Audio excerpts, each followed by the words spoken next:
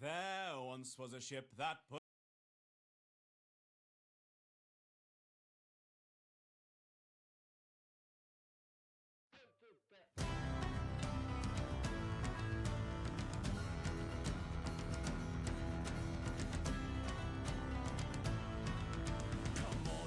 sailor men, listen to me. I'll sing you a song of a fish in the sea. And it's windy weather, boys, stormy weather, boys. When the wind blows, we're all together, boys. Blow your wind westerly, blow your winds blow. Charlie Southwester, boys, steady she goes. Jumps the eel with a slippery tail, climbs up aloft and reefs the topsail. And it's windy weather, boys, stormy weather, boys. When the wind blows, we're all together, boys. Blow your winds westerly, blow your winds blow. Charlie Southwester, boys, steady she goes. And up jumps the shark with his 9 rows of teeth, saying, you eat the dough, boys, and I'll eat the beef. And it's windy weather, boys, stormy weather, boys. When the wind blows, we're all together, boys. Blow your winds westerly, blow your winds blow. Charlie Southwester, boys, steady she goes.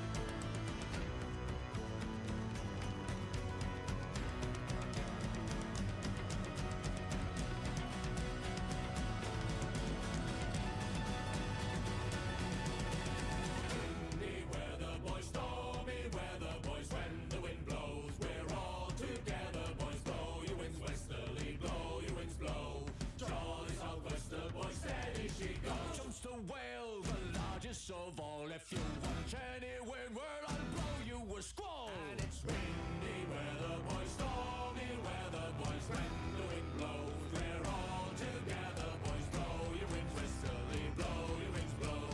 Charlie Southwester, boys, steady she goes. And it's blow your winds westerly, blow your winds blow.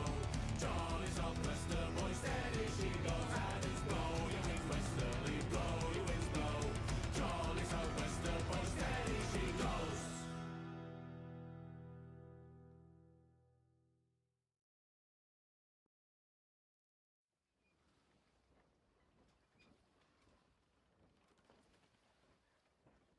Come get your duds in order, 'cause we're bound to cross the water. Heave away, me jollies, heave away. Come get your duds in order, 'cause we're bound to leave tomorrow. Heave away, me jolly boys.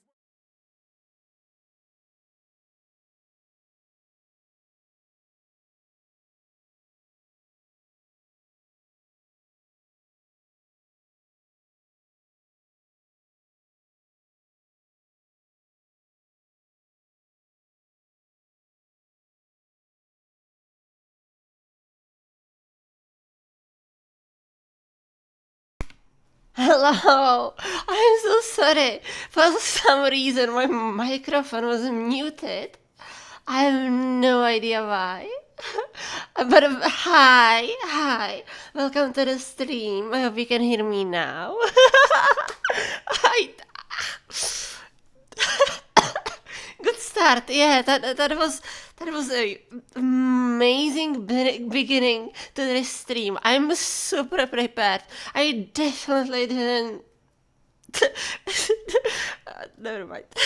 Welcome to the stream, XLR. Welcome to the stream, Mizu, and welcome to the stream, King. How is everyone doing? I hope everyone is having a good day. And everyone make sure to hydrate properly, okay? Be a good people. Good girls and good boys and good non-beanies. But yeah, welcome to the stream. I hope you will enjoy it. I will just be doing a little bit of work on my project. Nothing specific or nothing to teach from programming, just like doing my stuff, right? Where should I put my chat? Huh. Here, maybe? Okay. Right. I actually noticed issue. Right, like 1 minute before I started, I noticed issue. And it's that I don't have emotes in this line. Oh, it's maybe too small. It's maybe too small. Can you actually see it? Oh my god, it must be small. I'm stupid. Let's make it bigger, I guess. Like this, maybe? You should see that, I think. It's super big on my screen. But as you can see here, the square with question mark. Wait, can you hear the music? You cannot hear the music! Second.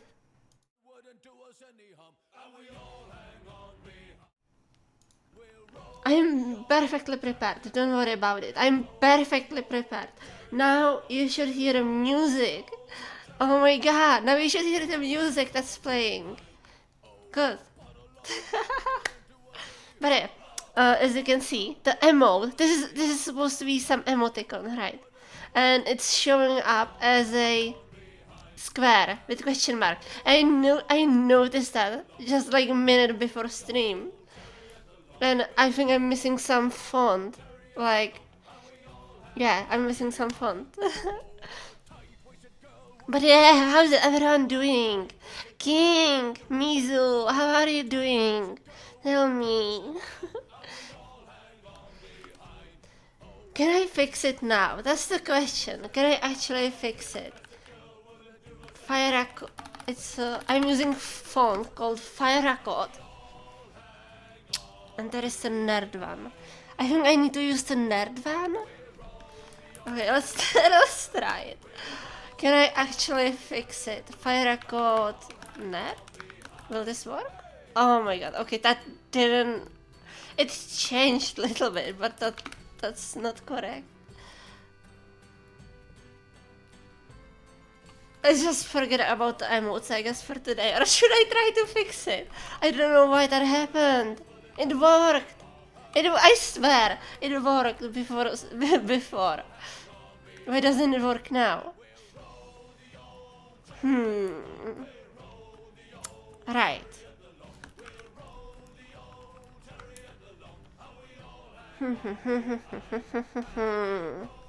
Well, never mind. So today, I want to work on my stream overlay. Just like some beginnings, it won't be really much, but I need to start somewhere, right? So let's get into our project. Gotta go, let's update the dependencies if we can. Everything's updated actually. But let me do something. Hop. So I want to make my stream overlay and have it inside the VTuber client actually. I want to have it inside my VTuber client because, for example, if I will have some avatar, right, rendering, I want a notification be able to interact with the avatar. Or me, for example, touch the notification or hit it somehow and it can like bounce on the screen. So I want the avatar to actually interact with the notifications, with the, like when I get follow or such, with the alerts, right? And for that I need it to be in one like place. So I will put it in the VTuber client. I hope that makes sense. Basically, this is the Twitch thingy. You could see it previously when I was working on the Twitch bot. I have Twitch bot, I have Twitch client, which is like, should be just for sending messages, so I don't have to use the Twitch website because Twitch website is so slow. But I didn't work on that. We have the Twitch server that's gathering all the messages, that's gathering all the follows and everything was happening. Then we have Twitch shared, which is basically stuff that's used in Twitch bot and used in Twitch server at the same time. It's just like library. And we have the YouTuber client, which is here. And we will work on that today. Is the text big enough? Can you read it easily? Or even on maybe phone? I don't know if you can actually easily read it. Can you actually? Let me check quickly. Oh, you shouldn't hear.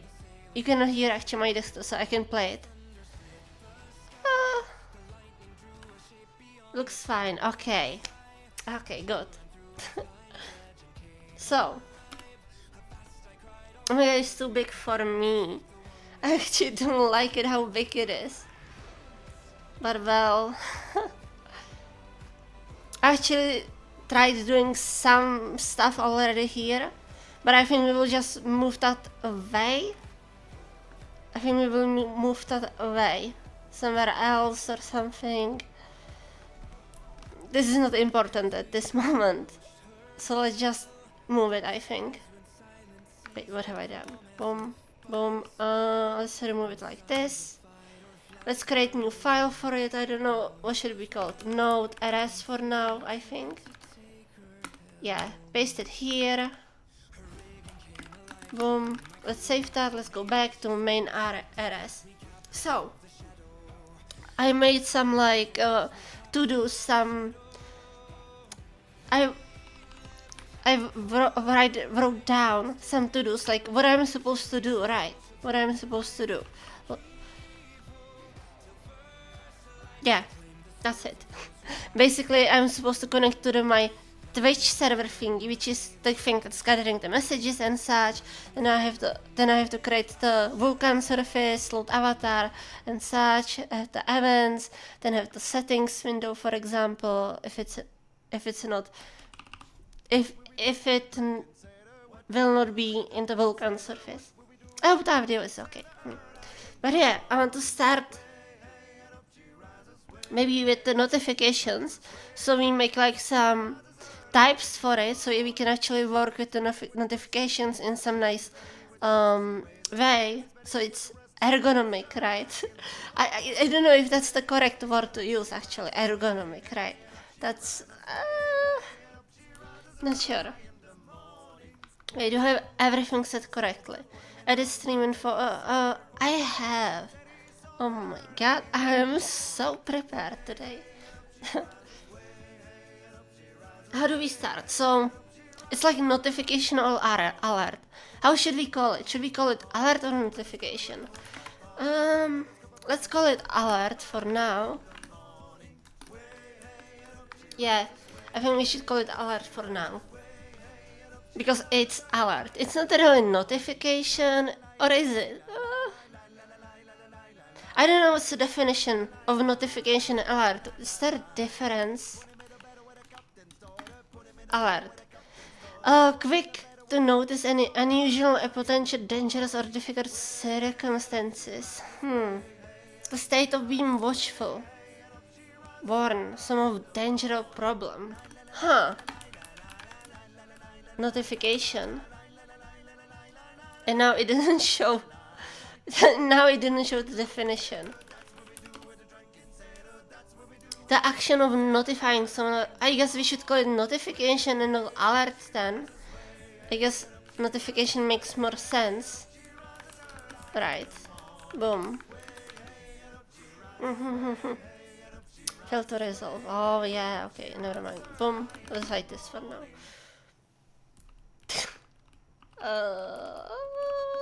Or let's keep it. Let's just return something. Yeah. Let's do something like this for now. This is not really important, I just want to hide the errors. because it's not, we are not currently working on the main function, on actually the things I have written down here. I just want to start making the basic structures, and then we can place it in different files so it's more organized. So the notification. What does notification need? So usually it's some kind of image, video, or GIF, right? Animated picture, an animated image. So how could we call it? We could call it maybe media. We could call it like media, maybe? Or should we call it image?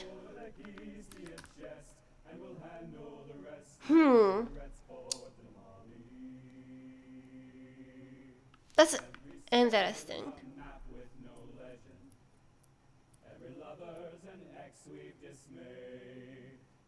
So, notification should have sound, it should have text, it should have some kind of image, media. Should I call it media? Oh my god, the naming is the hardest thing for me. The naming of things is the hardest thing for me. How should I call it?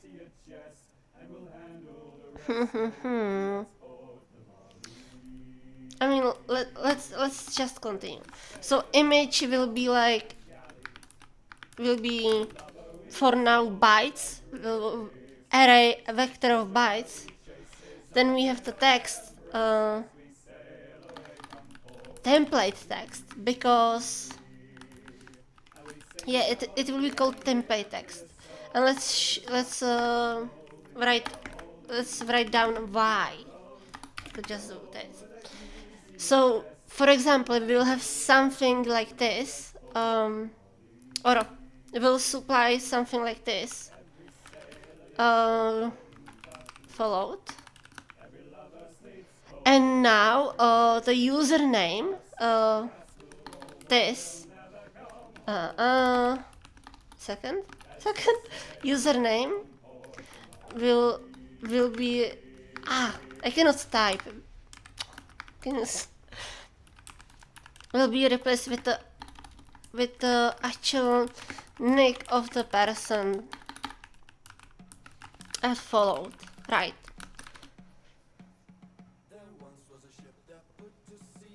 So we will have some kind of like templating text, so we can adjust the messages really quickly. We will have some template index, so we can adjust it. Then we need like offset to the text, because second, let's open Krita. I hope there is nothing embarrassing in it. Okay, so let's just not look at the images. Let's not look at the images. Okay. Let's go with A4. Sure, why not? Let's do it like this. Can I choose background? Background color, I want black background. I don't want to flash you with it. Boom. Great. Let's move it to the fourth. Wait, why is it? No, I want a different, I want it, like this. Wait. A4, oh! Boom. Now, this should be correct. Yes. Okay, so now we can actually draw. So, basically, we have the image, right? I should maybe take my drawing tablet. Let's make it a little bit bigger. Okay. So, imagine this is the image. Then we need the text somewhere, and we need to somehow tell the rendering stuff where to draw the text, right?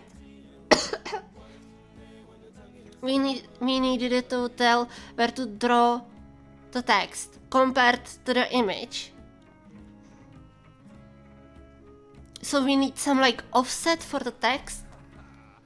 So we need offset. We need like template text offset, and that will be maybe array of two values, like U16. Right. So we have it for X and Y. So we can, oh my god, where is it? So we can, for example, say this is the origin point. Left corner is the origin point. Right. And we need to like tell it it's, for example, 50 down and 20 to the right, and it will place it on this position. If I make sense. That's why we need the offset for the text. We will need position of the notification itself somehow, but I don't know where to save it at the moment. We will like build up slowly. We will slowly build up on the things we have and slowly improve by our needs, right?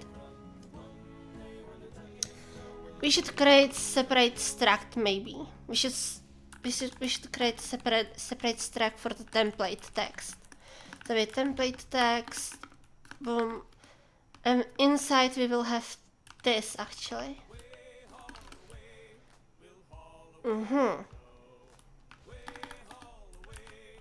Template text. Hey, boom. Template text. Boom. So now you have the image or media. How should I call it? We need some sound effect maybe. That should be vector of bytes too. At least for now. Later we will have like specific how should I call it? Specific struct for it. We could actually check crates IO, because like I don't want to reinvent the wheel if someone already made some image library, for example, like this. It's really popular, as you can see. 21 million downloads. This crates provide basic image processing function methods, convert them from various image formats. See? So you can do a lot of image formats. That's exactly what we need. It can do GIF, it can decode, it can encode GIF. Right. It seems pretty good. We could maybe for now actually use that. Let me hydrate.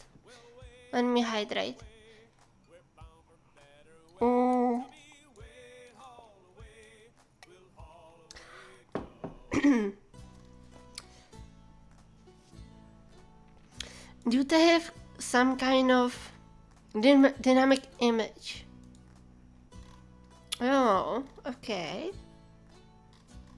Okay, let's just add this dependency. It looks fine for now. Hi Xpa, welcome to the stream. How are you doing? I hope you are doing good. But yeah, let's add this in. Now, I will have to probably restart my LSP. LSP restart. I'm doing good. Had shower, Miss Lud, dear girl.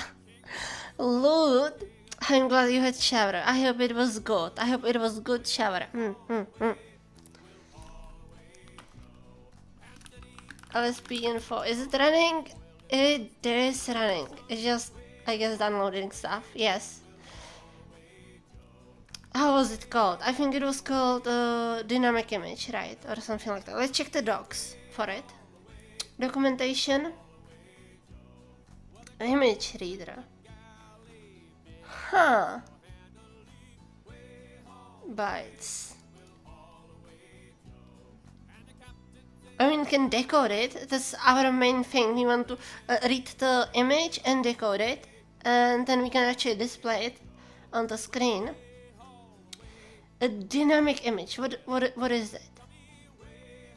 This represents matrix of pixels which are convertible from to an RGBA representation. More variants that adhere to this principle may get added. in the future. RGB image, gray image. Oh, I see. This could be fine for now. Let's try to use it. So image will be oh my god, I cannot type. Dynamic image. Yeah, let's just use dynamic image. Boom. Sound. We can keep like this for now, I think. The template text with the offset.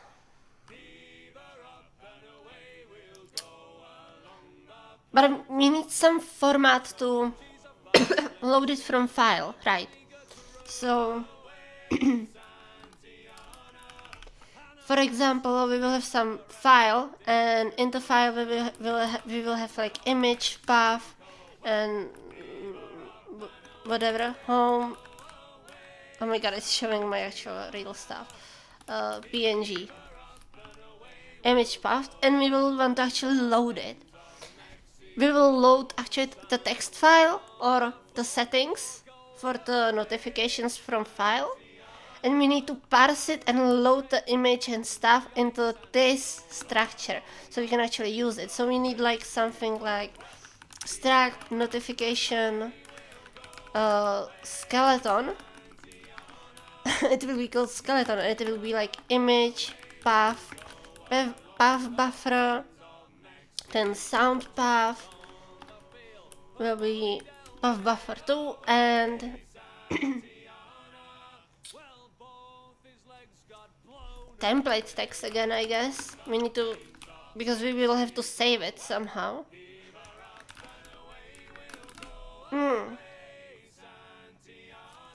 And it should be optional, I think. It should be optional. Because maybe for some notifications we do want image, but for some notifications we actually don't want the image or sound, or we want some notifications silent. Hello world. What do you mean hello world? But I want like optional parameters. So sometimes we want image, sometimes no, sometimes we want sound, sometimes we want template text or not, and we want the combinations of them. Hi Moonbeans, welcome to the stream. How are you doing? The main function is print line. Yeah, it's the default thing Rust generates when you create new project. Hello, hello stream. Maybe smell like this. Hello stream. Doing decent. Good. Are you hydrating? I hope you're hydrating. So let's make this optional, because I don't want to force people to have always image, sound, and text, right? Coffee, yep. Oh my god, that's not hydrating. That's called addiction. That's called addiction. Counts. No, it doesn't. Hydrated by showering. No, you have to drink it. You have to drink water. Shake my head. And we should actually make this thingy, this notification, into enum. You know what? We should make it into enum. Notification, enum, and what should be called? Only text. Only image. No.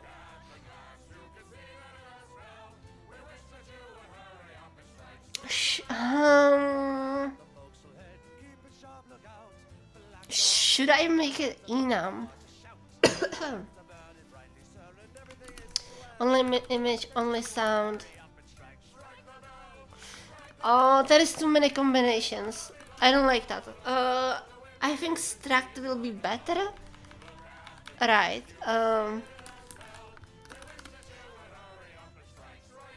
Yeah, I guess struct will be better.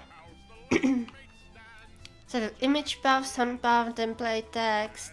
Template text has offset. I guess we don't actually need to call it template when we are already inside the template. We can just call it text and offset because it's inside it. and call it template text here, yes. We should implement try from, I said. Try from notification skeleton for notification. That means we will be able to transform this notification skeleton with one function into notification. So we will actually load all the files and everything we need, and if it fails, it will just return error, right? Oh my god, my throat.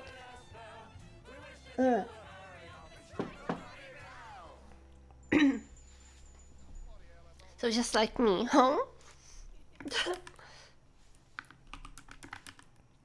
Why doesn't it work? No. Hey. It doesn't... What happened? Ah. Here. Okay. What is wrong? Gotta go. Let's build it. If I fail, I throw out error and refuse to work. Makes sense. That, you know what? That makes sense. Maybe I shouldn't have added the image crate. It seems to have actually a lot of dependencies, but I mean that makes sense because it's handling so much formats. Look at it. It knows how to do AVIF, bitmap, GIF, JPEG, PNG, PNM. I missed the beginning. What are you making? I'm working on my stream overlay, but right now I'm trying to create some structs, some types for the alerts. So when I get follow, it shows up on my screen, and I need some types for it so I can handle it nicely. You know, that's what I'm working on. Let's go back here. Now, LSP, please load. LSP. Why doesn't it work? It's telling me, but code action doesn't work. Really? What is wrong?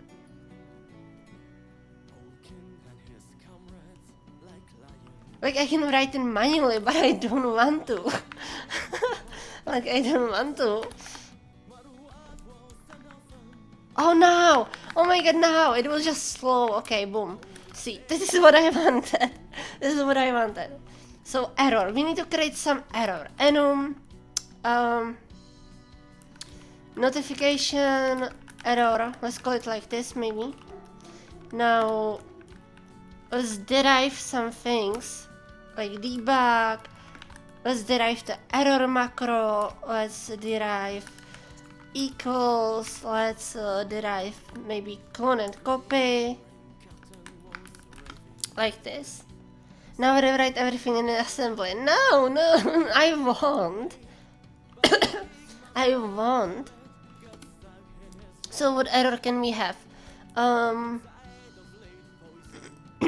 don't know for now. It doesn't matter.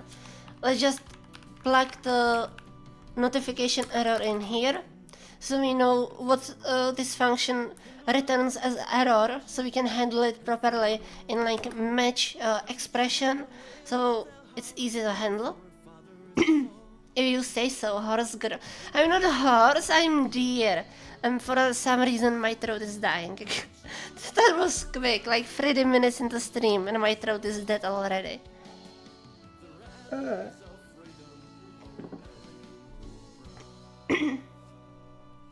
I'll have to drink more. Need more tea and with lemon and honey. I had tea this morning. I had tea with honey this morning. It was really good. It was really good. Yeah. Let's keep the truth there for now. So we want to destructure the value like this. And how should we call it?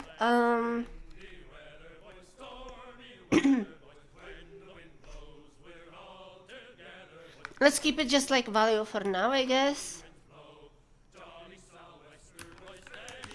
And now we want to do match, basically.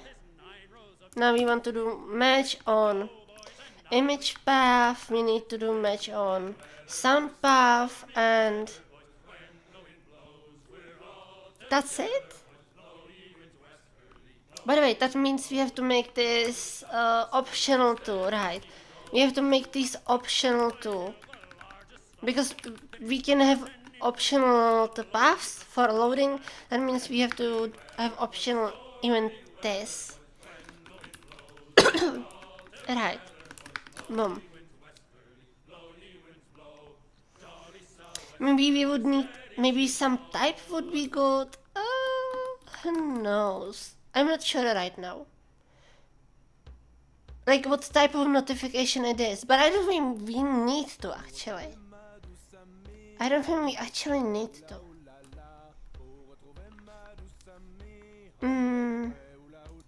What should I play? Let's play Coyote Kid. Boom, bam, bam. Alright, so the match. Let's fill the default ones. Boom. And we want like let image this and let sound this. And now if it's empty, if the path is empty, we want to return empty sound because there is no sound. And we do the same thing with image. And now we have to actually load the image and sound inside it. So it will be identical basically. Should I somehow deduplicate it or something? Who knows?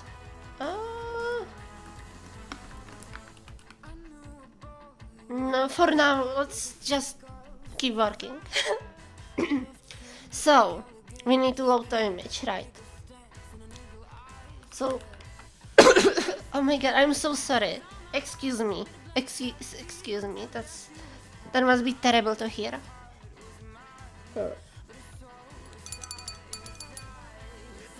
More hydrating. Can you do it? Unreal Engine 5 blueprints, please. I can draw you blueprints if you want. I can draw them. Not sure if that's useful for you.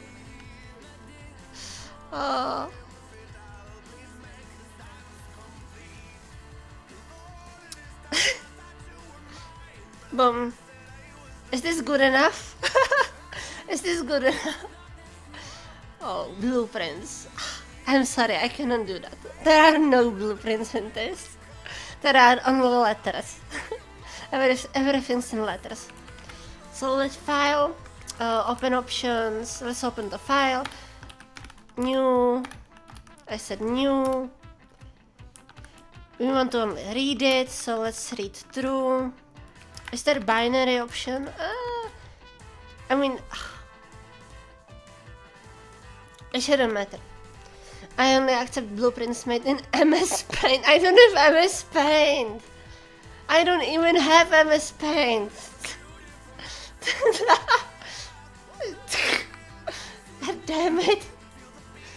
Here, the blueprint. Look at it. I have blueprint. Finished. Finished. I don't need more. Let's do like start. Linux issues. Oh my god. Why are you both thinking the same? Jesus Christ. Linux issue. I'm glad I don't have MS Paint. Boom. Blueprint. Blueprint. Is that enough? We have start and then it ends. This is basically how programs work. They begin and they end. Usually they end.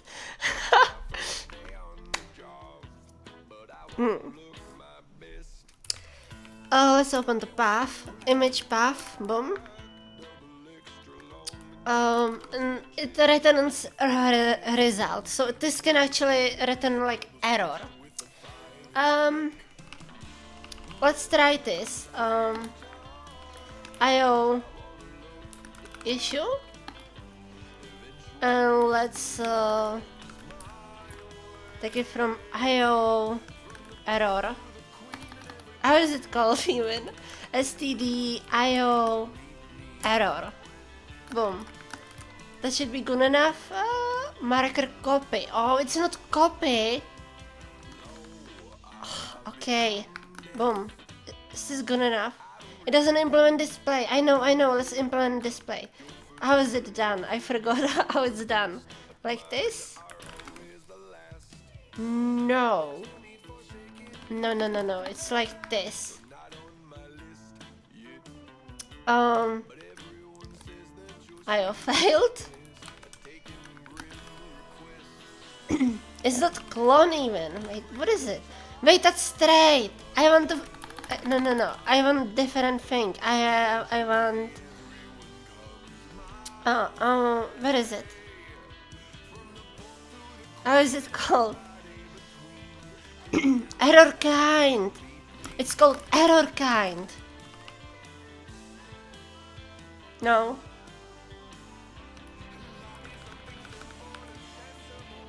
Okay, let's look up how to use it, because I already forgot how to use this crate. It's called this error. If you can actually find it in here. Oh my god. This error. All the time downloads. Come on. Show me. Why are you not showing me? It's called this error, isn't it? Yes, it's called this error. Show me. Create this error. Yes, it's here. Oh my god, okay. That's terrible search. How is it used? IO error. Oh, they just... Okay. Error debug derive. Okay, unknown.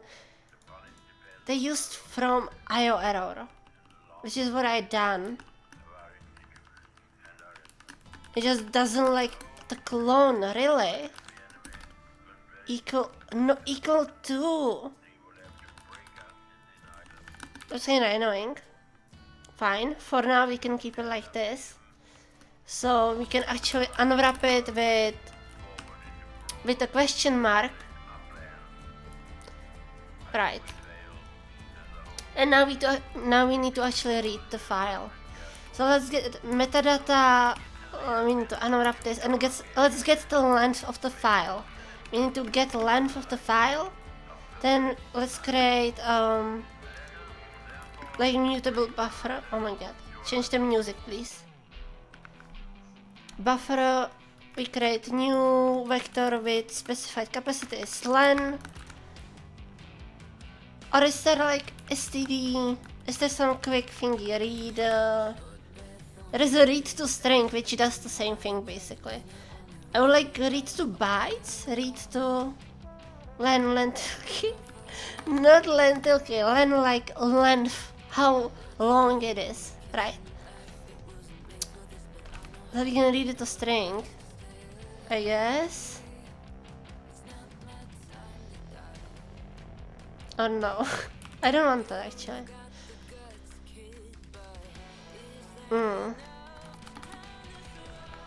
We need like read to. Oh, we need a read maybe. Std IO repeat.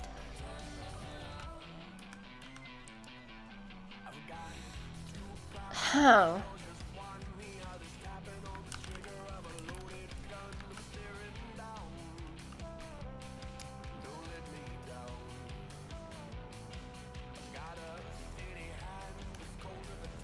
Do we want to actually return errors? Do we want to return errors? That's the question. I guess we want to inform the user about the error when it happens. But do we want to completely like ignore the notification? I guess we should. Errors are cringe, make them disappear. But errors are everywhere. I cannot make them just disappear. Unless the name is just buff. Right. No file. Let's make it mutable. And now. Please God, have an error that explains the problem. Yeah, definitely. I don't worry about it. I will make errors. Buffet the Vampire Slayer. Sure. Why not? Why are you showing me this? What happened?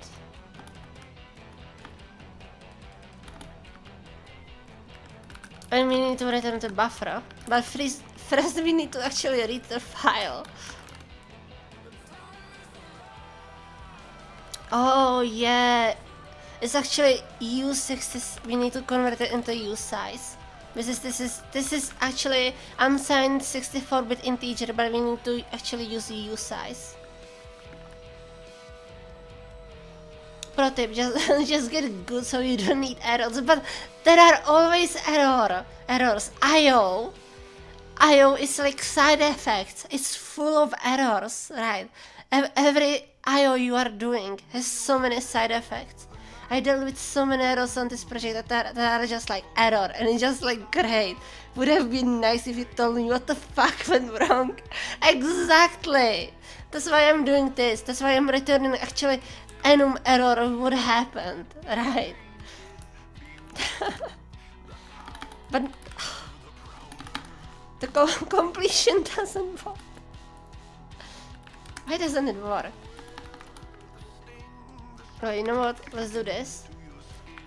Boom. What is wrong here? Yeah, it doesn't have type. That's okay right now. Because we need to actually do file read. Oh, finally it showed. Oh my god, what is this? What did I type? What is this? Wait a second. What is this? How did I type this?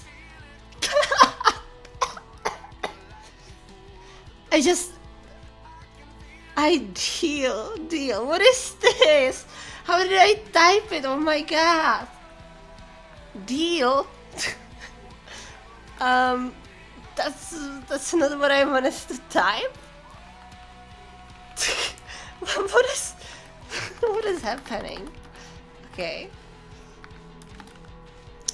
We need to read the string. No, read to end.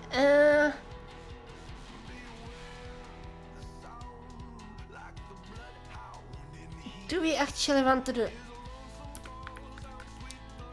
This is readable bytes until end of line in this source, placing them into buffer. But what if it doesn't have end of line? Like, is it like null terminated or no? I don't think it is.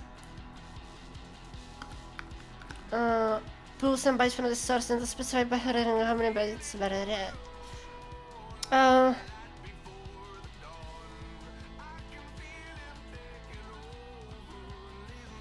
Okay.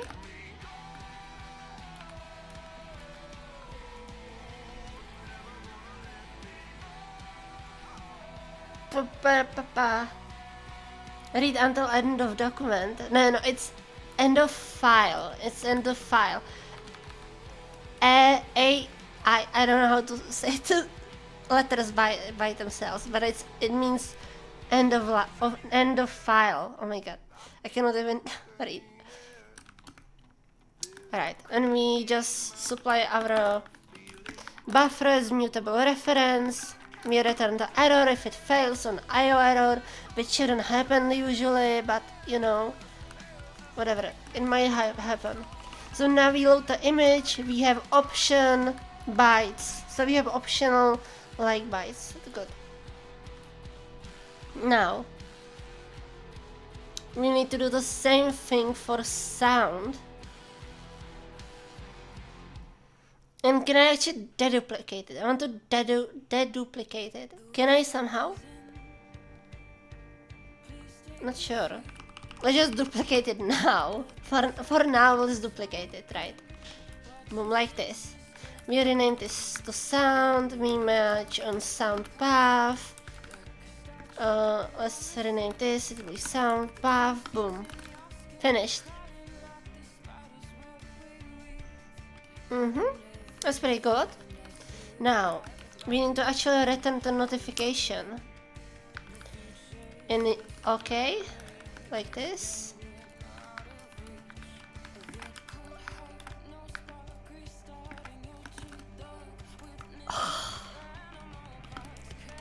Boom. I on accident quitted my thing. My text editor. So notification, boom. Or should we should use self. Self in Rust means when you are implementing something, self means basically what it's for, right? So if we use self, it's basically this, right? We have sound, we have image, and the template text. But we can mismatch this stuff. That's okay. You know what? Let's not use the dynamic image for now, because I don't have actually even the renderer, so I don't know in what format I want it, right? So let's just, for now, let's just read it as a vector of bytes, or you could say dynamic array in some languages, but that's not really correct, because you know. But this seems pretty good. This seems pretty good.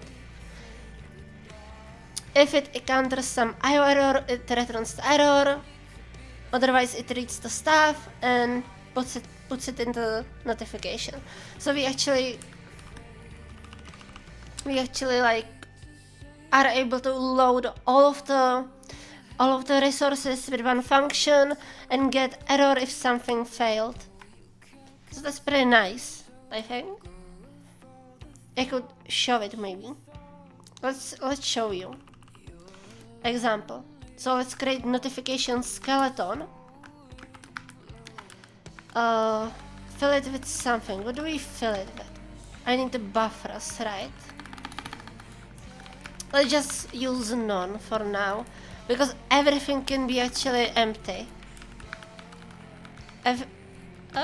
Yeah, everything can be empty, which is a little weird, but we need it to let people have different combinations. I'm still thinking if I should use an enum, but I think that would be bad.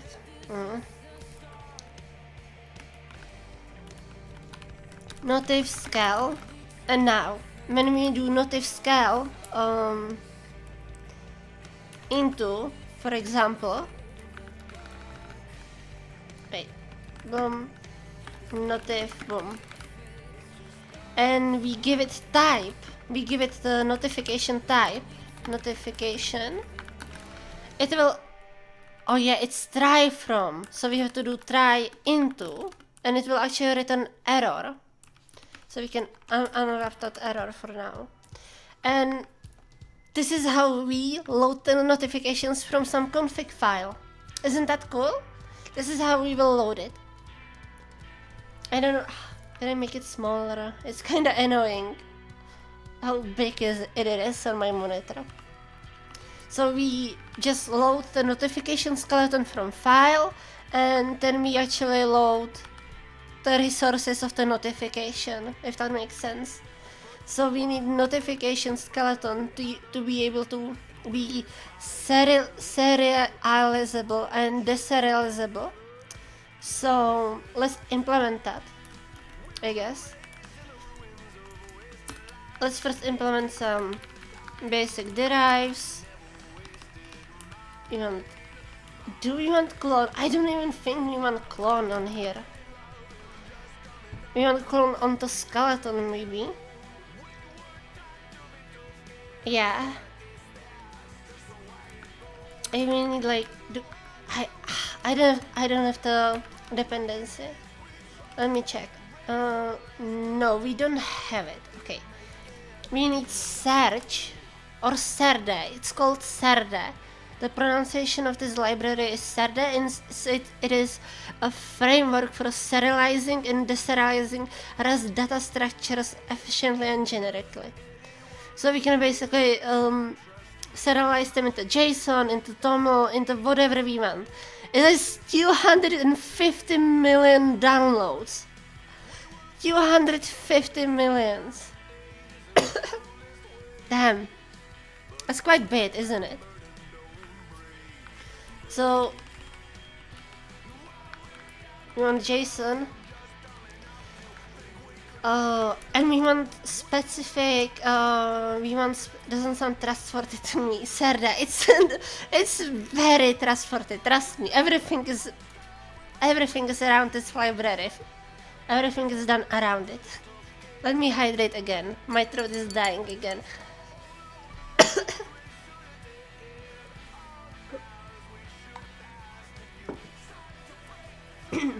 So, data formats supported by Serde.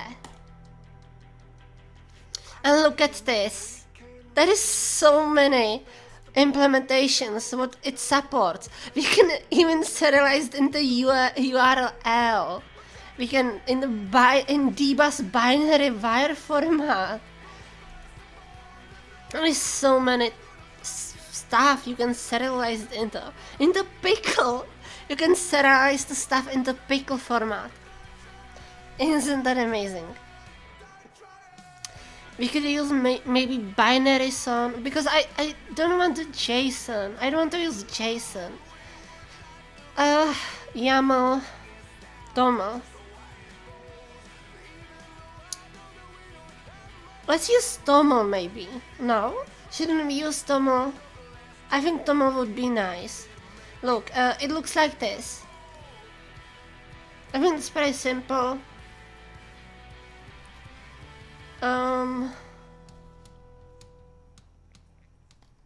Right.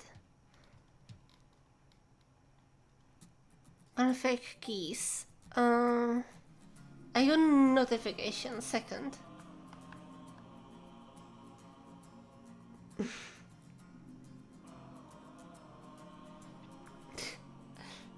Oh, wrong screen. I didn't show anything. Okay. So how does it work? Keys, IP keys. Ooh, that's interesting. Look at it. It creates section when you just add the field in there with different struct. That's actually really amazing. Okay. So let's use TOML. I think it's very readable. It's easy to use. It's very smart compared to JSON. Right, JSON is, I don't know. Or what else could we use? I want people to be able to edit it with like text editor too. Like you will be able to edit it in the settings of the application. But I want people to able to like edit it without the binary format. I want them to be able to read it. Yeah. Efficient binary format resembles compact JSON. No. Self-proclaimed human-friendly configurational language. How does YAML look? Let's check how YAML looks. I want to see it. Oh, I don't like that. I don't like that. Yeah, let's use TOML. Definitely. Let's go for TOML. So let's add it as dependency. Boom. Boom. Nice. And now I need to actually do cargo build again. Because I need to download the dependency. Oh, and I need actually few more things. With the Serde, it has few features, right? There are features I need to actually add. Search Serde RS. Do I have it here? Help? No, using derive. Yeah, I meant actually the derive option. So we just add the derive feature in there for now. Source, no, cargo tomo, serde, and we want the derive. Yes, thank you. Let's do cargo build again, just so we are sure the LSP will work. Okay, let's change music. What do we play? Lonely Nights at 3 AM.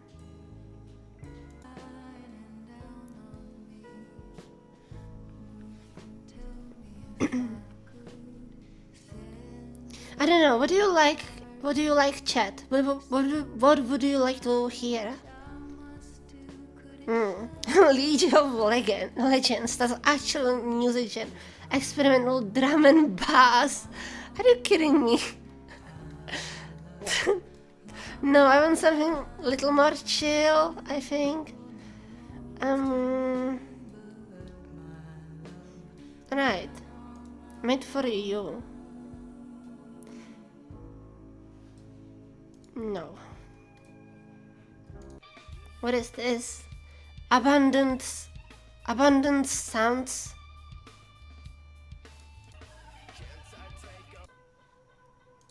Huh.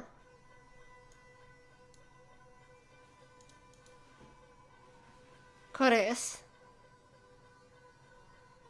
Let's play more sea shanties. That put to sea in the name of that ship. No.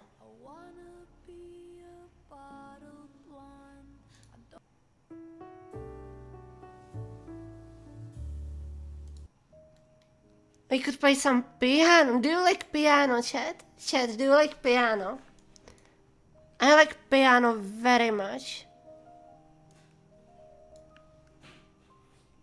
But I don't know if it's interesting for people, right? I don't want to like push people away from my stream because I am listening to piano. Piano girl Arisha. Yes, I am. Chopin is really good, actually. I like the summer waltz. Is it here? Chopin summer waltz.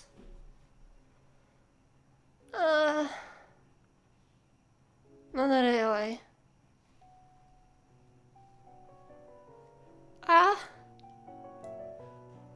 Like this?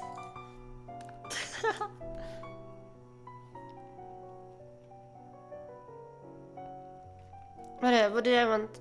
Oh, the serializing. Okay, let's serialize it. Here. We want serialize. Search module serialize. Boom. And search deserialize. Boom. Convert to manual. No. No. That's not what I want. I want this. Import. Boom. Import. Boom. Okay, we need to implement the serialize and deserialize at the template text. Boom. And that's finished basically. Now we can actually serialize it and deserialize it. But in what folder should we save these things, you know? In what folder should we save it? That's a question. In what folder?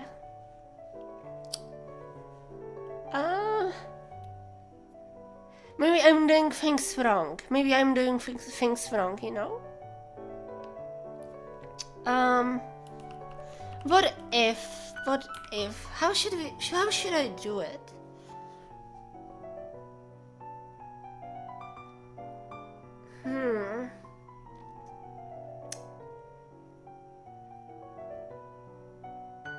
Because there are multiple ways I could do it. I could actually just have like folder. Wait. Have folder. That's called follow, and inside we would have just have image, sound, PNG, and text txt, and it would just check if it exists, and if it exists, it just uses that stuff, no? Wouldn't that be good enough? I feel like that would be good enough, no? Having just like folders with image, sound, PNG, the folder, the name of the folder will indicate what notification it is, no? I don't know actually.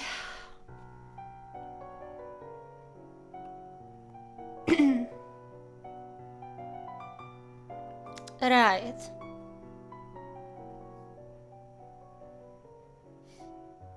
Hmm.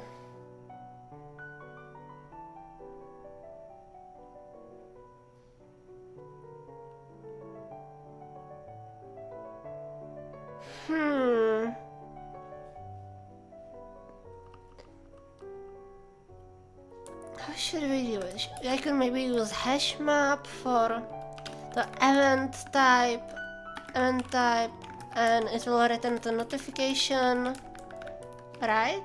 Something like this, or how could we do it? That's the thing. I didn't actually start with the rendering process, right? So I'm not actually sure how I will do it, or what does it need properly. I'm starting kinda in reverse. I'm doing the things in reverse now because I don't feel like starting with a Vulkan rendering today, so I want to just make some basic structures for when I will doing the rendering stuff. So I have it finished already. There's additional stuff just for convenience, right?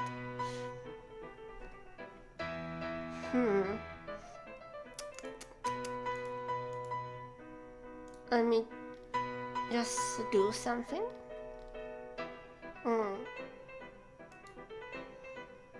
Anyone have any good idea how should I do it? If I should use the folder style, or if I should keep the file, like file name follow, and it will be like, and it will just include the paths,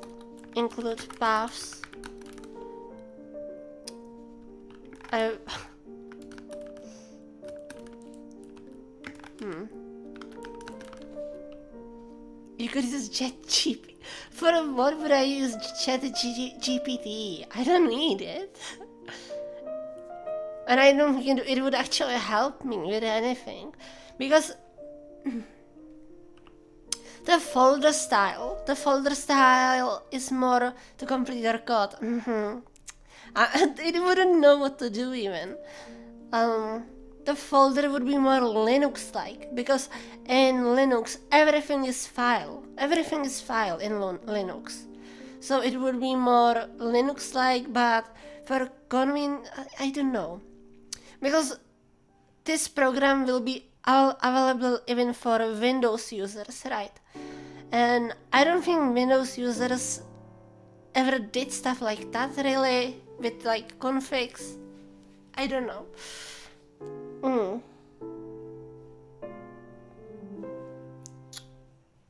What a question.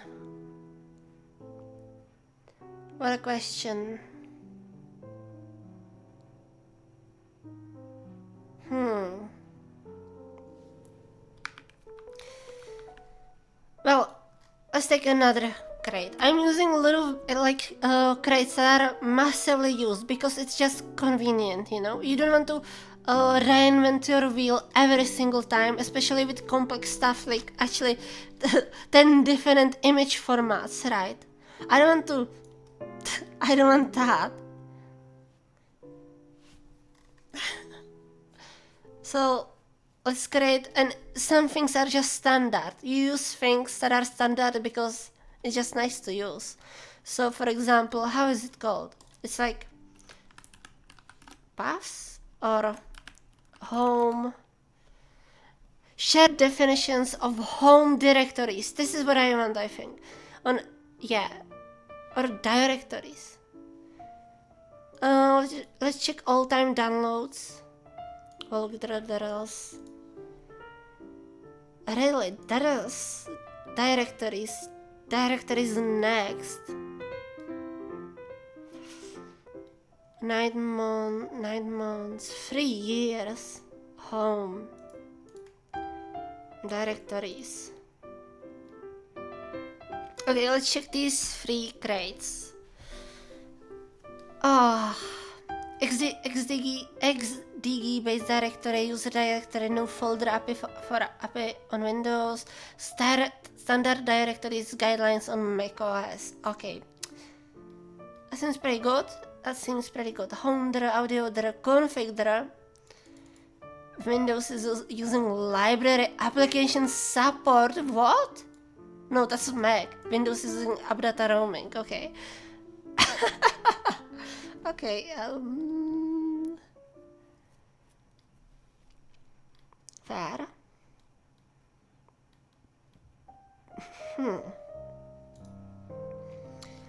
How's home? They don't have examples. Let's check here. We have cargo home. Oh, this is not what we want actually. What about directories? That's basically the same thing. What the hell? Wait, what? Is it using same repo? Directories RS and this is... There's RS? What's the difference? It's on the same version. Mid-level, low-level. Oh, I see. And this actually supports in Redux.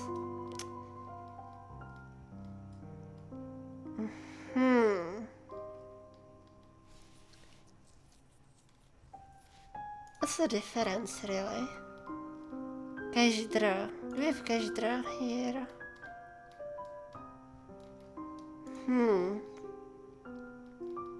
User drawers. Comparisons. Wait, comparisons. Status developed. Teraz.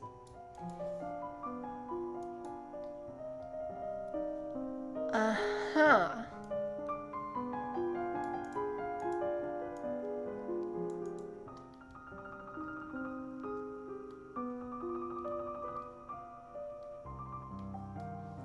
Okay, let's just use the one that's used more, I guess. This is 14 millions. And this is 61 millions. So let's just use low level one.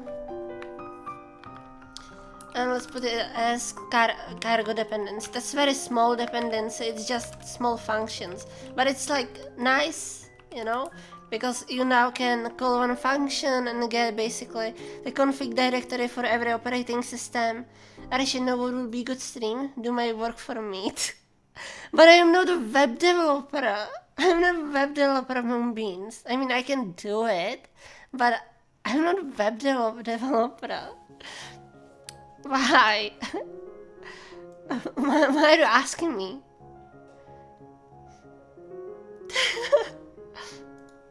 Have you encountered some issue at work with Claude, or because I don't wanna? You know, that's completely fair, but I cannot help you with that. I cannot help you, it's your work. I mean, if you would pay me, I maybe could do it. If you would pay me, I could do it.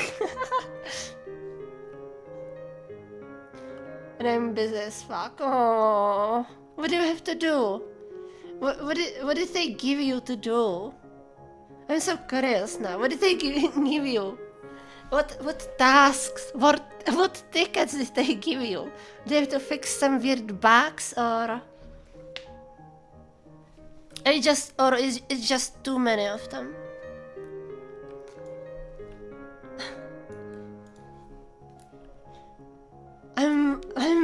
Oh, wait a second.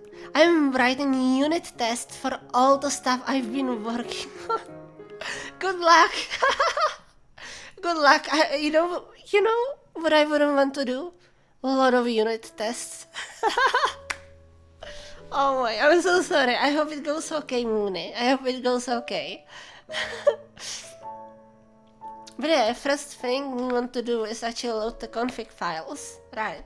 So let's just do like DROS, I don't know how to pronounce it. Let's go into config, users config directory, that's what we want. If config local, config home, yeah. Is there a difference? They're so fun. They are so much fun. That's so much fun. It should only be around 40, 50. Are you kidding me? Oh my god. I will pray for you. I will pray for you. Seriously, I will pray for you. How's our program called? How should we call it even? It's maybe a little too loud. Let me lower the piano. How many people is there even? 8! There is 8 people watching me doing this.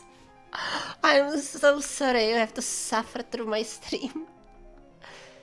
So, let's get the config directory for the platform we are on. So it's either Windows, Linux, macOS. And we push our name of our program or something. How should I call it? Because I don't have name. It's fun. I just wish I could pay closer attention. Oh, thank you, Moon. That's actually really sweet. Thank you. It's so hard to know if what I'm doing is actually fun, if people enjoy it, right? It's like I'm too self-conscious about it, if actually what I'm doing is fun or if I'm boring people, right? Yeah, but how should we name it? There are macros to get a name of the binary, or they were at some point.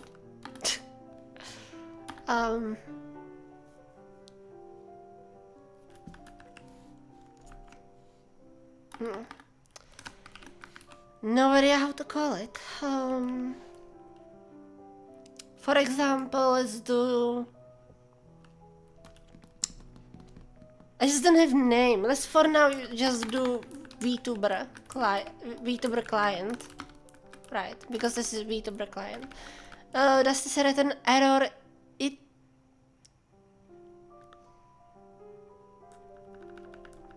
It actually doesn't return anything. Config path.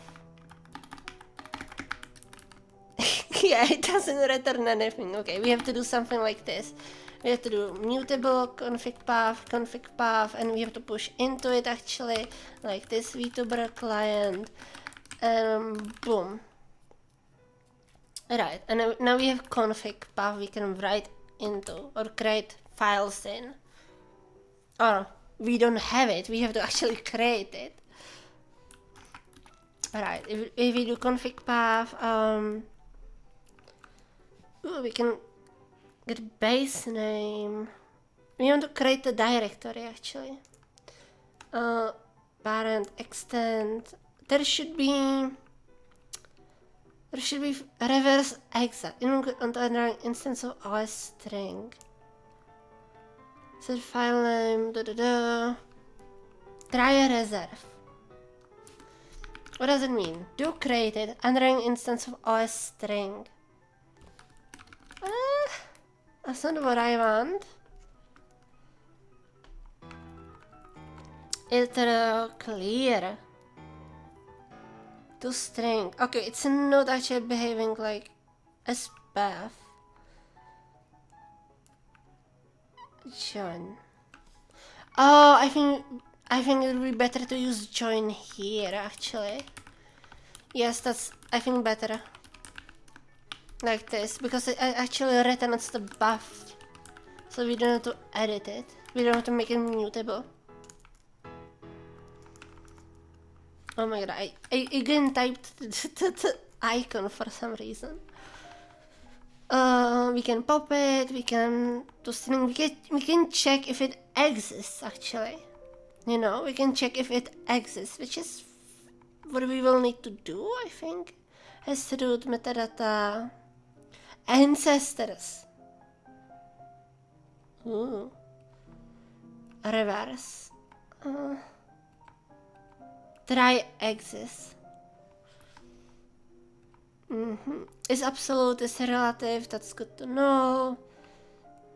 Canonical absolute form of the path with all intermediate components normalized and symbolic links resolved. Ooh, that's a nice method. That's a nice method.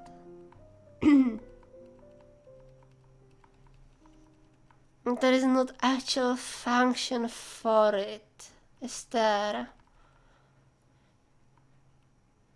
I'll have to do it manually, will I? I remember there was...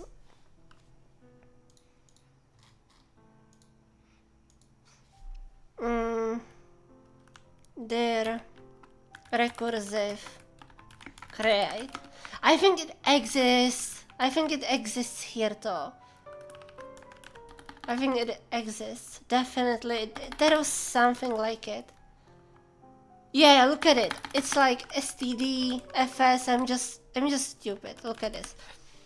There is create dir all, create dir.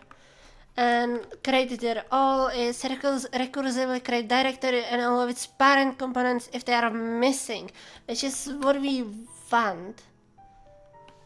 Yeah, see? This is what we actually want. So we just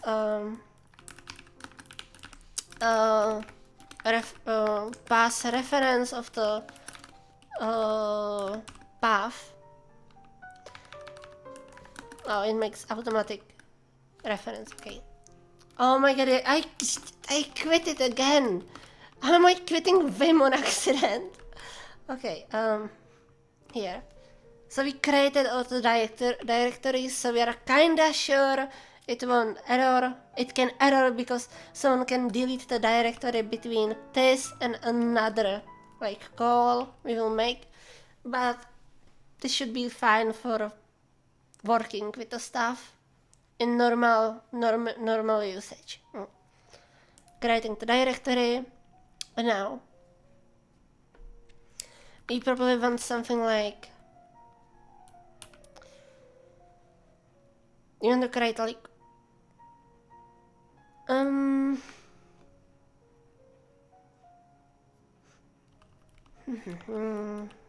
good question. Like notifications, join notifications. Yeah. You want to clone it? We are not doing clone, thank you.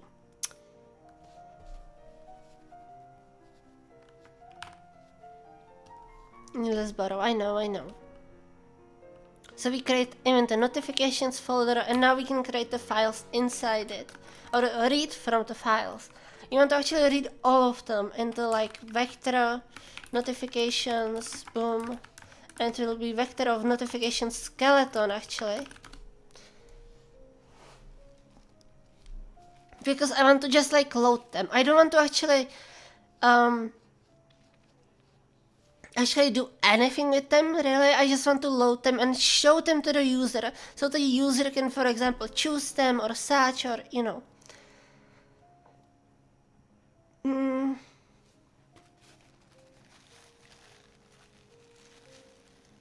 You know what? You know what?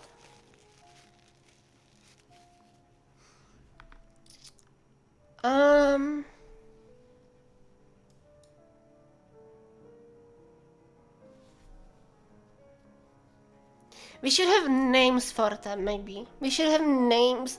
Like user created names for the notification.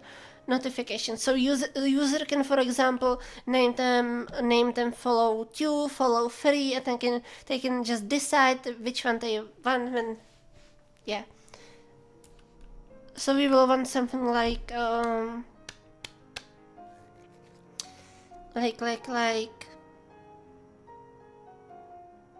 we should get the name from the file name, maybe. We should get the name from the file name.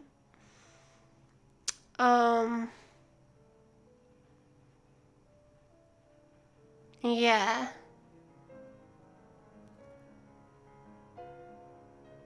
Alright.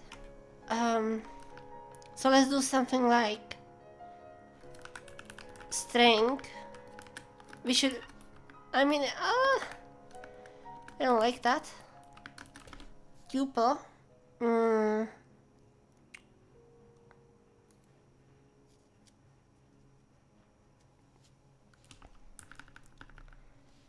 I should actually put this above somewhere, like here.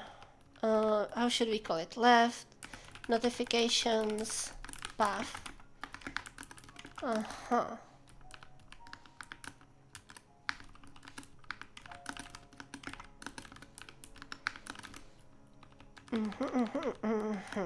Notifications path. And now, we have the notifications. I want to read every file. So I need like std, fs, what do we have here? I need to read the directory. Returns iterator over the entries within the directory. That's what we want. But we want it only for files. How does it work? Let's read the documentation for it.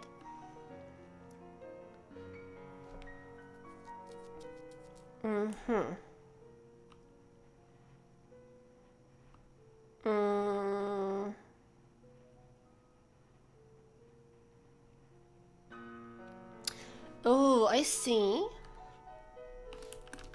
So we have to like supply the notifications path for it. And we get, yeah, we can just unwrap for now. I don't care about handling errors in this stage because this will the main function will definitely change. I'm just like making some, how to call it,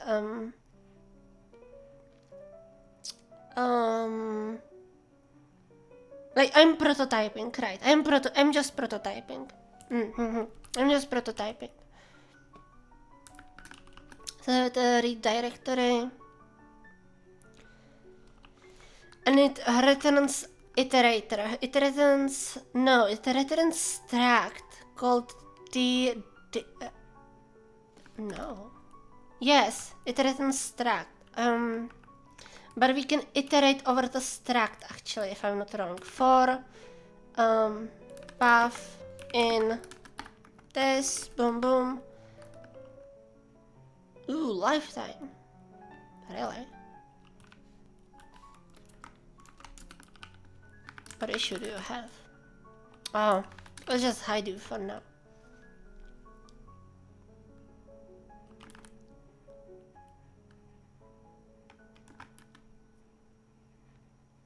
Oh my god, it's actually so smart. It's telling me to change it to notifications. Oh, let's just use path for now in here. Right.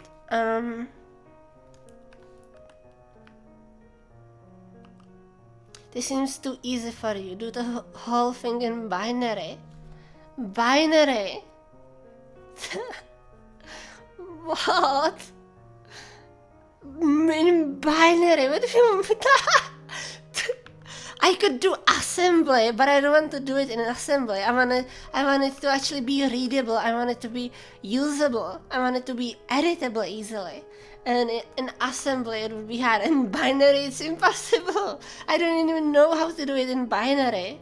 I don't remember all. No.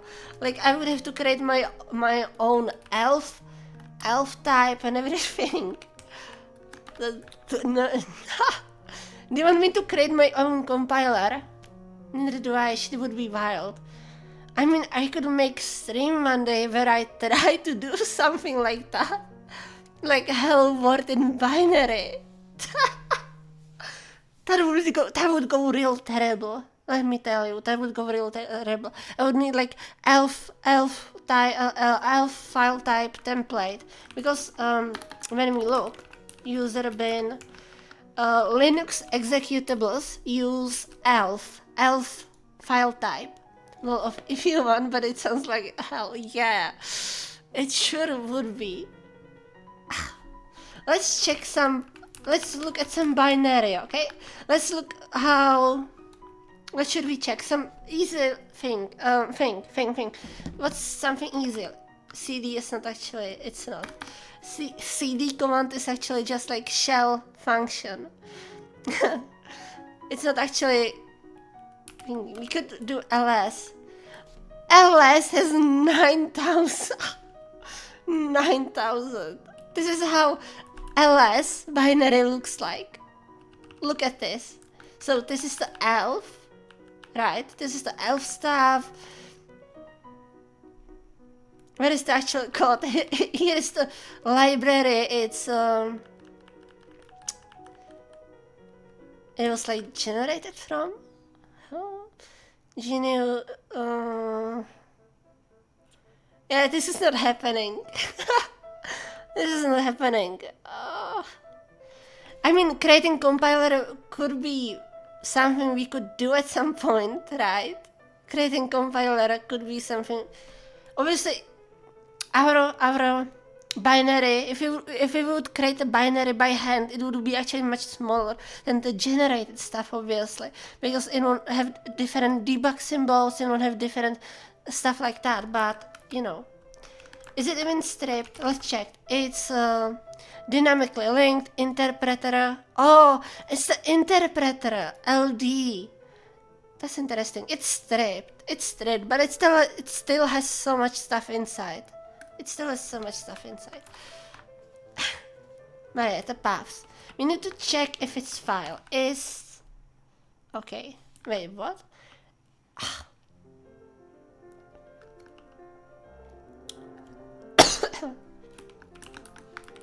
Okay, let's do match. And now is. What? Dir entry. File type. File name. Do we know it's actually file? Wait, read the within the directory.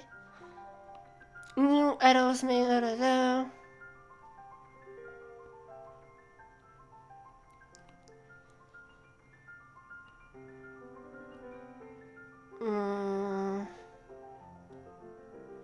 Is there an entry path? Ooh, I see. We need to do entry path and now check if it's file. Is file.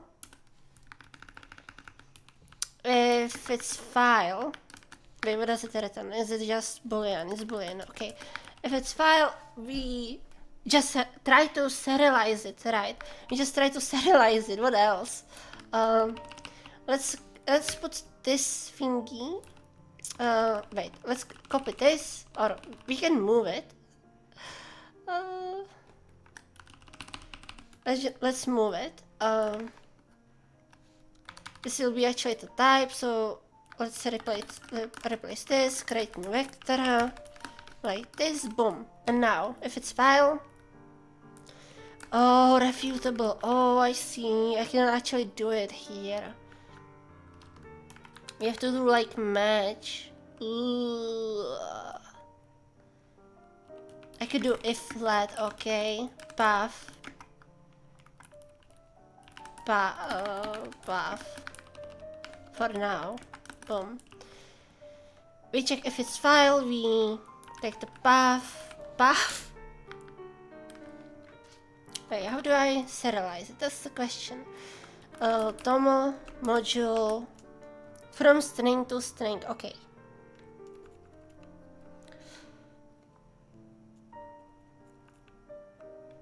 So we need to actually read the string of the, okay. That's fair. STV, FS, read to string. And we need the path. So this is actually not the path. Okay, let's look at this. We need to rename this to dir entry. Boom. This is still dir entry. Boom. Let content and reference it like here, content, and let's do if flat. It returns error, right? Yes, it returns error. Okay, let's do like. No, you know what? Let's do match because I want to actually write the error out. So it will be nicer like this. Yeah, I know, I'm missing some stuff, boom. There, entry, boom. We read the file, we parse it, and...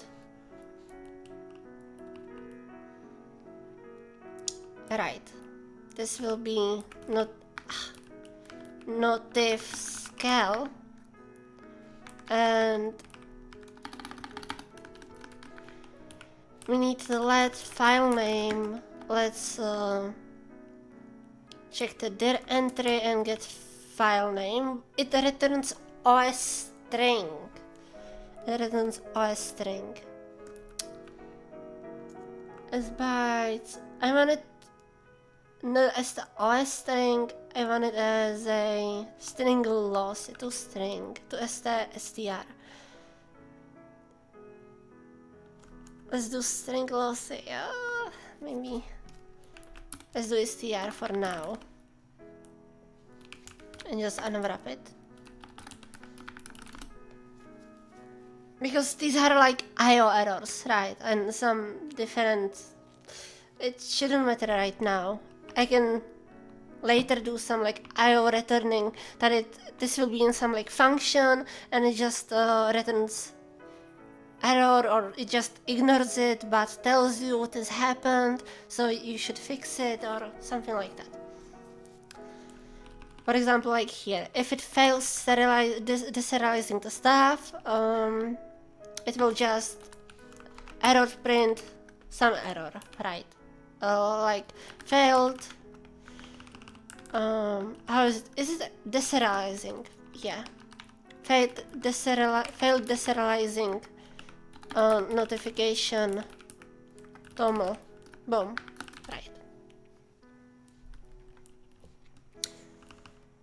Yeah, I mean argument to this. Or do we? We actually maybe don't need it, because if we do, so is this going to have chat interactivity? I thought I heard something like that, but like I said, I couldn't really half pay attention. Like yes, this is the like my VTuber client, but I wanted to act as my stream overlay at the same time, and I want to be able to, for example, touch. So I can, for example, have chat right on the right side, and if I put my hand up, I would like to move with it, for example. So I have put my hand up. I want to be able to push it, or when notification appears, I want to be able to punch the notification so it flies away, for example, or something like that, or catch it in my hand and wave with it, or have some interactability. That's why the VTuber client will be combined with the stream overlay. So I can actually do all of this stuff together. Arisha wants to commit violence against chat. I do! You are not wrong. I want to commit violence against chat. So that's what I'm working on. Arisha wants to commit stuff to unicorns. Hey! Oh, I do. Probably no one understands this, but people that know, that they know. I want to commit violence against, I want to commit stuff to unicorns. So now, I am the people. Yes, you are one of them. But now, we have notifications, and we want to actually push inside it. We want to push. We want to push the tuple, and the tuple is file name, and notif scale. Look at it, boom.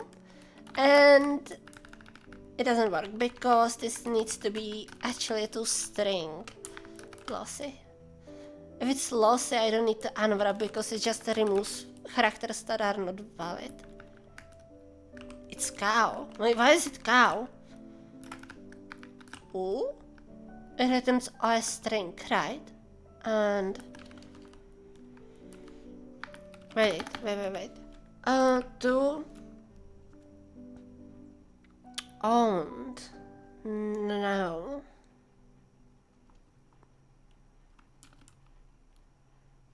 To I could do something like this. Ah. Right. And it actually doesn't work. Really? It's not able to. That's actually curious.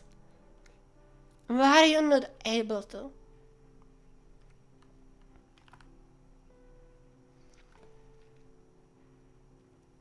Oh, I didn't unwrap this stuff. Boom. Cannot borrow notification as mutable, right? We have to declare it as mutable, and boom. And that's it basically. What do you want me to change? What are you complaining about? If let's install it, yeah, I know.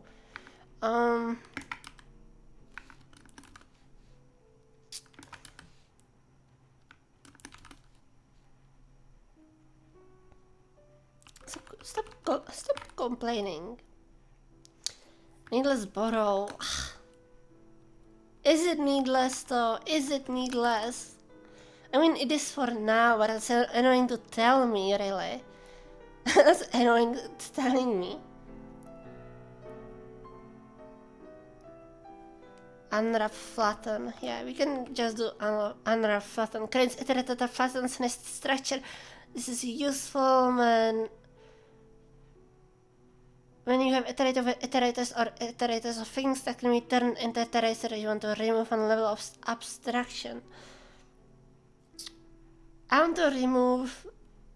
That's not what I actually want. Are you correct? LSP, are you correct? Manual flat. I mean... Let's try it. I guess let's try it for... Boom. What do you return? Found enum result. Explicit structure entry. Okay. So we can actually remove an abstraction. Nice. Like this. Obviously this is not very readable at this moment.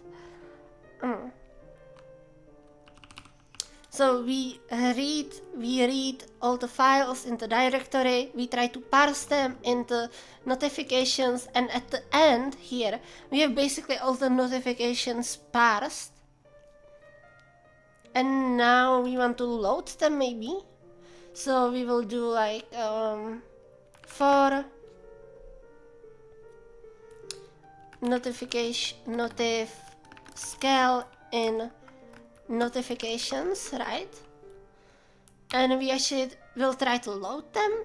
So we do like match notif scale try into,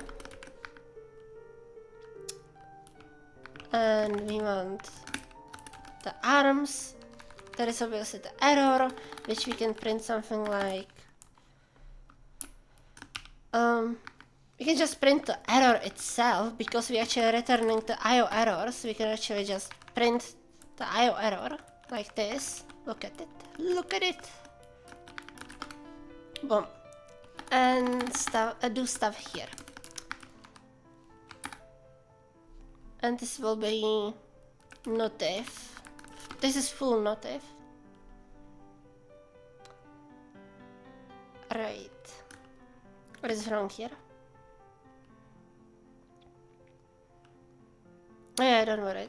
That will work itself out at the end. Let's move notifications. We could do iter. Right. We could do iter. But maybe this is more readable. I think this is more readable.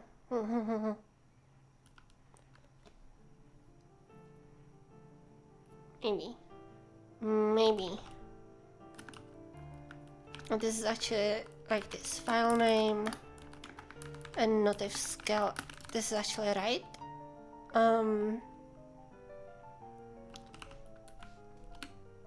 LED mode,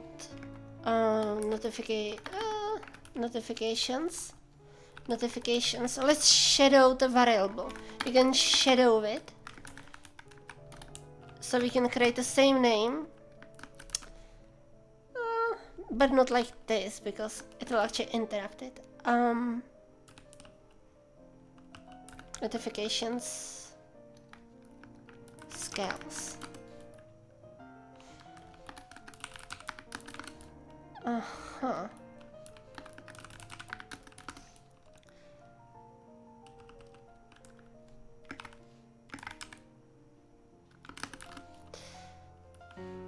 Notifications, we just push in the notifications, the loaded notifications with the resources loaded. So we just push in it another tuple with the notif like this, and that's it basically. Yeah, it actually needs type. Okay. Back, boom, string, and it's notification, full on notification, thank you. And that's it. And now we actually have all files in the notification serialized, if possible.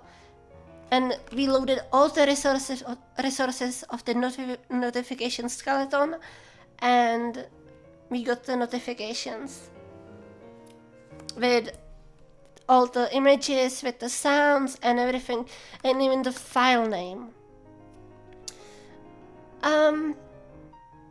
Yeah, that is actually a thing. Do we want file name? What if we actually return the path?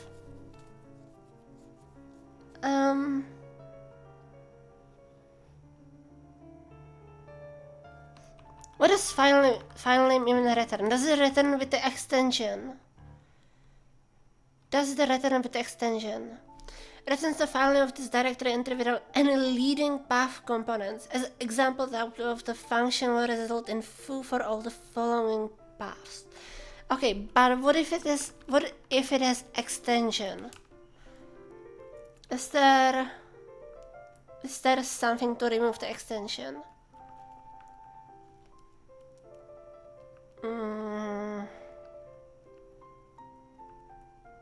Not here. Right.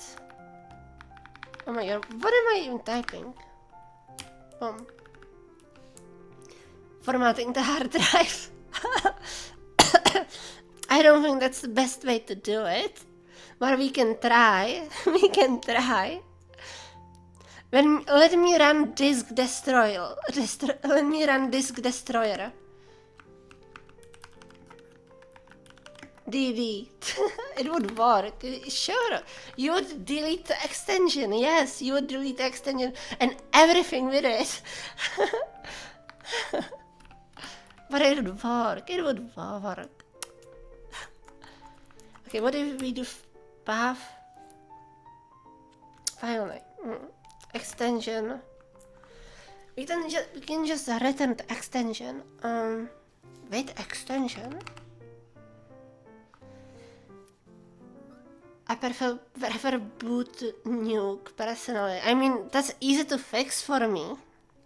I can just copy one directory back into the boot, and it's into the FE partition, and it's working again. So that's not the issue for me. I'm using BetterFS. Right? So we have file system. What do we check? Can I do show actually? I don't want to show something that's personal. Oh, I mean, okay. Let's list that stuff. Subvolume, list, boom. Here you can see my snapshots, and all these snapshots at the same time have even the boot partition, right?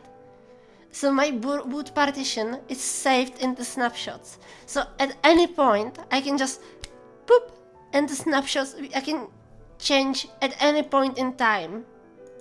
I can change at any point in time, and it will like reset my whole system in with the boot into that time when it was taken. Because it's taking automatic snapshots based on time when I'm installing package, always before every package and after every package it takes snapshot. So yeah, I have a different subvolume for home, package, snapshots, logs. I have for swap. BirdFS is a very cool file system. Right, I'm not using extended for. I'm just using this.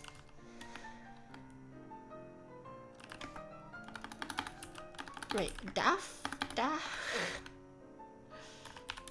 How is it called?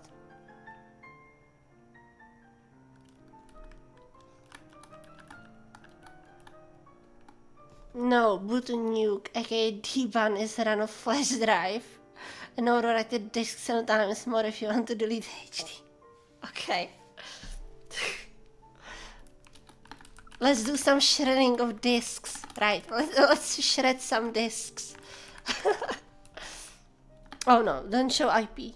I have this like thing I do. I don't know how to call it. It's just I type IPA just because I feel like, you know, when my hands are like idle on the keyboard, when I'm not doing anything, I just type commands to show me some statistics about my computer, you know, so I know what's going on. I don't even think about it. That would be bad if I showed you my IPv6. I don't want to show you my IPv6 actually. Oh. Yeah, I'm not going to show you my IPv6. Oh. But yeah, why don't I have DAF? Do I really don't have DAF? Sorry, I got you way off track. It's completely okay, don't worry about it. We have a lot of time, no need to worry. Let's install application. Yeah, snapshots, FA. I have the cache for packages on different drive.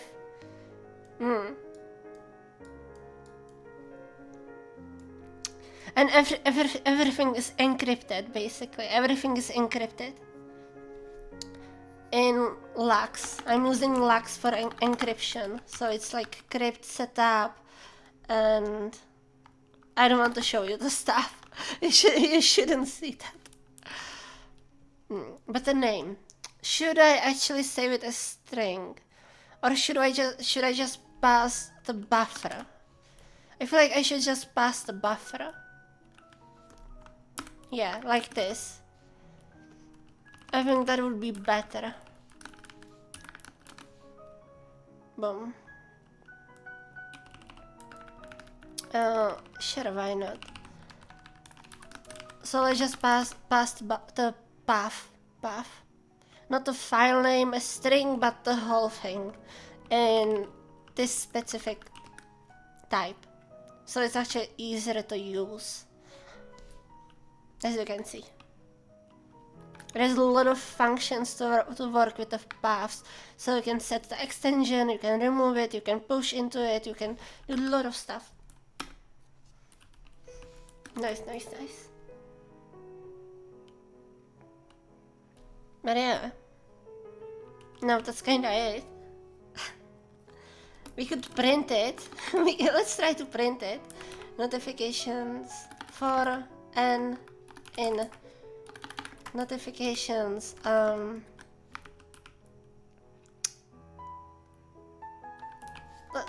Yeah, let's just print it, I guess.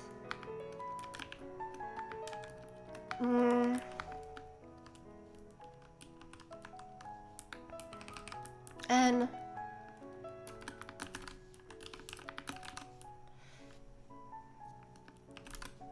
ooh, can I even run it? That's the question. Cargo, run, I need like package, VTuber client. Will this run? It should. Let's see. It should print nothing, basically. It will print nothing. I hope there is nothing bad here. No, it should be okay. It just creates the directory, right? I hope it's not. I hope it will not delete my whole disk. No, I'm just creating the directories. Hello stream, boom. And it didn't print anything because there is nothing. There is nothing.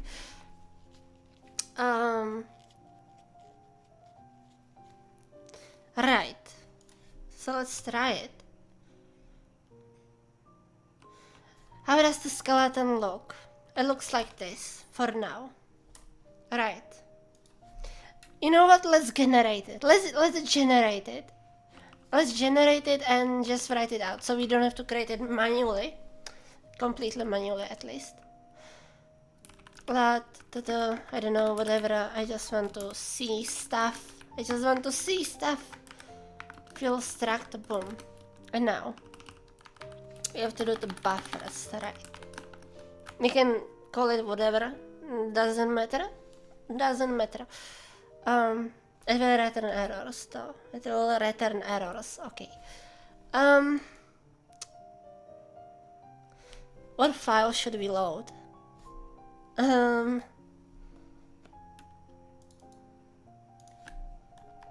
Okay. PVD. Let's use this one. Hey. You can use absolute or relative path. I think that shouldn't matter really in this case. Buffer new.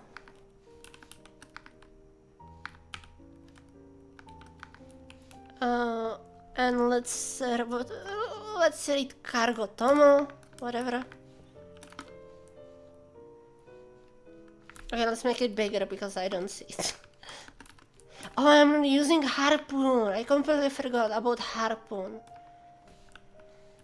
Let's copy this. Boom. Hey, what's wrong? Oh, new is not taking any argument. Is it from? No, what do you use? Buff buffer, how can I? Oh, it is from.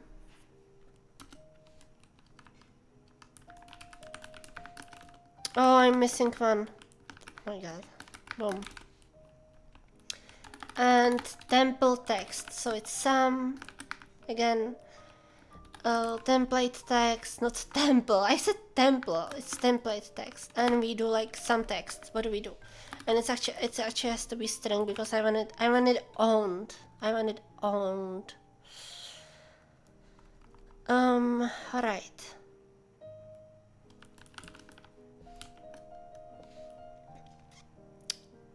What do we say? Follow or no? Username followed like this, and the offset, we need to create an offset, so it will be like 40 and 60. What's wrong? Tell me, what do you complain about? Oh, I'm missing another. How is it even called? How is it called? How is called? Oof.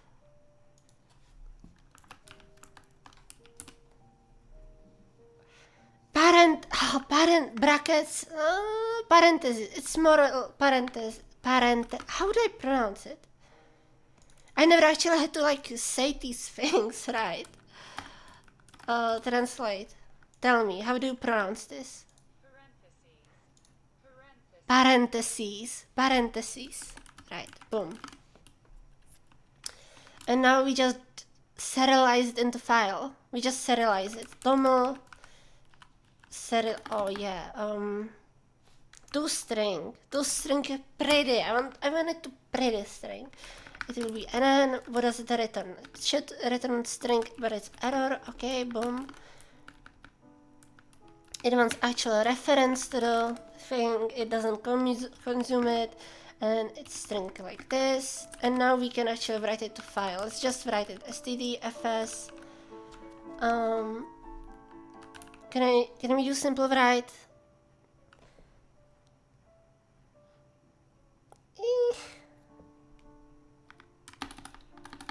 IO right.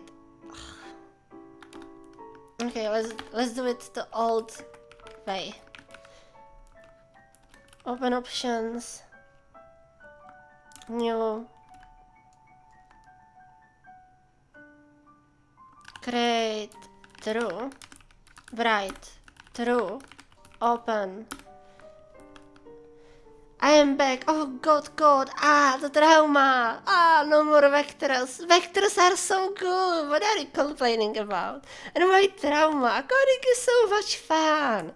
What do you mean? Coding is so much fun. Coding is so much fun. Hi King, how are you doing? How is work? How is your day going? And are you hydrating enough? I hope you're hydrating enough. I hope you are hydrating. Where are you?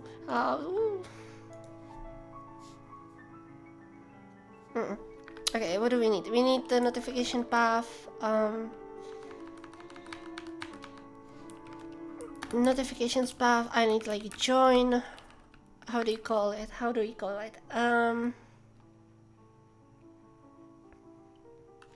Follow notif, for example, okay? Let's call it follow notif. And I need to make it mutable actually. And now we do, wait, I'm missing semicolon. My first coding class traumatized me so much, I switched majors to computer engineering and doing IT help desk. Oh no, I'm so sorry. Oh, it's fun. It's actually fun. It's not that bad. It's just, I think a lot of people make it look too hard, maybe. I don't know.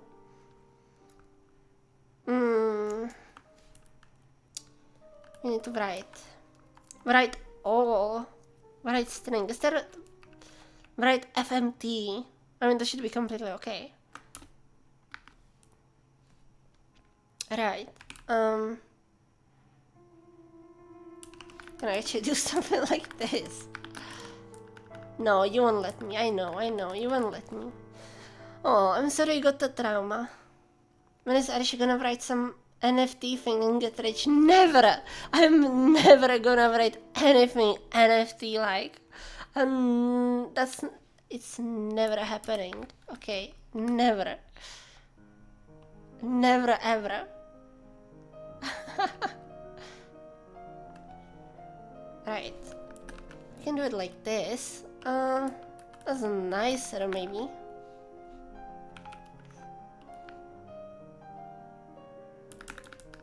How do I use you? I use you like this.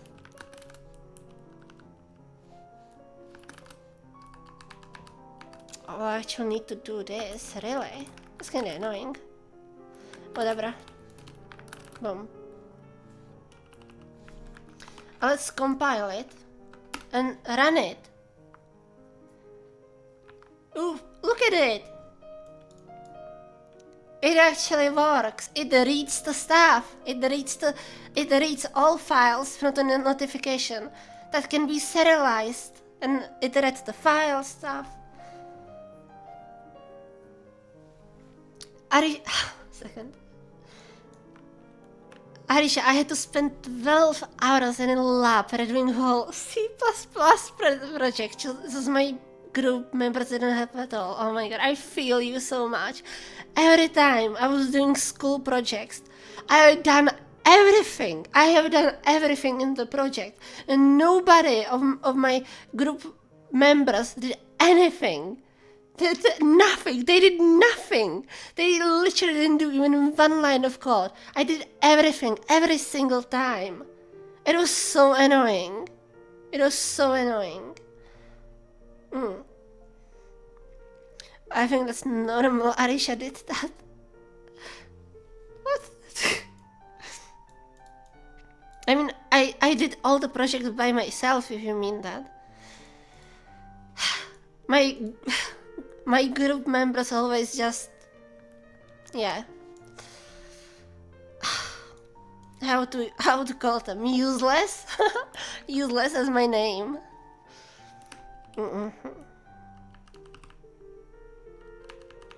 But yeah, we actually created a file, so we can comment this out.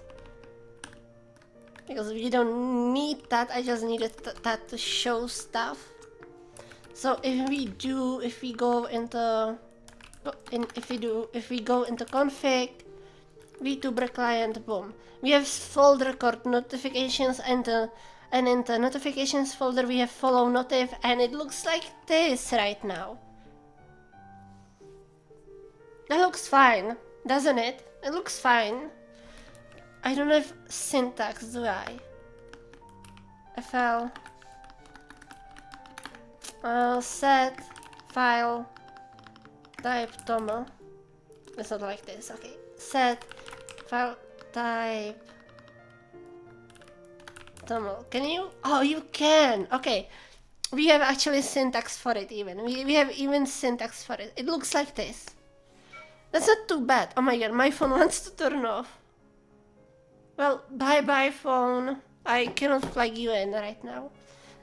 All it took was a one from me, Arisha. You're just masochist bottom, so it makes sense you enjoy it. I don't enjoy it.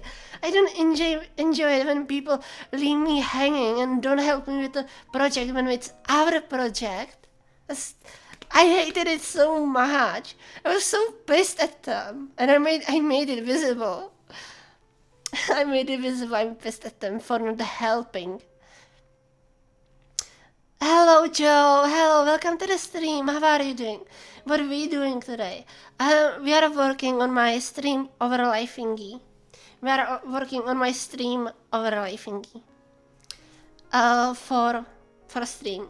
It's like my VTuber client combined with stream overlay, and right now I'm creating types for my alerts. So when I get follow, it will find the notification.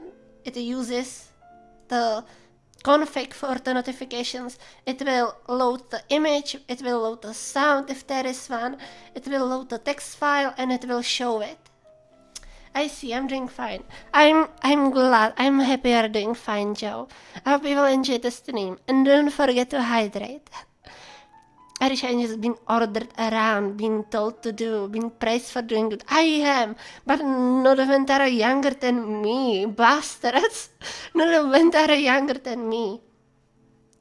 Arisha, I think you missed comma. What comma? What comma did I miss? Wait, what did I miss?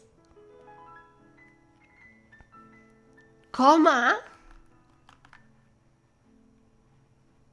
Where? Everything works. Everything works. Don't worry about it. This is not JSON. This is not JSON. This is toml. So I don't need commas after the value. This is toml. I'm just fucking around, making me all paranoid. I see. Making me all paranoid. Let me hydrate. Bastard. No, I like you. I like you, King.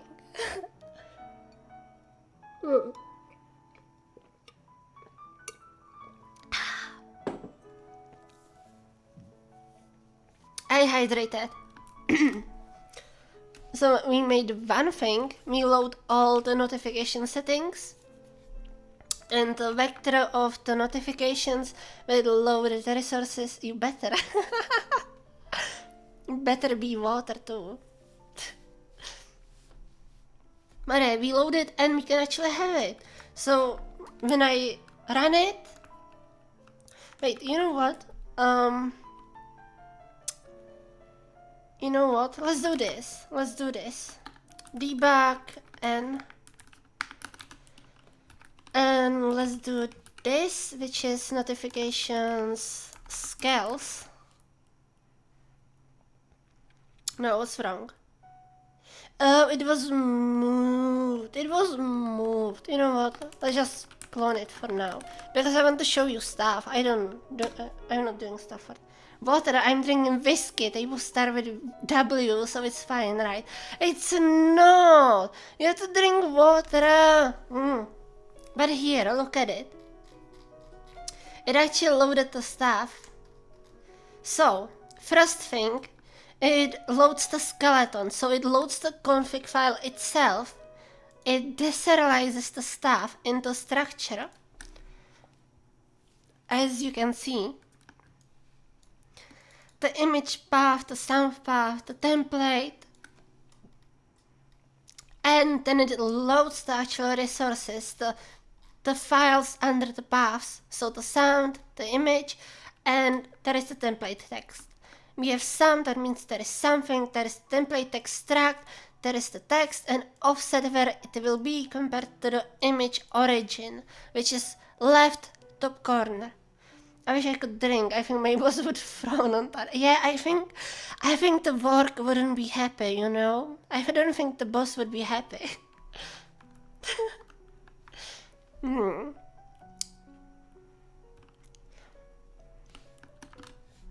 But I mean, if you want to, you can try to, but I don't recommend it. I don't recommend it. Alcohol is evil. But yeah, that's basically it. We kinda did it. We are maybe missing some stuff yet. But it's not too bad, is it? The code is not too bad. I mean, look at it. We check for the sound, image. We have the IO file. Okay, I should maybe improve this. How should we call it even? How should we call it? IO error. And let's do something like this. Boom, boom. Yes. I did it when I was younger, and it was a good idea. Error shit's fun. You could say so. Wait, what did you do? Wait, what did you do? When you was young, you drank at work. Moonbeams, you drink at work. At work. My God. I need some emote that fits. Noted. Why not? You are not supposed to drink alcohol at work. You are supposed to drink water. My mid-20s were a weird time. Oh my God. I'm the least rebellious person you know. I'm the least rebellious person you know. If you got the job done, who cares? I don't know.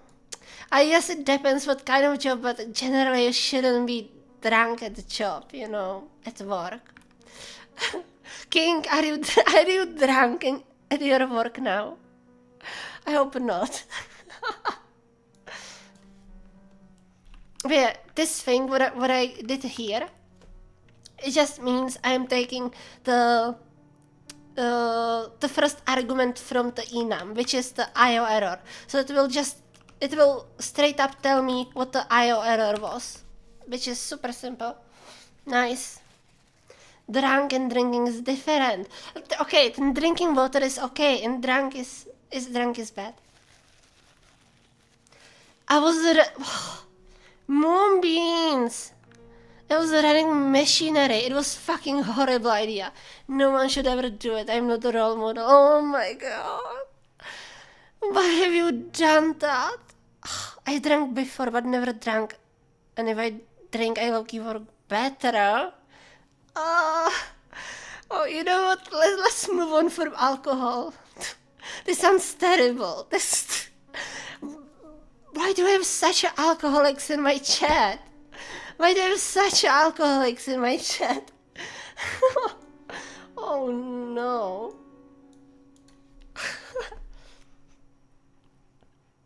Moving on is a good idea. Yeah, I don't think we should talk about this in Twitch chat. Oh, that doesn't sound like a good idea. I don't do that anymore. Good. Good. If you did, I would literally kill you. I would literally come to your house and kill you if you did. Oh my god. Running machinery and drunk. Jesus. I'm not alcoholic. I rather drink. You just said you like drinking at work. Oh my god.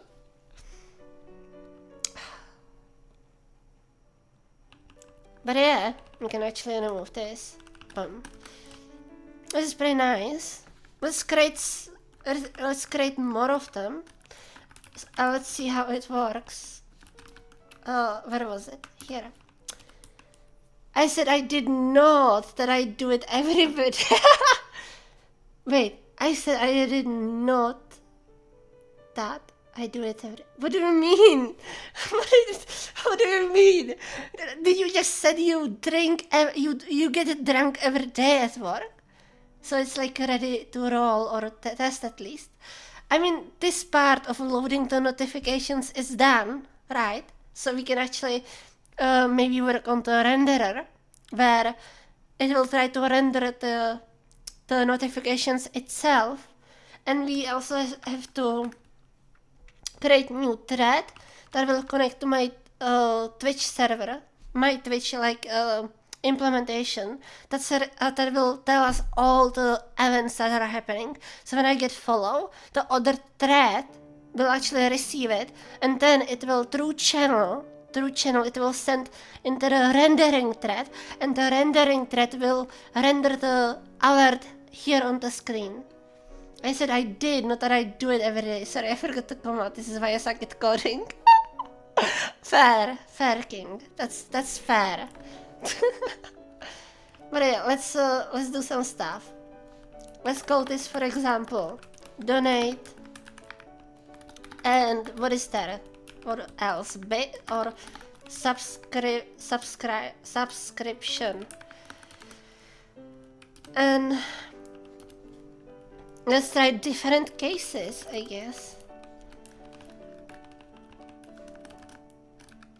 Now, will it work? Will it work? Will it crash or will it work? It worked! Look at it. Template text, nothing. We have sound, we have image, then we have template text, we have sound, but we don't have image. See, it's working. Easy, it's working. Nice. So we can create notifications like this. Isn't that super easy? The other idea I had was something like this. That I would create folder, and in the folder we would have image, we would have sound, and we would have like text. Right.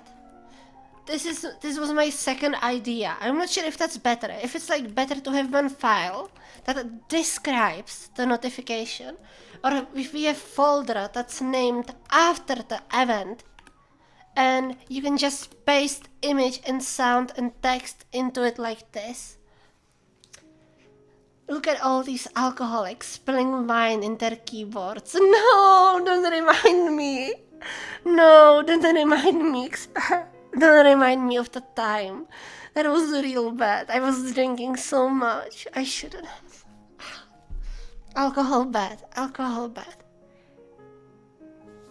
By the way, the song that's playing, you can see it here on my bar. It's visible here down on my bar. So if you want to find the piano that's playing in background, it's this. It's Waltz Op 64, number 1, in D flat major. Molta vivas minute. Frédéric Chopin. Chopin. Arisha loves spelling mine into keyboards. I don't. It was a mistake. No, I want to hear about this keyboard. No. No. Don't tell anyone, please. Expert, please don't tell anyone.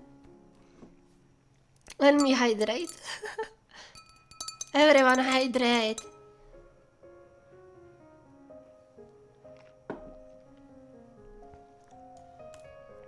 I was teasing Arisha, she's so cute.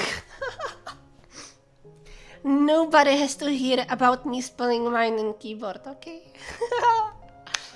But yeah, what do you think is better? Do you think it's better to describe it in file like this? Or just straight up have a folder that's called by the name of the event and do image, sound and text as files? What do you think? What is better? I'm gonna buy her puppy girl bed. Puppy girl bed for me? Oh my god. Thank you. I would appreciate that. And a unicorn? You will buy me a unicorn? Oh my god. You must be so rich. Where would you buy a unicorn?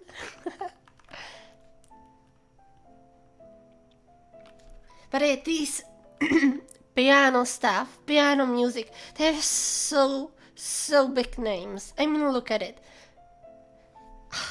Can you believe it? Look how big it is. It doesn't even fit, I think. No. Okay, let's play some evil piano. Do we have evil piano? Evil piano music.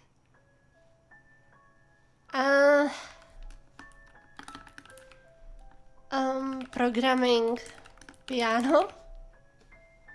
Piano programming.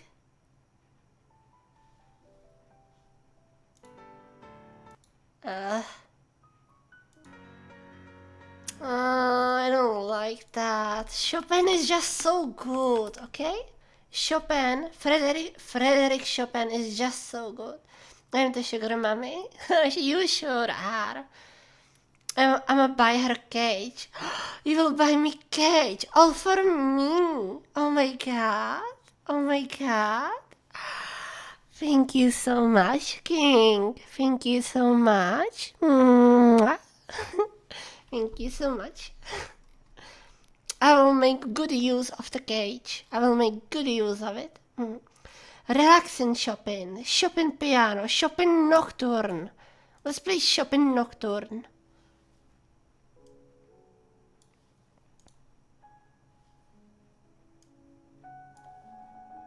Lewd. Meow. Meow. Meow.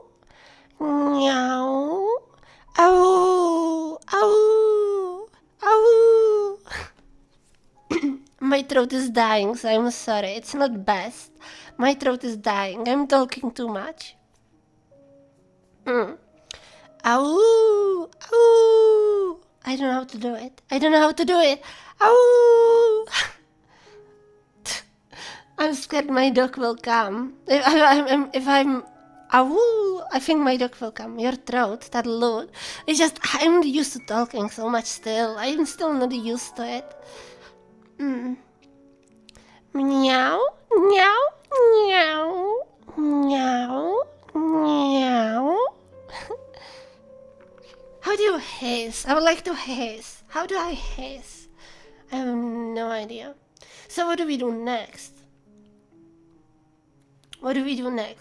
Let's try to refactor it somewhat. Little bit, maybe. Because, right. We have the buff and notification.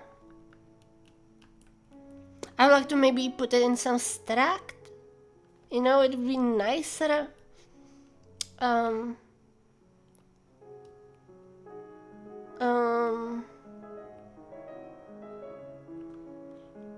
Or would it? Would it now? I mean, it could be array instead of tuple. But that doesn't make difference.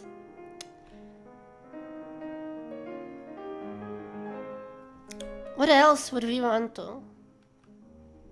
I mean, I have the notification. I have to do the renderer now. I guess I have to begin with the renderer. I can maybe move this into a different file. Right, I can move this into a different file. So it's not in the main thingy.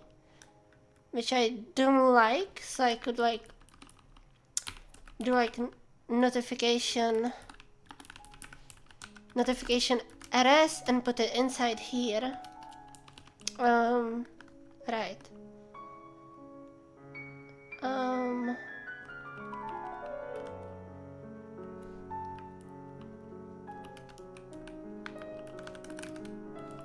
Off. Boom. And we do pub mode notification. Hey, what did I type again? Notification. Boom. And now we will have a lot of errors. And now we need to just import it, right? We need to import it and make it public and stuff. So let's begin. Let's begin. You know, let's make this stuff public. All of this can be public. That's completely okay. Hey. Oh, there is so much stuff. Okay. Import std path. Boom. We need to make this public. We need to import IO, core IO, std IO, boom, std. We have very similar Vim style. Oh, do we? By the way, welcome to the stream, Sergioria Bera. Oh, how should I pronounce her name? That's very exotic. That's very exotic. Sergiori Biera. But welcome to the stream. I hope you'll enjoy it. But I'm using Groovebox as my theme. That is, yeah. Groovebox is really nice. I like it. What specific Groovebox am I using? So many stuff. Plugins. My config. I'm using Ellison Leo Groovebox.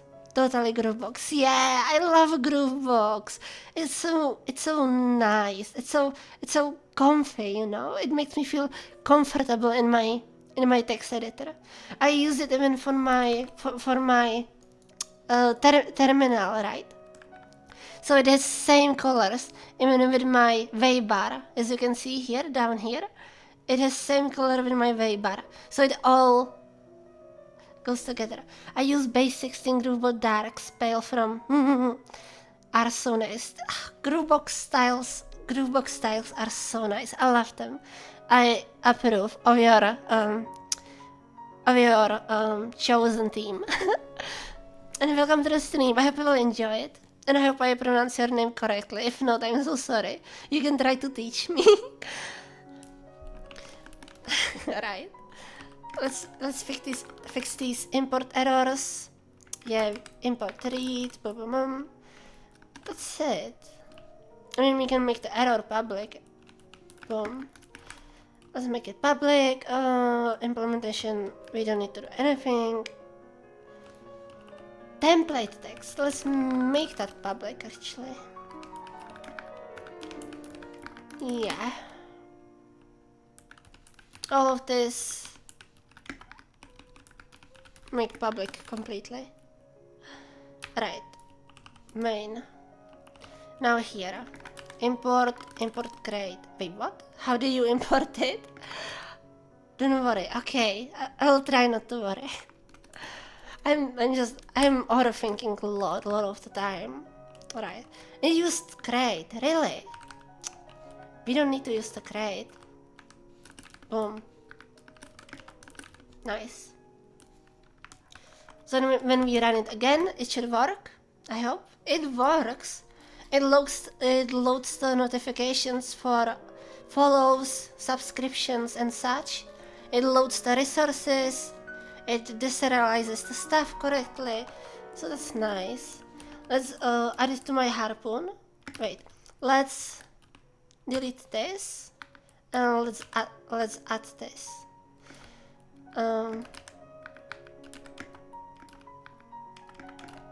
Right.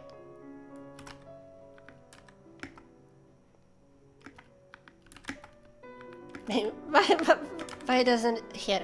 Okay, I forgot my keybinds. So now we have it in a harpoon, so we can quickly jump to the other files. Nice. So this is basically it. Now we can maybe... No, I cannot. Because I don't know the format I will actually need. I want to use Vulcano. For rendering on my stream overlay and the YouTuber. I want to use Vulkan. But Rust has like these two main crates. Let me lower the piano. These two main crates. One is called Ash, and second one is called Vulcano. If we look on Doc Vulcano, which is Vulcano is safe and rich Rust wrapper around the Vulkan API. And when we look at Ash crate, Ash is basically very rough, unsafe wrapper. Yeah, they don't have a really description here. Load the Vulkan library link at the compound. I'm using entry linked.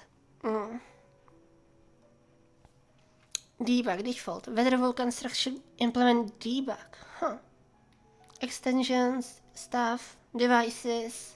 But yeah, there is the Ash, but I want to actually try Vulcano because it is the safe wrapper, and I like like explicit stuff when it tells me when it errors out, when it has some nice ergonomics for the safety, because Ash is really like, yeah, it's very like raw API to Vulkan graphic API, and Vulcano is more nicer, I think. It actually has less downloads, if I'm not wrong. Vulcano has less downloads, if we check. Yeah, 300,000. And Ash has millions, I think. Yeah, Ash has like almost, 4,400,000. So it's very big difference, right? When was the last update to Vulcano? 2 months ago. That's not bad. It's still active. Right, it's still active. Oh no, lately I've been fighting hard with the graphic libraries in the Rust. That are definitely not for me.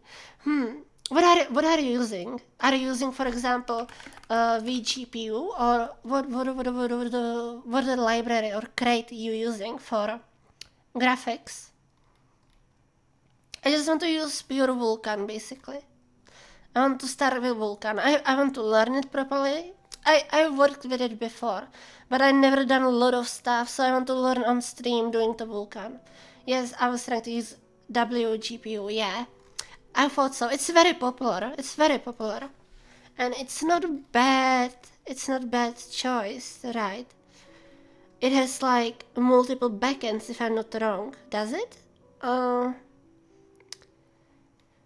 It can work on Wasm, yeah, here backends. It has Vulkan backend, it has metal backend, which is like macOS. It has DirectX 11, 12, which is of course OpenGL, and a web GPU, which is super cool. But because my application won't be on the web or such, I just want to use Vulkan. I like the idea of Vulkan too. It's basically modern OpenGL, right? When we check it, Wikipedia Vulkan. It's made by the same company. Corporation, or how to call it. It was intended to address the shortcomings of OpenGL and allow developers more control over the GPU. See? It's like newer version of OpenGL. Because OpenGL is very old. It has very old naming schemes and everything. See, the thing is that I don't know if Vulkan is multi-platform. WGPU, however, I have managed to compile even on mobile. I mean, Vulkan should work on every platform where the GPU has support for the Vulkan API, right? And that is every video card right now, I think. That's every video card you have, if I'm not wrong.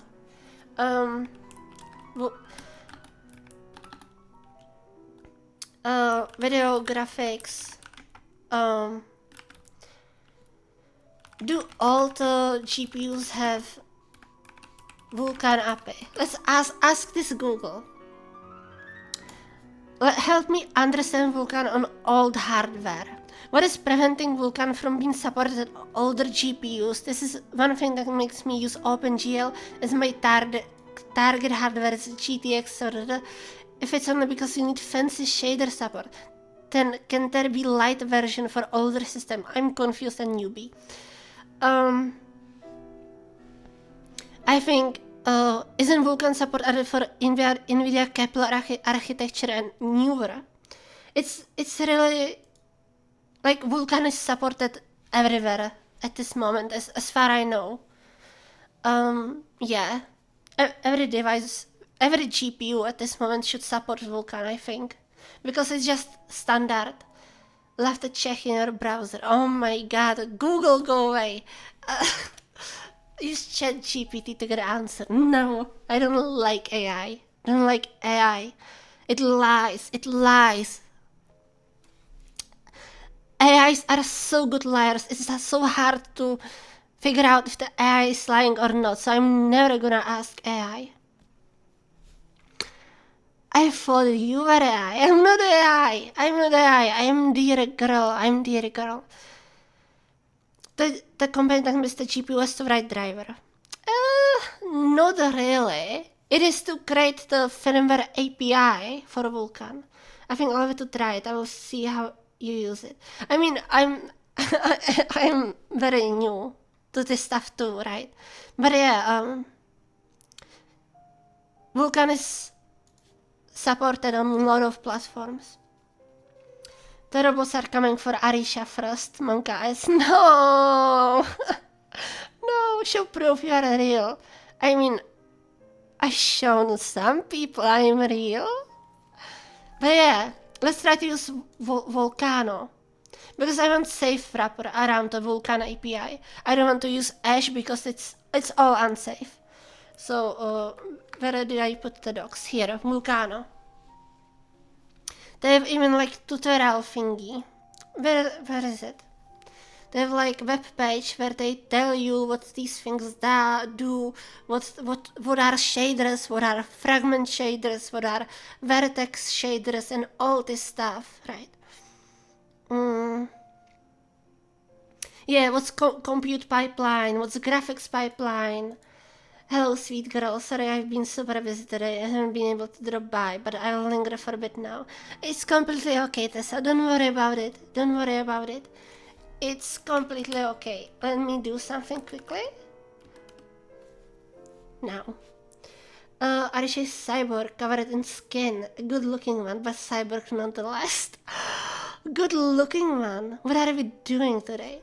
Well, we worked on like on way to save notification, no, or how to save config for notification. You're a very good looking cyborg. Oh, thank you, Tessa. That's very sweet of you. Thank you. We worked on basically how to save config for notifications. So for example, when I get donate, this notification will appear, and I made the deserializing for it, so I'm able to read this file, and then I'm able to call function on the red stuff, and it will load the resources. So it will load the image, it will load the sound, and I can then show it on the screen. But for that, I need to render it. So now I'm gonna start with the rendering stuff. It was very hard. Oh hey, you took my mode away, I just noticed. Everyone beats the sight of the relief. I mean, you said you don't want to be. I can give it back. I can give it back if you want. Boom. You have mode. Too late, I gave you the mode already. It's up to you, Han, I'm happy to do it. Thank you. I would like you to be my moderator. I would like you to be my moderator, pretty please. Thank you. But yeah, Vulcano. Where is the tutorial? I cannot find it here. Where is it? It should be here somewhere. Let me check Google. Vulcano tutorial. They have like their own site.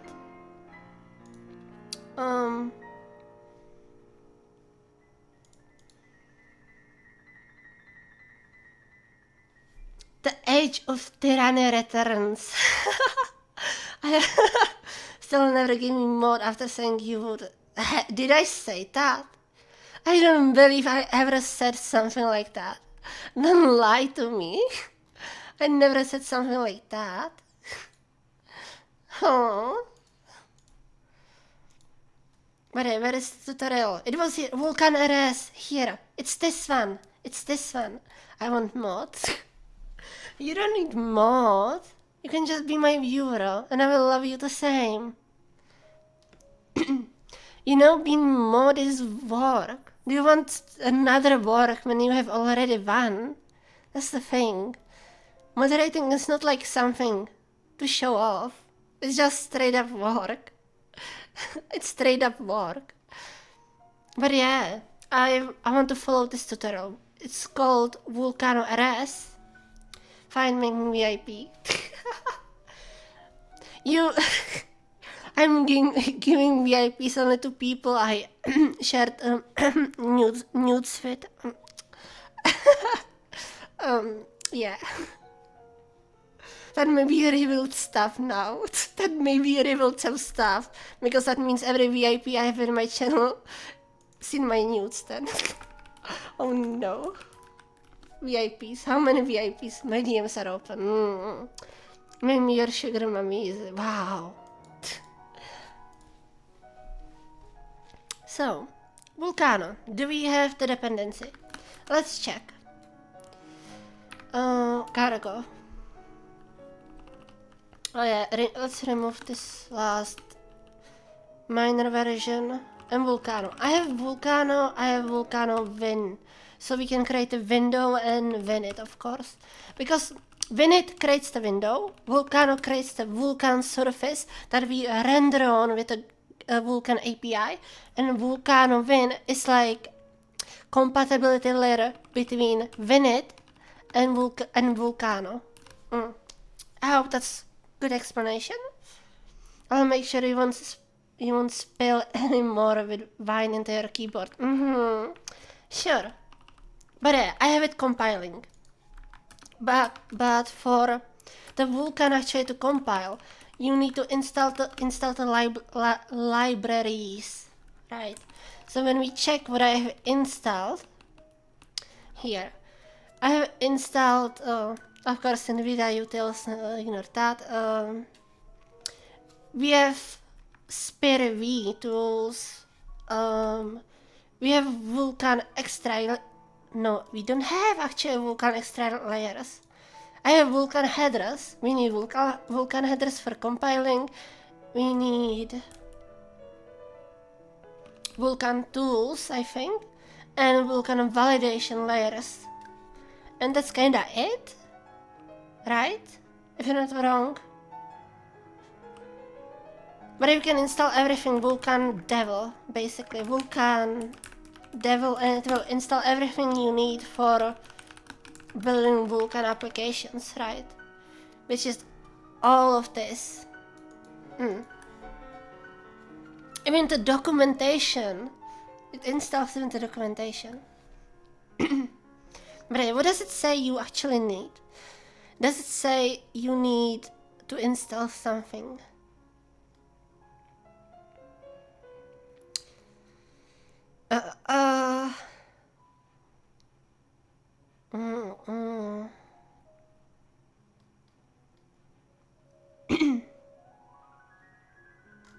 It doesn't actually say here. Let's move. Well, let's say here. Before you can start utilizing the Vulkan API, it doesn't actually tell you what to install.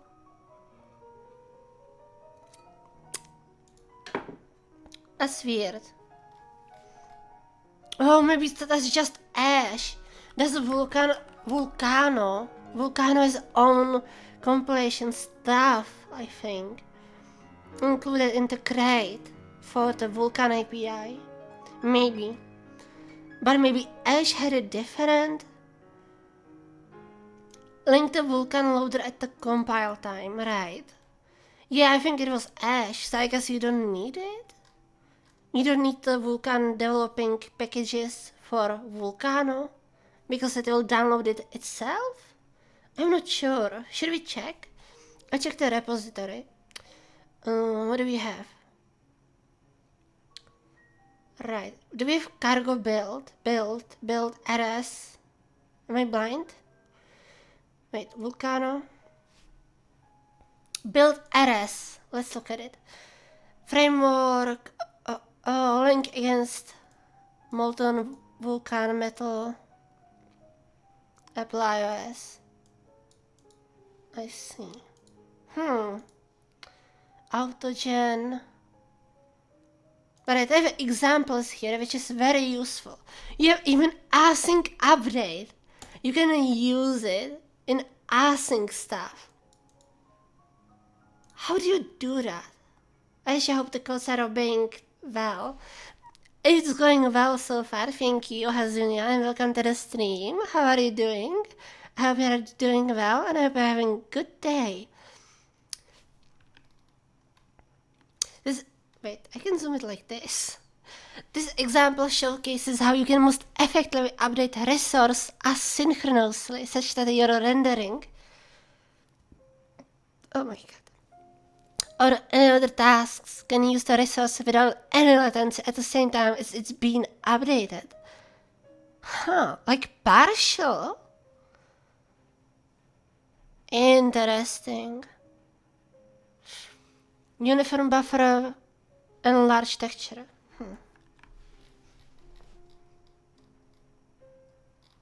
Right. Pretty well, but cannot stay for too long, unfortunately. That's okay. I'm very happy you jumped into the stream and said hi to me, you know? That makes me happy. Thank you very much for checking my stream out again. I really appreciate it. But yeah, let's just follow the Vulcano tutorial, I guess. Can I make it bigger? I don't know how much you see it, that's the thing. Because I have a really big monitor and stuff, it's a little... yeah. But yeah. As we can see, it compiles. The library Vulcano compiles, so it's okay. I think it compiles. Alright, so we can begin here. Or somewhere. Let's start here. That will be very hard. I didn't plan to actually do the rendering today. I was thinking this will take longer, but I cannot think of something else I could create now before the rendering. I could, of course, connect to my Twitch server. That's sending the notifications to my other applications. Yeah, but we can do that after. That will require basically making a new thread with channels and sending that stuff into the rendering thread, which is the main one probably. But it may not be actually. I may make like option to be able to disable the rendering thread when you need to, or it's just options to be able to disable different threads, restart them. For example, restart a thread for the notifications, or restart a thread for rendering, or just disable the window, because I want it to be multi-window. I want it to be able to support multi-window. One will be the Vulkan rendering of the avatar and stream overlay, and the second will be the settings in like Qt framework, right? That will be later. But yeah, first we have to create instance. Before you can start utilizing the Vulkan API, the first thing to do is to create instance. And an instance specifies the mapping between Vulkan and the local Vulkan library. As of Vulkan version 31, the library needs to be explicitly specified by passing Vulkan library to the instance constructor. For starters, our program will be very simple. So for now, creating instance won't need any additional parameters. So we can create a default configuration.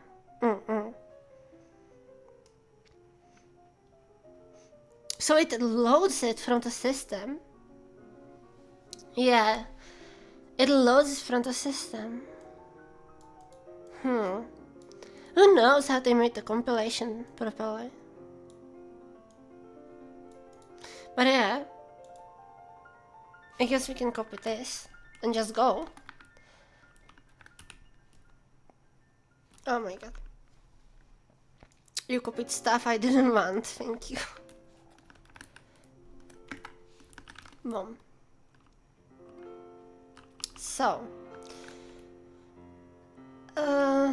let's keep the imports now here. I want to see the imports actually. I don't want to put them above here. I want to actually see them when I'm importing for now, when I'm learning the stuff.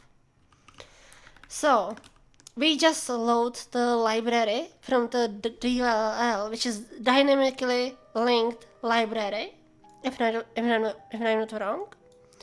Dynamically linked or dynamically loaded, I don't know. Or SO file, which is basically the same. It's just on Windows it has extension DLL, it doesn't matter. It's the same thing, SO or DLL. Then we create the instance of the Vulkan. Like many other functions in Vulkan, creating instance returns a result. If Vulkan is not available on the system, this result will contain an error. For the sake of this example, we call expect on the result, which prints message to std error and terminates the application if it contains error. In a real game or application, you should handle the situation in a nicer way. For example, by opening dialog box with explanation, this is out of the scope of this book. Of course. Before going further, you can try your code by running cargo run. I mean, we can, but it won't do anything. It won't even print anything, but we will see that my GPU actually supports Vulkan. Right? Boom. See? Oh my god. It initialized my OBS Vulkan capture. The moment I start like Vulkan application, it actually initializes my capture for it, for my OBS, so you can actually see it here. This is using Vulkan 1.4.864-bit. You have 1080, right? Yeah, I have 1080 Ti. I have 1080 Ti from Gigabyte Extreme Edition. NVIDIA settings here. Oh my god. See? Oh my god, I just showed you stuff you shouldn't see, I guess. I have 3500 CUDA cores. That's not bad for such an old GPU. And total dedicated memory is 11 gigabytes of video memory. 11 gigabytes of video memory. That's so little. It's so small, so tiny. It's so good for such an old GPU. You know how old this is? This is so old. I don't think NVIDIA will ever replicate the jump in technology between cars that they made when they released the 1080. I think they won't ever replicate such a jump. Like, 1080 is such an amazing car, but I hate NVIDIA cards anyway, so it's like, oof. But yeah, I have this one. So let's continue. Enumerating physical devices. The machine you run your program on may have multiple devices that support Vulkan. You can actually choose between the you use. Before we can ask video card to perform some operations, we have to enumerate all the physical devices that support Vulkan and choose which one we are going to use for this operation. My nose is itchy. In reality, a physical device can be dedicated graphics card, but also integrated graphics card processor or software implementation, which we don't want. We want is the GPU.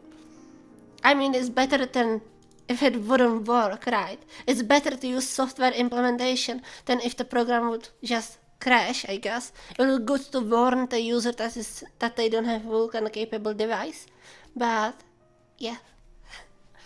It can be basically anything that allows running Vulkan operations.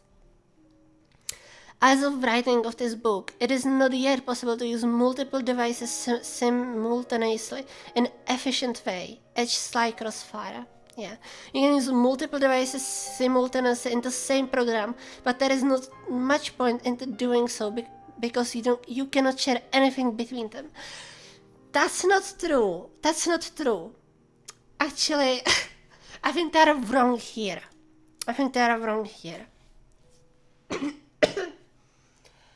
I think you can share stuff between them. It will be slow. I mean, compared to normal speeds of GPUs, it will be slow, but it's actually fast. You can do it, I think. You can like create a file descriptor of the memory and of the video memory. So you can share actual surface to other graphics card, if I'm not wrong, with file descriptor. So you would have to use like mmap, if anybody knows what that is. You would have to use like mmap. Right. Which you map files or devices in the memory, and you could, with that, I think, share the Vulkan surface between two GPUs. But it wouldn't be efficient. It wouldn't be efficient, right? It's more like you couldn't use it to actually help render the stuff. Like, you couldn't help it. You could just offload maybe some stuff. You would be able to offload some stuff, but that would ruin the timings and everything, right? It's just it's not actually possible because of the timings. But you can share the memory if you want. I think it is possible to share the memory. So this is not actually true, what they write here. I don't want to lie to you, obviously I don't want to lie to you, but from what I know, it's technically possible, but you don't actually want to do it, right? Yeah. Yeah, I don't see why it wouldn't be possible to share the stuff.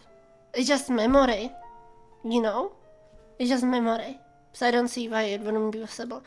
It's not usable because of the timings, but because GPU needs, for example, when we had the Sly or Crossfire for GPUs, the timings are so important between the two GPUs to communicate.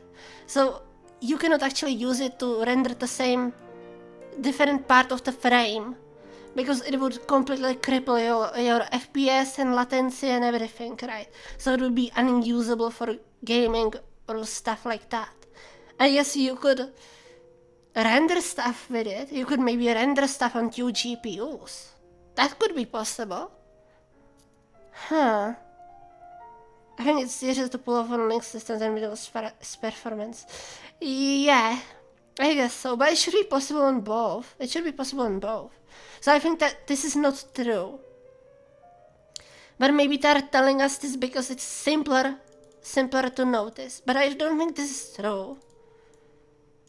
Because it's just a piece of memory. Am I right or am I wrong? Does someone know? Consequently, the best thing to do in practice is to choose one physical device which is going to run everything. Yeah. But I see, you can use multiple devices simultaneously in the same program, but there is not much point in doing so because you cannot share anything between. That's not true. I swear, that's not true. Huh. Yeah. But for rendering, I think you could use multiple GPUs, because the latency there doesn't matter, right? If you render like video with 10,000 frames, you can split it like 5,000 frames on this GPU, 5,000 on that GPU, and then you can just, put them together. So you could make it twice as fast rendering, no? Like, I really don't want to lie, but it's how I understand it. That used to be incredibly popular to do in PCs. Yeah. The enumerated physical devices function returns a result of iterator to the list of available physical devices. We call next onto it to return the first device. If any, note that the first device is not necessarily the best device. In a real program, you probably want to leave the choice to the user. Yes, exactly. But like 99% of programs don't let you choose your GPU. I hate that. I hate when the program doesn't let you choose what graphical accelerator you want to use in the program. So you have two GPUs and you cannot choose between them. That's why Linux has thing called DRI Prime, and you can basically choose. You can choose device. Okay, it tells you is to manage hybrid graphics found on recent desktop laptops, etc. But you can just basically with this force what the first GPU is when you find the devices. On Linux, you can use this environment variable, and it just basically forces the one specific GPU you choose. You can pass it with the PCI connection. You can pass it with the vendor ID and product ID and such things, right? Which is super useful. So, for example, if the program doesn't have the option for the user to actually choose, on Linux you can just enforce it. And I don't think Windows has this. I don't think Windows has this at all. Right. Which I found terrible. For example, here, look at it. You can do the DRA prime, and you put the PCI the GPU is in. And then you basically have different GPU. Look at it. They have example here. So they just run like info on the GPU, and it returns what GPU it runs. And when they choose different PCI, it shows the first GPU it's running on, it's this one. So you can really force your GPU on Linux what the program uses, no matter what. The program doesn't have the power to override that stuff if they are doing it with the API like this, which I think is an amazing thing that exists. I think this is like Mesa stuff actually. This is like included in Mesa, if I'm not wrong, or how is it implemented? I actually don't know, but I think it's in Mesa maybe. I feel like everything I'm saying is wrong, maybe.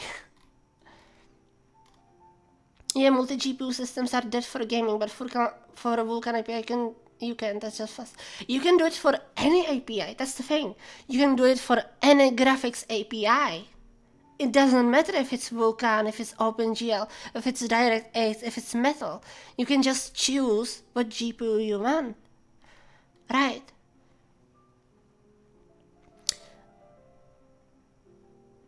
And there is even hot plugin GPU support for some stuff.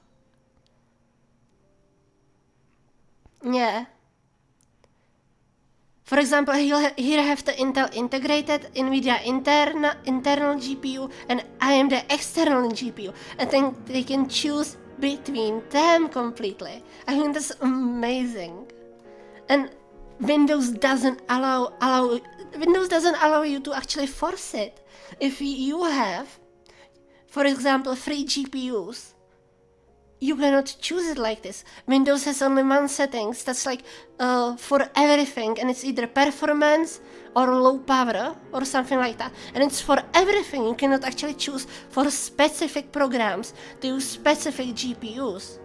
That's it. I'm getting to an GPU term VS Code. I don't think that's the bottleneck. I think VS Code has bottleneck of like I/O and CPU, right? Not exactly GPU. But yeah, look at it. It's actually in Mesa. There have been docs here for it on Mesa 3D. Nope, it's the GPU buying the 50XX series. I mean, if you want to, I cannot stop you, can I now? Dr. Prime. Doctor. But yeah, the default GPU is the one used by the Linux org or the one connected to display. This variable allows to select different GPU. Look at this. It applies to OpenGL. Vulkan, in this case, select means the GPU will be first in reported physical devices list. See, fuck that noise. What noise? See? That's what I meant. Select an end non-default GPU. Select the GPU connected to this PCI bus. Select the fresh GPU matching these IDs. I told you. It's the vendor ID, product ID, which is like device ID. You have the PCI bus, and yeah. For Vulkan, it's possible to append. How is this called? Oh my god, I couldn't see it properly. It's too small, right? In which case, only the selected GPU will be exported to the application. See? So you can literally force it only sees the GPU you want. So it won't even see any other GPU. This is so amazing thing. Like, I'm so amazed that Linux has this and Windows doesn't. It's just slang for fuck that. I see. Thank you for explanation. I'm so in love with Linux. There is just no way to do this on Windows, and I cannot believe why. Moon, do you have any idea why that would be? Wait, so theoretically could you run 2 GPUs on the same computer and dedicate one to VTuber Studio and the other to the stream rather than doing the dual PC stuff? Yes, exactly, Moon. Exactly. That's what I told Mizu she could do. This is exactly what I will do. I will have 2 GPUs, and one GPU will render my VTuber, and second GPU will be for my game. Right. So that's so amazing. So you should have no problem coming to play the finals with us. But that's anti-cheat stuff. That's not my fault. That's there. They don't want us there. That's the issue. That's not fault of us. They just don't want us there. They specifically said no for some reason. But this is exactly what I told Mizu she should do. But it doesn't work on Windows. You cannot do it on Windows. That's why Mizu couldn't do it. I mean, she had other problem with like motherboard stuff. But it's a reason why she couldn't do it on Windows. Because Windows doesn't allow it. It's just crazy to me. I'm just... You would have to talk to Mizu and to Linux first. Well, good luck. Yeah, that's not happening, I think. That's not happening. I love it. I love it. This is such a useful thing. that's exactly what I will use for my VTuber. I will just buy second GPU. You know, I can like buy better GPU for my game and use my old 1080 Ti for the VTuber. I've been absolute IT sorceress. I think I understand like 10% of all of this. I went into school for a lot of stuff, a lot of technical stuff. And I spent all my life doing this, so I know bit, right? It's just, I'm so in love with this. I can choose what, I know it sounds so, I know it sounds so simple, choosing what GPU the application will use. But most programs don't allow you to choose which GPU to use, and Windows doesn't let you enforce it. But Linux does, and it's so simple thing, and it's so amazing for multi-GPU stuff. I have 2070 Superleisure just laying around if you want it. But you would actually give me the GPU. I mean, why not? I mean, if you don't want it, I will take it and put it in my computer. I will find use for it. Yeah, I have no use for it. But you are in the US. Just the shipping will cost more than the GPU. What are you using? I have 1080 Super in use right now. 3080 Ti at the moment. Wow. My poor 1080 Ti. But it's going well. I mean, it's having issues with Direct 12 games. Right, my 1080 Ti has issues with Direct 12 games, but yeah, so I would need a newer GPU for Direct 12 games, but that's yeah. But that's why it's so. I'm sorry. I'm really. I'm such a nerd. I love it. Okay, let's do this. We can talk about it later if you actually want it. I mean, I would love to. I would love to. That would be amazing, actually. Let's talk about it later. Thank you. Good ARC GPU next to it. It works brilliantly with Direct 12 games. Sure. But I kinda hated that Nvidia just threw away the support for Direct 12 on 1080 Ti when they could do it properly, but they just didn't. They don't care. They want the GPU to die because it was such a good GPU. They want the GPU not be able to handle Direct 12 games, so people buy newer one, right? Because they fucked up. They fucked up by selling so good GPU because it's so powerful. I mean, for new games, it's running so smooth, everything. But if it's using Direct 12, it's way worse. And I think they did it on purpose. I think they did it kinda on purpose. So people would actually buy new GPU from the 1080 Ti or 1080. So they will finally move on because they are losing money. When people are not buying the GPU, newer GPUs, they are losing money. So I feel like they just forced bad support of Direct 12 on the 1080 Ti. I got 3070 Ti and use it for VR games. That's fair. Honestly, though, ARC is a lot better than it was on launch. Yeah, it seems pretty good, actually. They improved the driver so much, honestly, and we need Microsoft to succeed.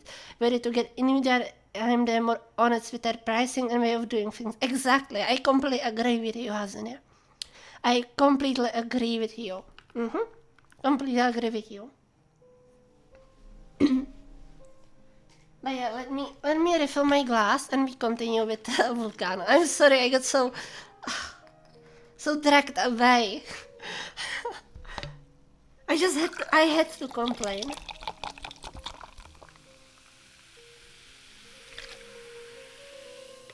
I just had to complain. There is no way I wouldn't complain about this. You know, corporations and everything. Microsoft fucking stuff up. Nvidia fucking stuff up.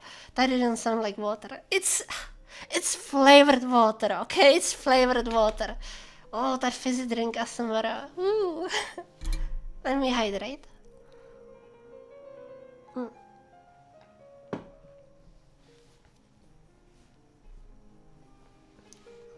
Mineral water. Exactly, it's mineral water.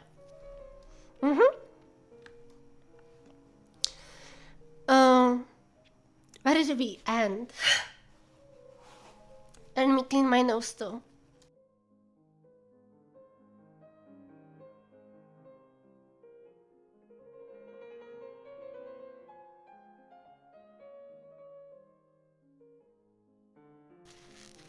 I am back. So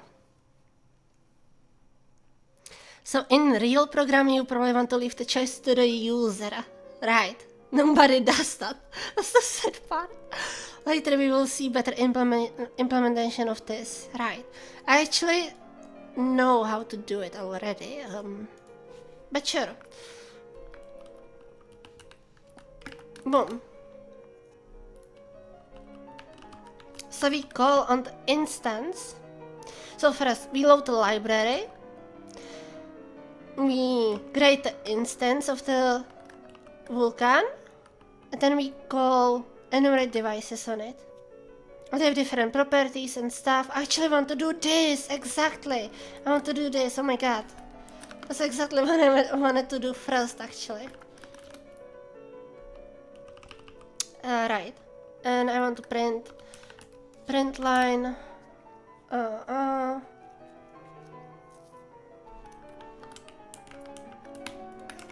Physical device properties. Yes, I want to print this. Can you print it? No, it doesn't implement display. What does it implement?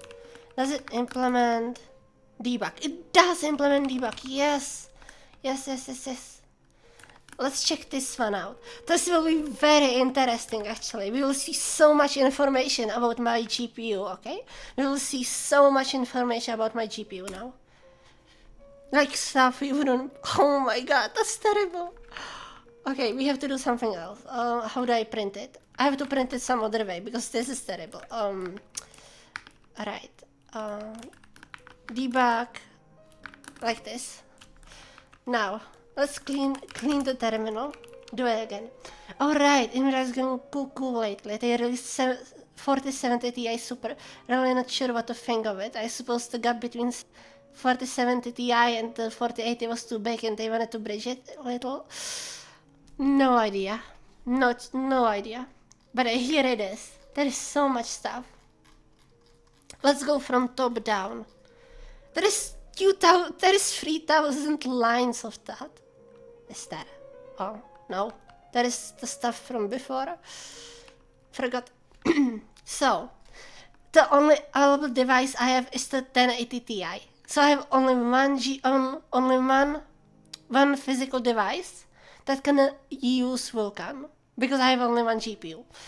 So, available device, 1080 Ti, as you can see. Properties. Acceleration, structure, capture, replay, descriptor, data size 1. Yeah, the 4070 Super coming out shortly before the 50 is weird decision.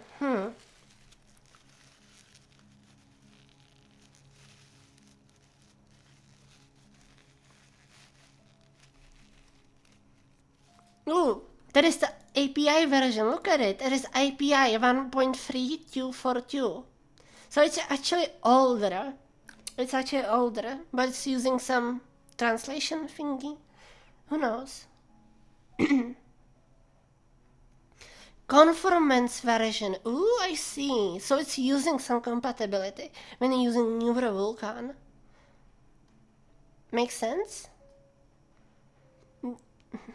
But that's the thing, I wasn't talking about 4070 Super, but 4070 Ti Super. Oh my god, what is happening with NVIDIA GPUs? That's so sad, actually. That actually is so sad. Device ID. Device name. Ooh, device type. That's how we actually choose the... Yeah, right. Yeah. It's so sad what's happening with NVIDIA. They're just turning into AI company, right? That's why EVGA, the brand, EVGA stopped selling NVIDIA cards. Because NVIDIA is turning into AI company and not actually gaming or GPU stuff. They're just turning into accelerated like AI learning at this point. EVGA, yeah, I don't know how to pronounce it. EVGA. But yeah, this is how we actually choose. EVGA. Oh, EVGA. Okay. Thank you. But yeah, this device type is exactly how we choose the device. Because usually the discrete GPU is the strongest one. Usually, almost every time the discrete GPU is strongest one. So by default, you always let the user choose. But by default, using discrete GPU is the best, I think. We have driver ID, NVIDIA proprietary, driver info, which is version of my drivers, driver name, driver UID, driver version. A lot of fragment stuff.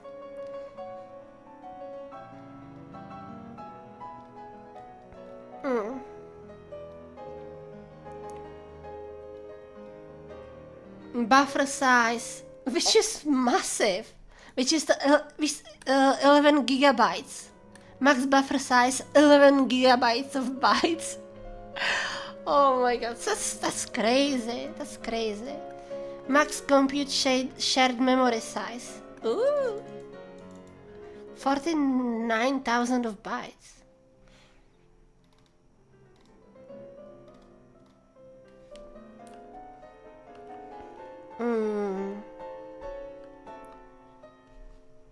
A lot of information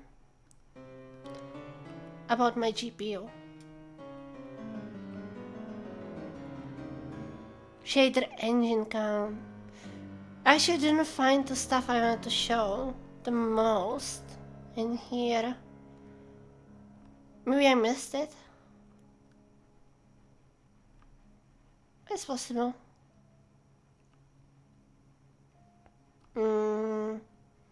Point size range. But yeah, let's do this.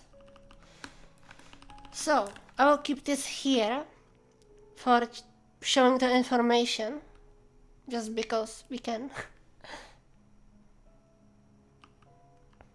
Oh yeah, physical device.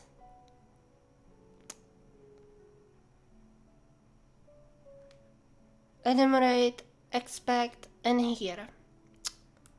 We actually don't do next, we go like maybe find? Yes. As properties, discrete, no. What was it, GPU? Oh my god, I forgot what was it. Let's search for it. Device type, actually, it's device type here. And we want it to be the first device, physical device type, and we want, here. So it's either it's CPU, other virtual GPU, discrete GPU, or integrated one. We want to use the discrete GPU by default. Boom. And we have discrete GPU by default. Boom, boom, boom. Nice. Keep in mind that the list of physical devices can be empty. This happens if Vulkan is installed on the system, but none of the physical devices of the machine are capable of supporting Vulkan. In a real-life board application, you are encouraged to handle this properly as well. Next. Device creation. In the previous section, we created an instance and chose physical device from this instance, but initialization isn't finished yet. Before being able to do anything, we have to create a device. A device is an object that represents open channel of communication with a physical device, and it is probably the most important object of the Vulkan API. So it's a representation of open channel communication with a physical device. About queues. Just like how it's possible to use multiple threads in your program running on the CPU, it's also possible to run multiple operations in parallel on the GPU of your graphics card. The Vulkan equivalent of CPU thread is Q.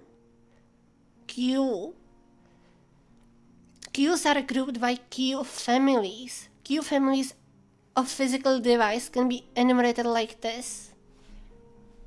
Let's just run it and see. Right. It's best thing to just run it and see for yourself. Always. Boom. Let's clear the terminal again. Run it, compile. And it's compiling fast, isn't it? I think it's compiling fast. Found queue family with 16 queues, with 2 queues, with 8 queues, and with 1 queue.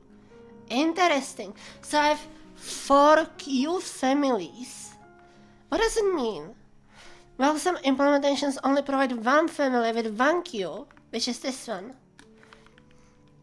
Some others have 3 or 4 families with up to 16 queues in some of these families. I have 4 families with these queues. It's terrified to be told off by mommy if it didn't compile fast enough. Mommy.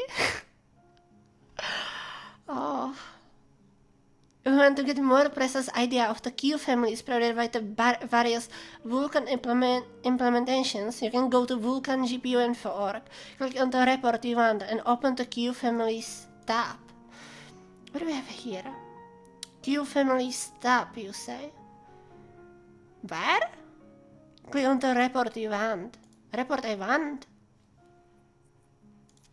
Let's just search for 1080 Ti. Here, I have this one.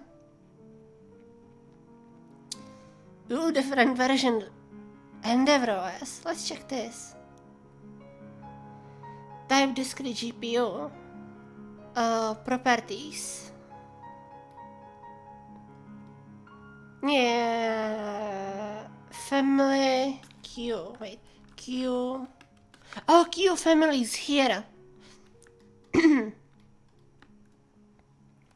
Well, yeah, you are the one creating it after all. But yeah, so we have 4 queue families.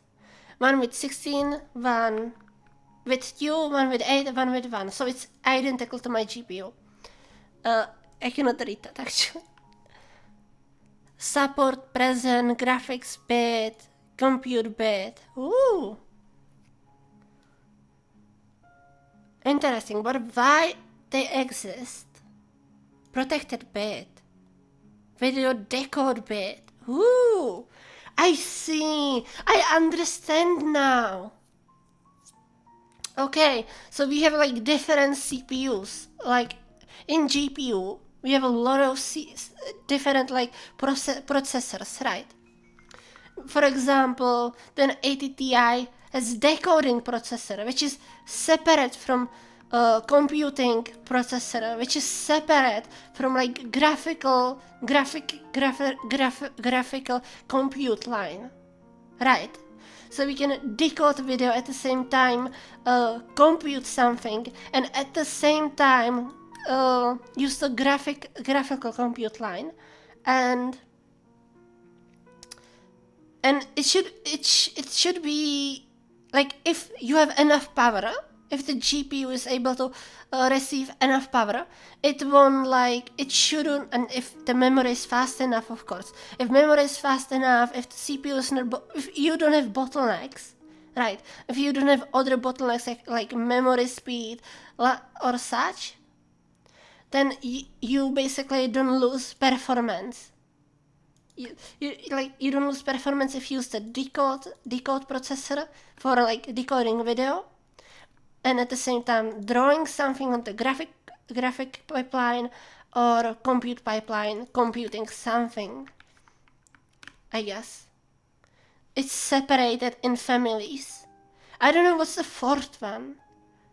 That's the thing. I don't know what's the 4th one. There is 11 memory chips, as you can see. 11 memory chips.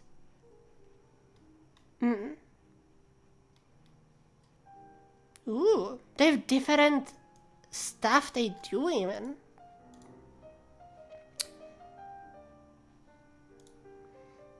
I wish where would it explain better the families? Whenever we want the device to perform, gonna have to get going. We'll be back in an hour or so. Hope the code keeps being nice to you. Thank you, Hazinia. Enjoy the lurk. I hope you have a good day. Whenever we want the device to perform an operation, we have to submit this operation to a specific queue. Some queues support only graphical operation. That's what I just said. Some queues support only graphical operations, and some others support only compute operations, and some others support both. Are you silly as I'm not silly, am I? And here it even tells us if it wasn't so. I cannot read it on side, but here, look at this. There is graphic bit, and there is compute bit. And so this means this family queue has compute pipeline and graphic pipeline. This doesn't have even one. This one has only compute pipeline, and this one doesn't have any. Come over, Arishan, and play VR games on my index headset. If the code starts misbehaving, tell it Daddy will hang it by the ear after 3 when he comes back from getting groceries. I will make sure to do that. I will make sure to do that, Hazunia.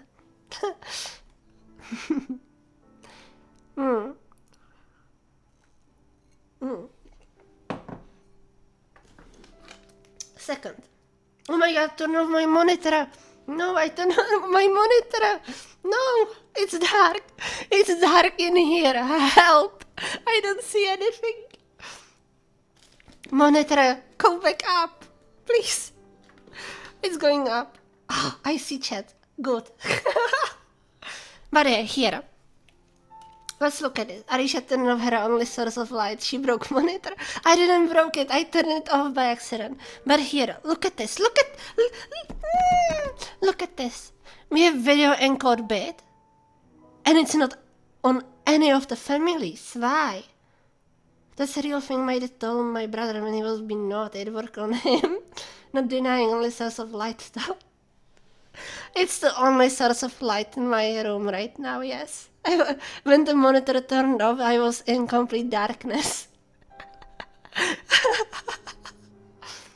But here. This one says video decode. That means this processor can decode videos with a specific chip for decoding stuff, with the algorithms on it like the algorithm is created with the gates and everything, right? That's what chips are. So it's very quick for decoding, encoding stuff. I don't know why it doesn't say it has encoding, video encoding here. That's actually kind of weird. Why doesn't it say? Maybe that was issue with the person who had the drivers, right? Maybe it's based off drivers a little bit. So if drivers don't support encoding, it doesn't show it. But I think this is decoding. This is a decoding chip and encoding chip. This is compute chip. This is compute chip. This is... I have no idea what is this one actually. I have no idea what is Q Family 1. And Q Family 0 is graphical and even compute, right? But it's main graphical. Q Family 0 is main graphical, main compute is Family Q, and Q Family 3 is decoding for videos and such. And Q Family 1 I have no idea. So that's it. I'm moving so slowly, I'm so sorry. I hope it's okay the way I'm presenting the stuff, the stream and such. But some queues support only graphical operations, some others support only compute operations, some others supports both, as we've seen here. It's cute how excited you are about this stuff, but it makes me happy to learn.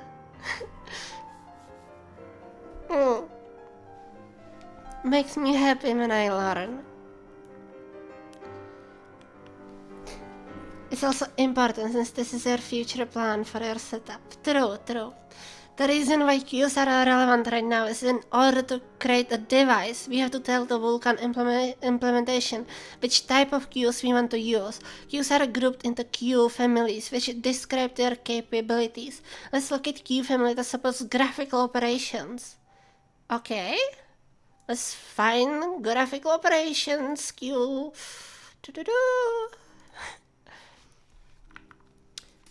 Oh.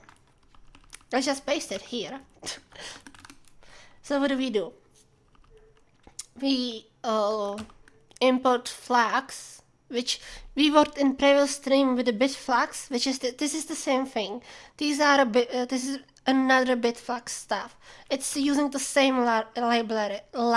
Look at this, Vulkan bit flags. It's basically the same thing.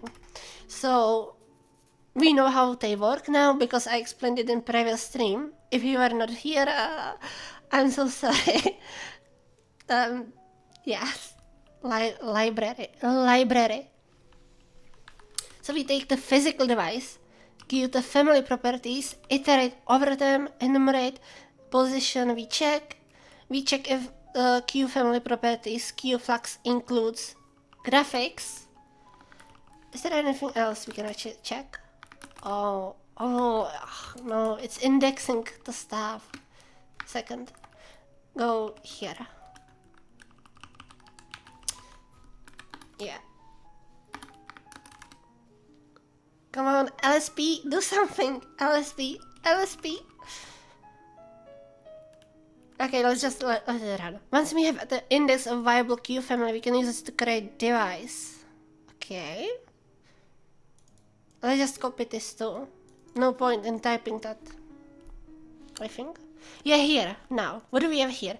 Timestamped valid page, min image, queue flags, queue count. The number of queues allowable in this family. This is guaranteed to be at least one, or else that family wouldn't something. Wait, I forgot how to move it down. Else that family wouldn't exist. Okay. So it's at least one. Always at least one. Let's create a device on the family queue, which we want graphical, but there are multiple graphical, no? No, there is multiple compute, but only one graphical, and the graphical one has 16 threads. Compute has 8 threads, decode has only 1 thread, which makes sense, and queue family one has 2 threads. I don't know what it does. But yeah, so we will get queue family 0, which is the graphics one with 16 cores, threads. Nice.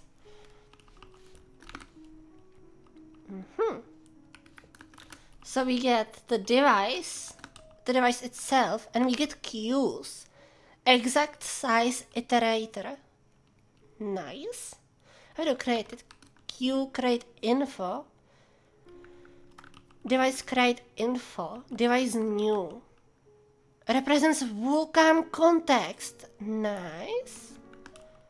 Parameters create new device. Queue create infos. Queue family index. So we just say what index we want to use.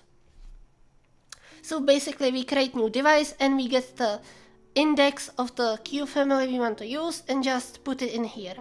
What else does this struct contain? I don't actually. Okay, let's open it.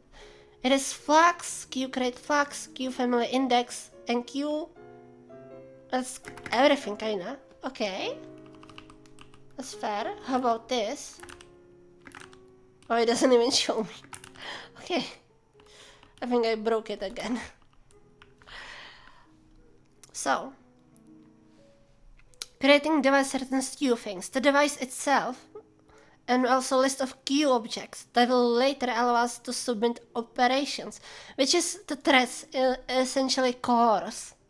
I think it's more cores than threads, right? I think cores is maybe better? I don't know. They said threads. Let's just continue to say threads. Once this function call succeeds, we have open channel of communication with Vulkan device. Oh my god. Since it is possible to request multiple queues, the queues variable returned by the function is in fact iterator. It is example code. This iterator contains just one element, so let's extract it. Fair? Wait, what?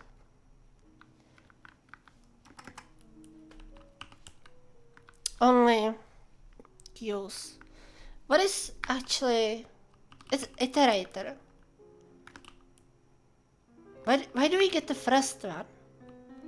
I actually want to print it. Print that stuff. I want to actually see it.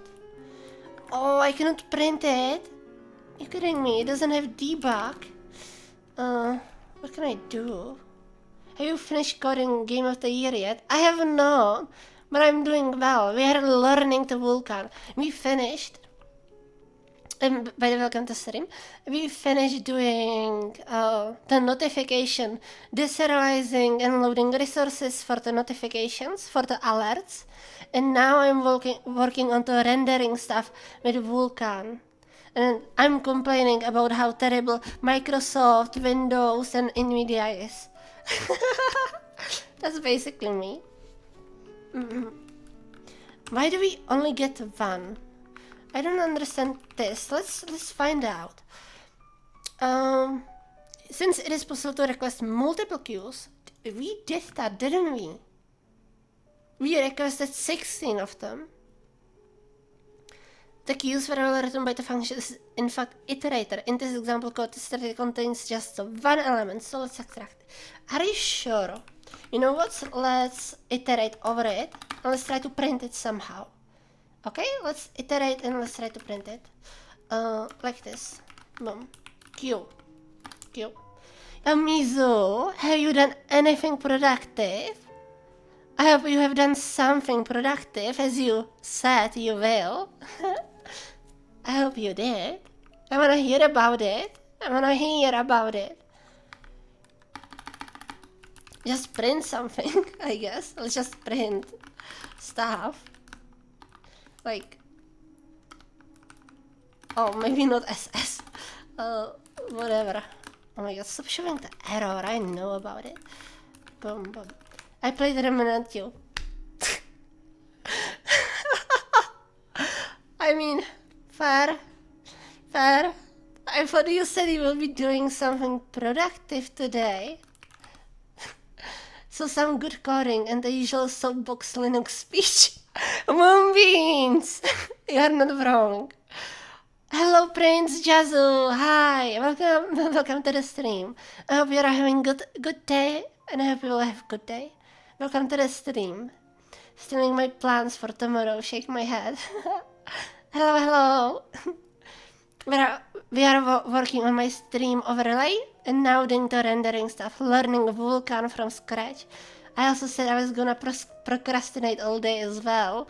Ugh. Shake my head. Well, time to do some game dev, Mizu. Time to do some game dev. We should do the stream together. We should do the stream together of Bandit game. Shouldn't we? We should. Like this. Yeah, I know it's borrowed. Can I actually clone that? I can actually clone it, I think. Because it's Arc, no? You actually don't allow me to clone it? What? What? Cloned. That won't work. Yeah, that doesn't work. Interesting. It doesn't want me to actually... I mean, you know what? That's fair. Can we enumerate? We can enumerate. Okay. I think that's good enough for me. No. You can actually print it like this. Okay, whatever. Let's first print like this. I want to see how many queues there actually are. Show me how many queues there are. 1! Really? How do I request more? Oh, hi! Hi, Charlotte. I don't have alerts, do I? I don't know. I don't see alerts. Hi, Charlotte. Welcome to the stream. You played Minecraft. You played on the on the date. Hi. How was your stream, Charlotte? I hope you had fun. Fun streaming. Everyone, check out Charlotte. She's an amazing girl. She is very amazing. Definitely check her out. She's very cute, and she has OnlyFans. Was nice and relaxing. I'm happy to hear that. Just of procrastinating all day. I see. Tessa, I do not. Minecraft is for the gayest girls with biggest gates. Gaiets? What is that? That is cool, but I refuses to drive trucks to Ohio. Shaking my head. I'm not surprised. who would want to drive to Ohio? I physically cannot. Excuses. Gaiet is bad. Ooh, I see. Good. So, let's remove this because I was just checking how many there are actually. I could use LAN. Oh my god, I could use LAN. Let's use LAN. Print LAN. Let's use something like number of queues. I don't know how to type queues properly. Number of queues, boom.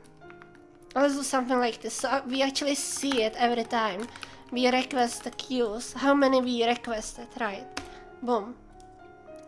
Literally no one would want to. I live here because it's cheap. You live in Ohio? Oh no, I'm so sorry, Moonbeans. I'm so sorry I'm so sorry such a fate found you. That sounds terrible, I'm so sorry.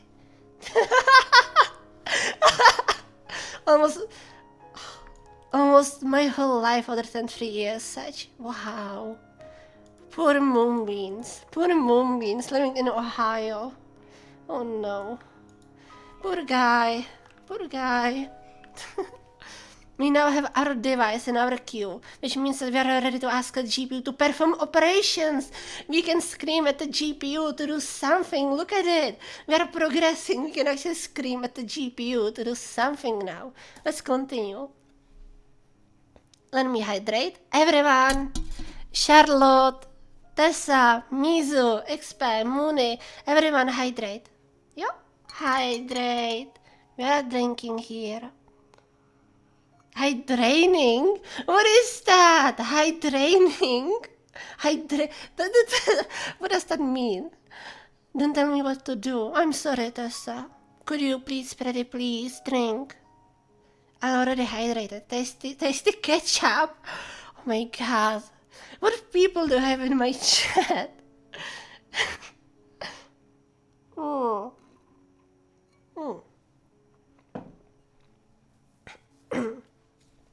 Oopsie. Make sure to hydrate, Charlotte. I already drank my maple syrup. No.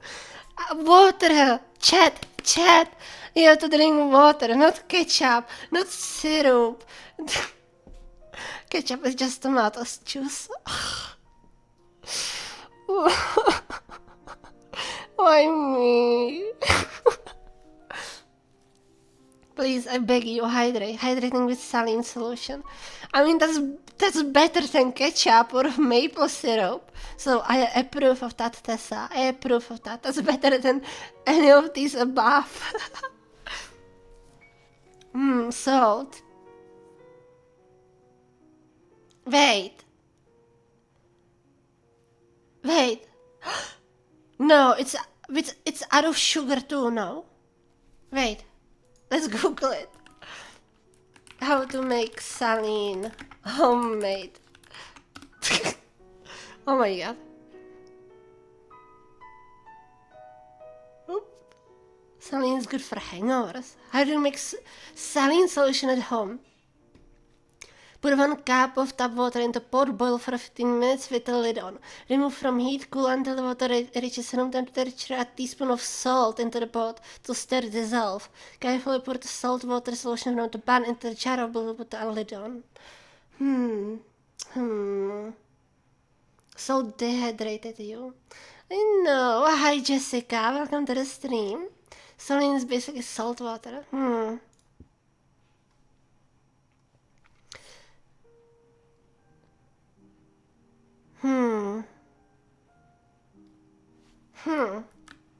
Okay, let's continue. Wait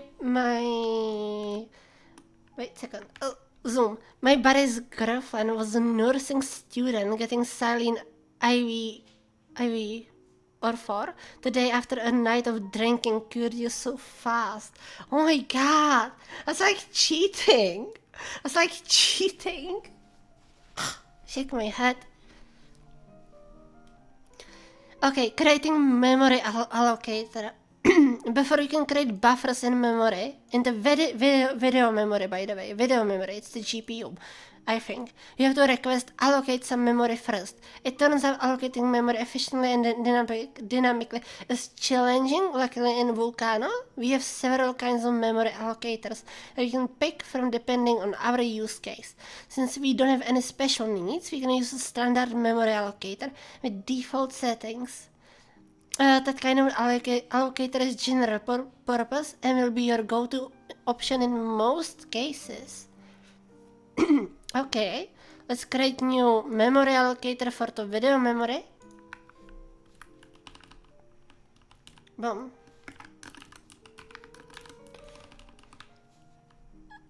Wait, what? Import arc. Nice. How do we do it? So we just call the struct standard memory allocator called the new default column the device, which we get from here, which is the Q family. Nice. Since device is actually arc device, the call to clone only clones the arc, which isn't expensive. Yeah, arc is atomically reference counter, which is basically just a reference. it's just a reference, right? It's just the reference. It's pointer basically.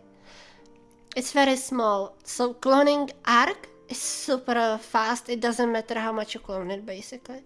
It's like moving int, copying int from one to other. It's instant. You should get used to passing to the device as parameters. You will need to do so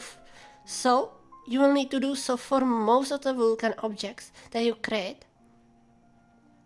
We encapsulate the memory allocator with atomic reference counter since buffer from data requires arc. Wait. We encapsulate the memory allocator with atomic reference counter since buffer from data requires arc. Oh, okay. Yeah, we put it into arc, so it's atomically reference counted. Creating buffer. When using Vulkan, you will very often need the GPU to read or write data in memory. In fact, there isn't much point in using the GPU otherwise, as there is nothing you can do with the results of its work except to write them to memory. In order for the GPU to be able to access some data, either for reading or writing or both, you first need to create buffer object and put the data in it. Memory type filter. A Vulkan implementation might and most often does have multiple memory types, each being best suited to certain tasks. There are many possible arrangements of memory types a Vulkan implementation might have, and picking the right one is important to ensure most optimal performance. This will be hard. Maybe how do you call it? Underestimated how hard it will be. I mean, I knew it will be hard because it's Vulkan. But yeah. When allocating memory for a buffer in Vulcano, you have to provide memory type filter, which tells the memory allocator which memory types it should prefer and which one it should avoid. when picking the right one, for example, if you want to continuously upload data to the GPU, you should use memory type filter preferred device, memory type filter host sequential write. Host sequential write. Okay. On the other hand, if you have some data that will largely remain visible only to the GPU, using memory type filter preferred device brings increased performance at the cost of more complicated data access from the CPU. For staging buffers, you should use memory type filter host sequential write. For staging buffers, okay, makes sense. The simplest way to create buffer is to create it in CPU accessible memory by using memory type filter host sequential write or memory type filter host random access. Most of the time, sequential is the most used, I guess. Yeah, sequential is most used. Random access is actually very rare in GPU stuff, I'm assuming.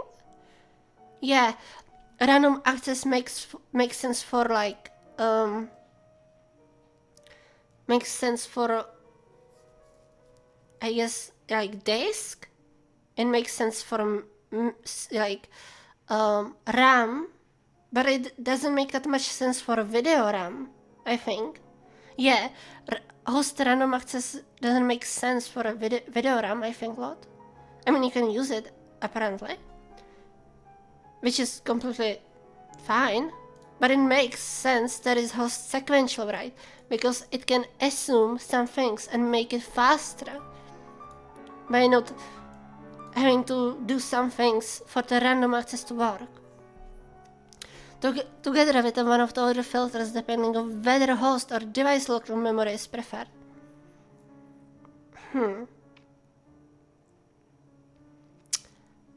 Wow. Okay. This is not easy. This is not easy. Okay.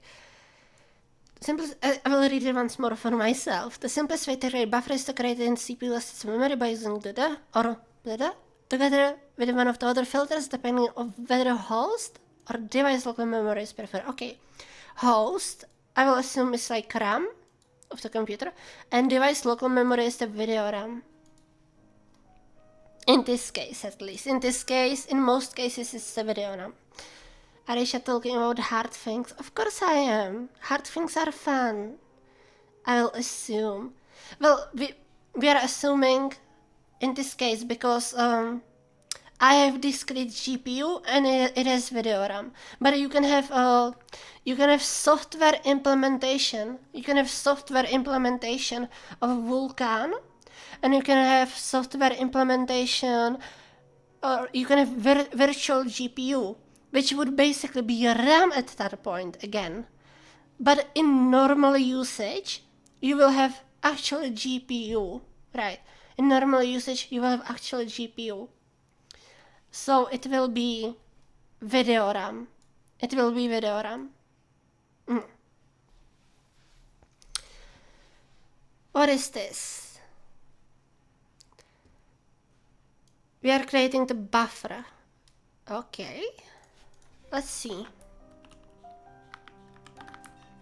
Boom. Oh my god. Boom. What have I done? What have I done? Oh, I didn't copy the imports, right? I didn't copy the imports. Let's copy the imports. I'm gonna type in them manually. I'm lazy. Boom. So, what do we have here? Data, integer, 32-bit. We have just number 12. We create buffer from data. We, of course, get our memory allocator, which we need to actually allocate the memory. We create buffer create info, so it's info for creating the buffer. So it's like some settings config telling you what you are supposed to do. Buffer usage is uniform buffer. describes how buffer is going to be used. This is not just an optimization. If you try to use buffer in a way that you didn't declare, error will be the return. Okay. Allocation create info, memory type filter. So here we set what memory type it is. So it's memory type preferred device. That means it will use the device local memory, which is the video RAM, but it can jump onto the RAM, I guess, if it's possible. No, if it's not possible to create it on the video RAM. Oh, let's read it.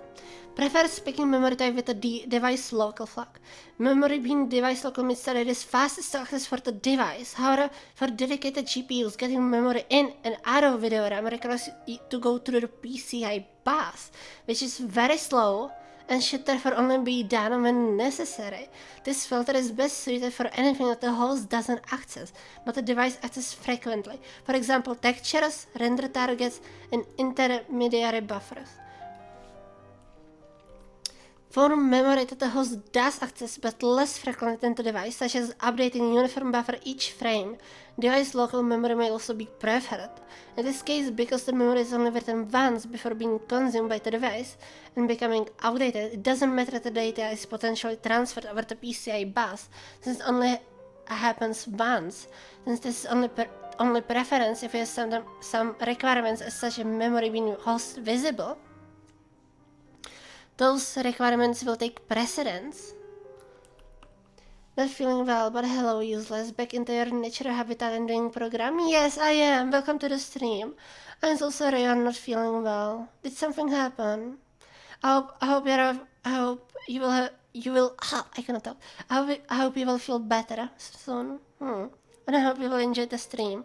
Welcome to the stream. Don't forget to hydrate lots.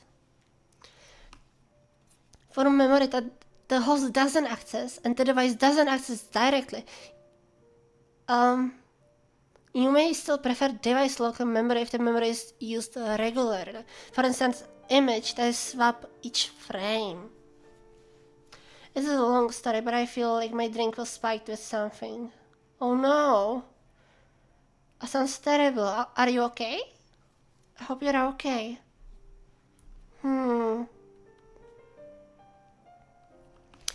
Let's check what's actually uniform buffer.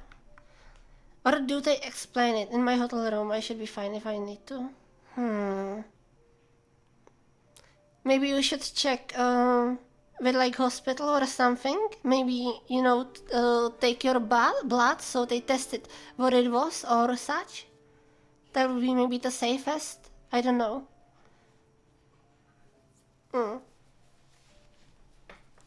That sounds dangerous. Let's Google what's uniform buffer.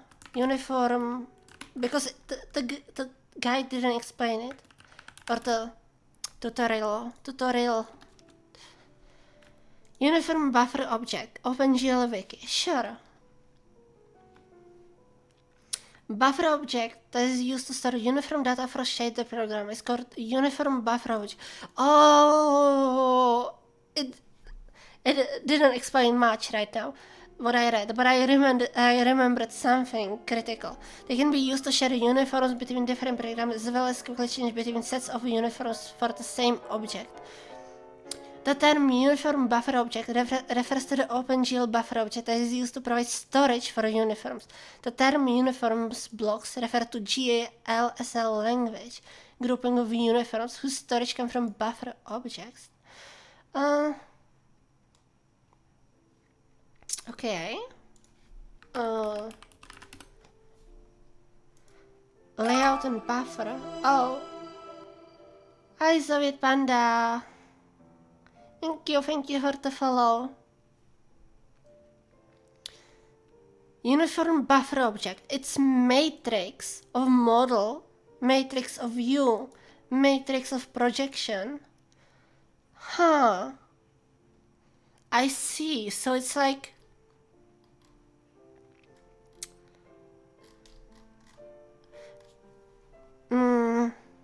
we are now able to pass arbitrary attributes to the vertex shader for each vertex, what about global variables? We're going to move on to the 3D graphics from this chapter on. That requires model view projection matrix. Okay, so it's arbitrary attributes to the vertex shader. Let's continue.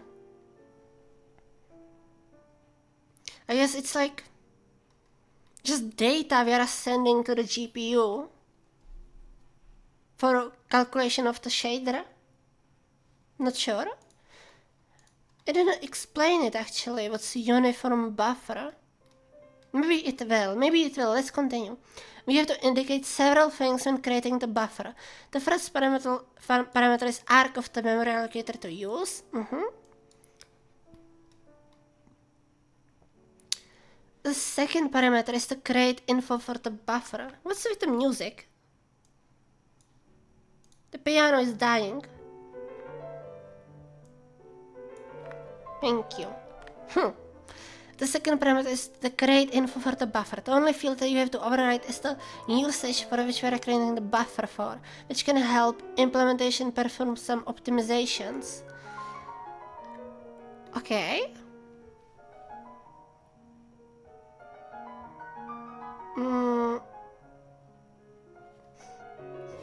For which usage we are creating the buffer?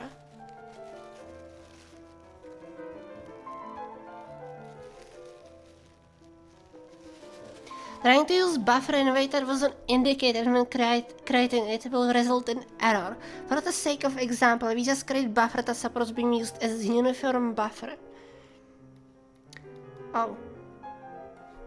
I shouldn't use the mouse wheel when it's broken. I can move like this, which is better. The third parameter is to create info for the allocation. The field of interest is the memory type filter. When creating CPU accessible buffer, you will most commonly use memory type filter prefer host sequential write, but in cases where the application is writing data through this buffer continuously, using a random access is preferred. Yep, hospital time. I'm Drake again. Yeah, you should go to the hospital, I think. Going to call my friend to get a ride. Good. That's good. I hope you are okay. Definitely message me on Discord. Update about it. I hope you are okay. Well, not bug. Oh. Yeah, call your friend and get into the hospital. Let them take your blood and check the stuff. I hope you are okay. Sweet panda.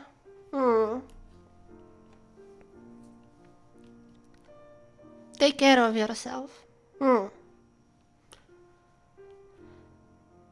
Okay, so prefer host sequential.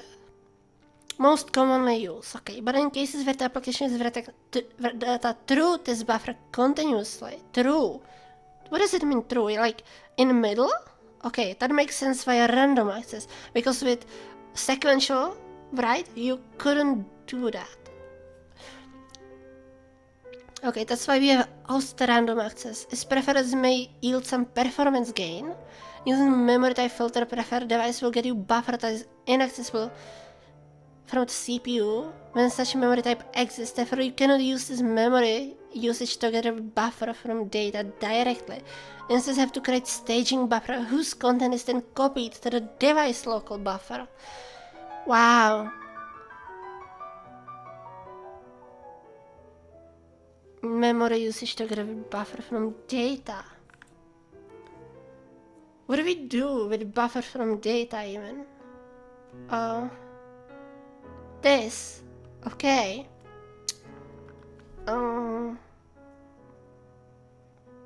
Does anyone understand it? I actually got lost here. What do you mean? What do you mean, tutorial? Mr. Tutorial, what do you mean? Using memory type filter preferred device. That is inaccessible from CPU. I understand when such memory type exists. Therefore, you cannot use this memory usage to grab buffer from data directly.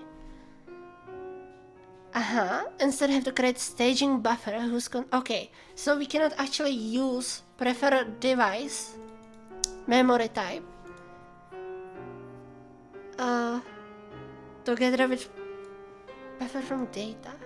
We have to use staging buffer, so we have to create buffer between that buffer somehow. I'm not sure how. Or finally, the fourth parameter is the content of the buffer. Here we create buffer that contains a single integer with value 12. Right, data here. Data 12.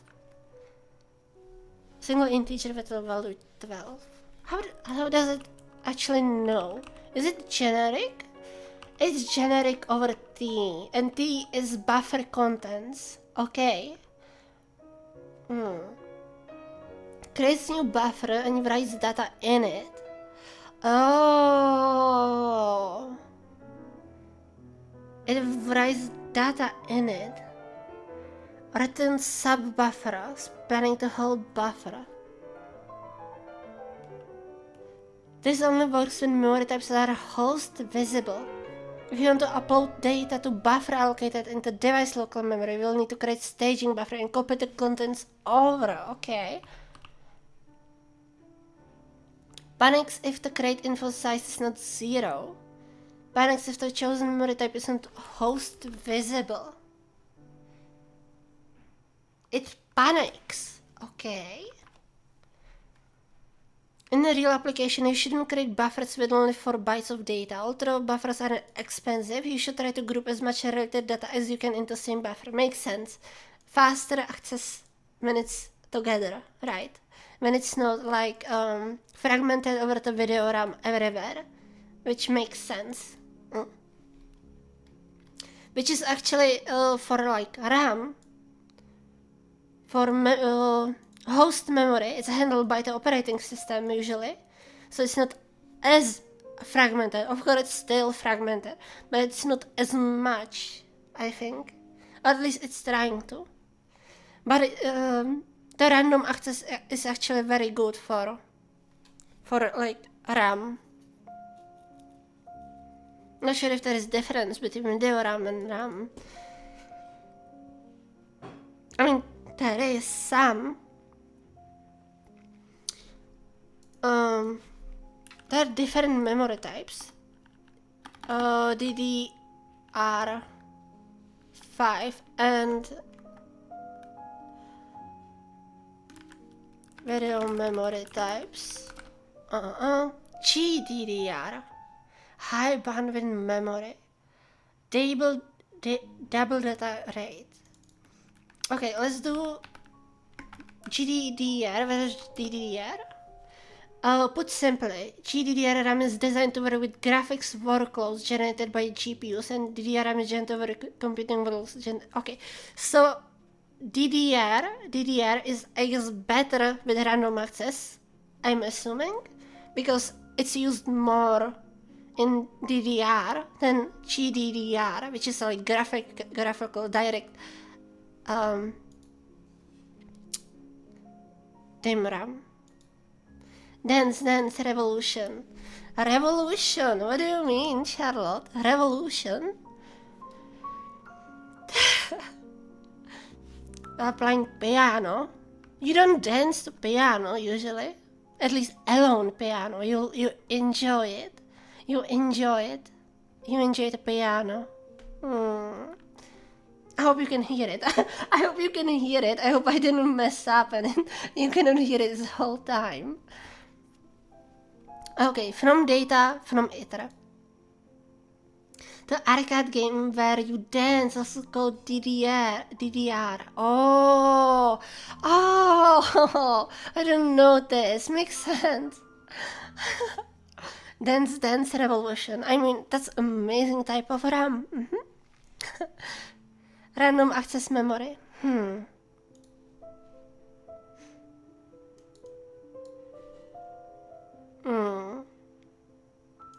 I mean, it's both. Even the GDDR is random access memory, right? Both is random access, but I guess it's optimized differently. I'm not sure. Like in the hardware. I'm not such a big brain. I'm getting lost, actually. And we are only at the beginning. Look at this tutorial. We are just at the beginning of this tutorial. Can you believe it? Look at this. There is so much to go. Okay.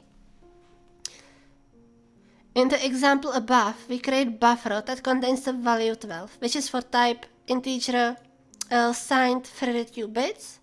But you can put any type you want in buffer. There is no restriction. Right, because we think it's generic over T. In order to give our arbitrary types a representation that can be used in generic way, we use the create byte mark, and it's plain old data. Huh? Oh, I see. So the memory byte marks, huh? Maybe. I mean, I love some good byte marks. I cannot deny that. I love some good byte marks. But are using some crate to generate, because on different platforms, on different systems, different data can look different way in the binary, I guess. In order to give our arbitrary types a representation that can be used in generic way, that means it is known, like known standard how it looks, I guess. We use the crate byte mark. Let's look at the crate. What it does? Okay, let's check it out. Byte mark. This crate gives small utilities for casting between plain data types. Oh, so it's just for casting. Okay. Pair. Any bit pattern. Ooh, and it's plain old data trait. Any bit pattern. Thus, any crate which exposes types with byte mark support can be used in buffer. You can also derive any bit pattern for your own types, or use Vulkan provide buffer contents derive macro. Yeah, so it's how the memory is structured, actually. How the memory is structured for the GPU. Okay, let's try it. Let's paste it again, and let's look at it, what it does.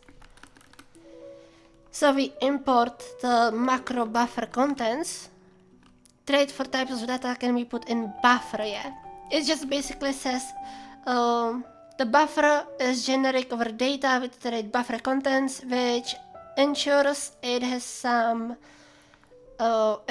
structure. That's why we are using the representation C, because Rust doesn't have stable ABI, which is what is it even? What is it shortcut for? ABI Rust. Application binary interface. Rust doesn't have stable ABI, but C language has stable application binary interface. That's why we say representation of this track, of this memory, is like C, and Rust understands the C ABI, so we can force it on the structure for the buffer, so it makes more sense, I'm assuming. We create new buffer, we have new data here. Memory allocator, uniform buffer again, preferred device, host sequential, is the same as here.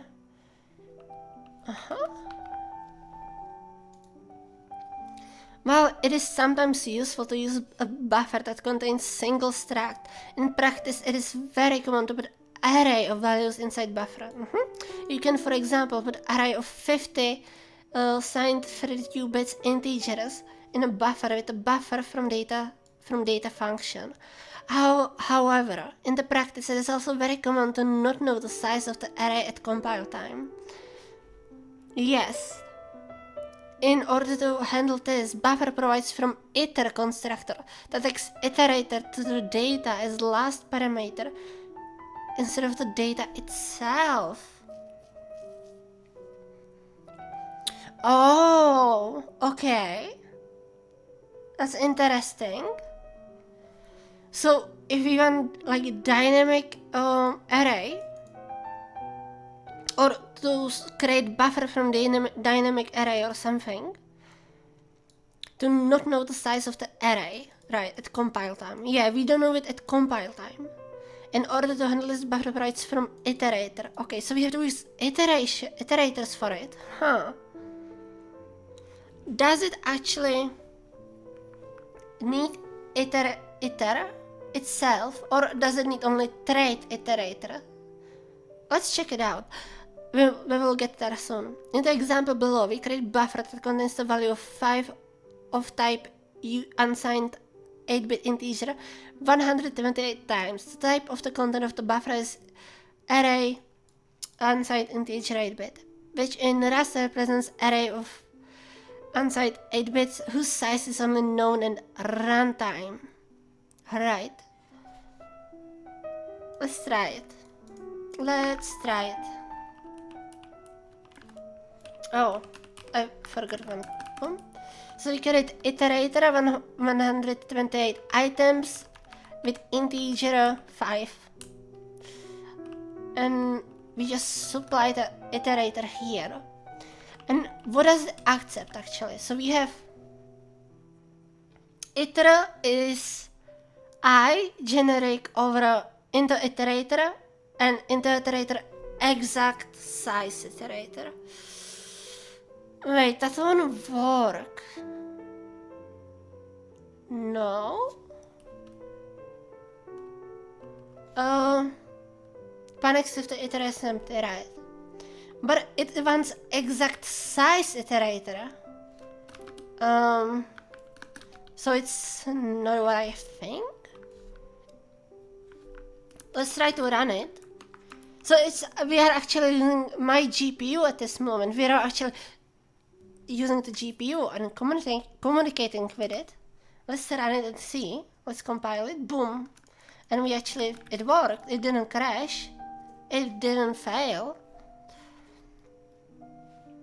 Interesting.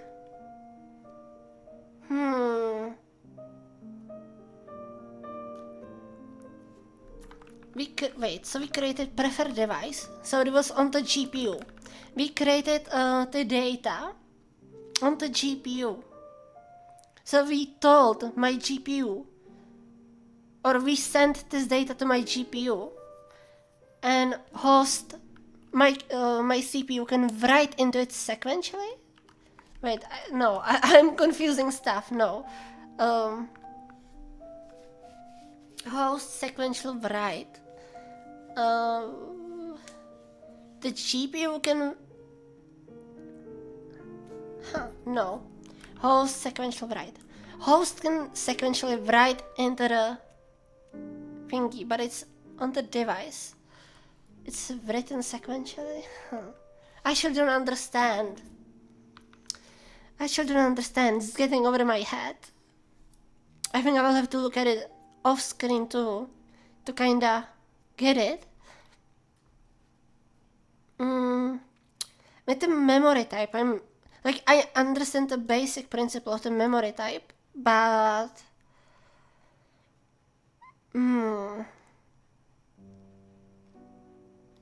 let's continue. Reading and writing the contents of the buffer. Maybe this will explain it, right?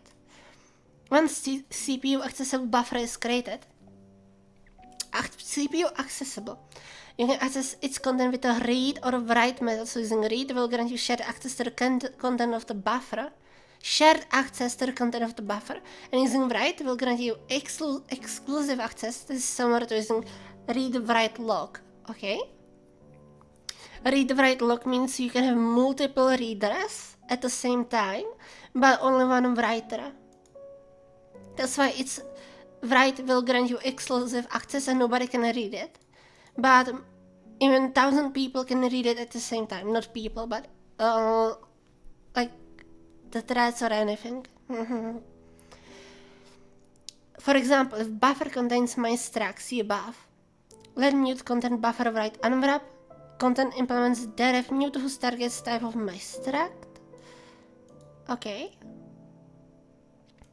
content A multiply by QB9. Okay, let's just change it, I guess. Let's change the data on it, on the GPU. No field. Did we create the same struct? We did, didn't we? Oh, yeah, I used this one. We can comment this now. I need to continue with this buffer. Right. Boom. Alternatively, suppose that the content of buffer is of type array unsigned it. I burped. I'm so sorry. Unsigned it integer, like with the example that is from iter. Just like the constructors, keep in mind that being able to read-write the content of the buffer like this is specific to buffer allocated in CPU accessible memory. Device local buffers cannot be accessed in this way. Device local. But we are using preferred device. Okay, let's read here. Show me the documentation for preferred device. Prefer speaking memory type with device local. So why can we access it? Is it because we added this guarantee speaking memory type that has the host visible flag? Oh, second! I think, let's check, where is it? Here. Look at this. So this is the Vulkan GPU info. This is a device report for the 1080 Ti. We have memory chips. We have memory heap 0, memory heap 1, and memory heap Q. And they have a different memory type and they have different flags. So for example, only memory type 7 is host visible. Oh, okay. So some memory chips can be accessed by the CPU, which is the host. But some memory chips cannot be. Oh, okay. They didn't explain it well in the tutorial, I think. Okay.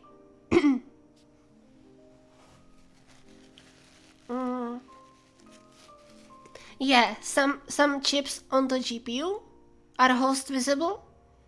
These are Q. Device local bits, host visible. Interesting. Okay, I guess it makes sense. We just specify, we can actually write, so we want host visible. This memory type filter, host sequential write, specifies its host visible. And at the same time, it's a device local. So it means it finds memory on the GPU, video memory on the GPU. That's host visible, one of the chips that is host visible. Wow, I understand now. That's something. That's something. Let me hydrate. At least I understood at the end. It took me a while, but I understood at the end.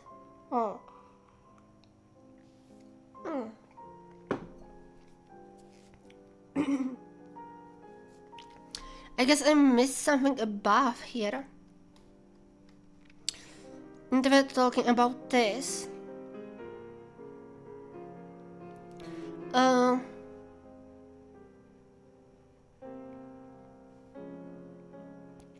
Yeah, I don't think I understand their explanation properly in here.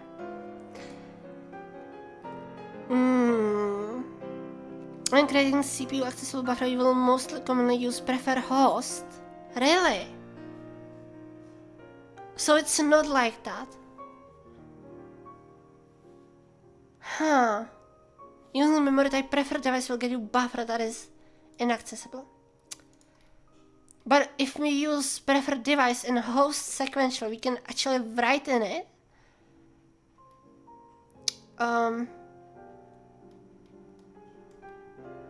Would I explain it? Preferred device. Okay, here. I will read this paragraph again because it's mentioning the stuff. When allocating memory for buffer in Vulkan, you have to provide a memory type filter, which tells the memory allocator which memory types it should prefer, which one it should avoid when picking the right one. For example, if you want to continuously upload data to the GPU, you should use memory type prefer device, host sequential. So I am right. There is just stupid explanation below. Ugh. Or at least I don't understand the explanation in my level of English, of my knowledge of English, right? I don't understand the explanation. Maybe for native English speakers it was easier, but for me it didn't actually make logical sense. But here it actually explains it. It confused me. The paragraph below confused me. So if you want to, we can use prefer device, so it's on the device. And when we add host sequential, we can write on it because it chooses the host visible memory chip. On the random system, the data table will remain visible only to the GPU. Use prefer device only. Okay, we can continue. Does everyone understand? I hope everyone understands.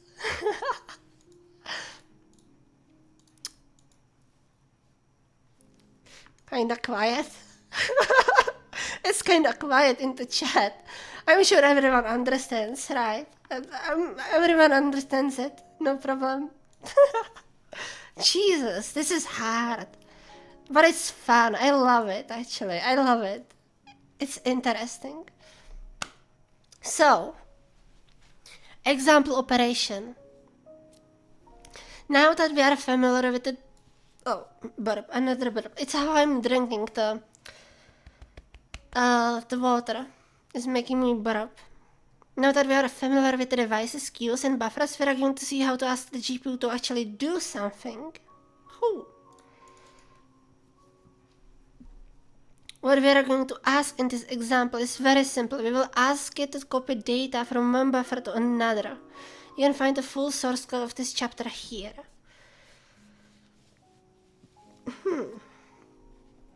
The first step is to create queue accessible... I cannot talk. I'm talking too much. The first step is to create queue CPU accessible buffers, the source and the destination, discovered in the previous section, right? So, let's just copy this because I cannot read the code on the web page. I like my highlighting, right? I like my highlighting. So, we create source content, which is 64 integers. We create source from itera. It's prefer host sequential transfer source. Ooh. Oh, now it makes sense. That's why it's transfer. This Vulkan info GPU.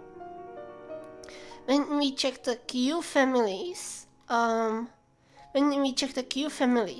there is actually the transfer bit, and the transfer bit is on every queue family. Okay, so it's related to this.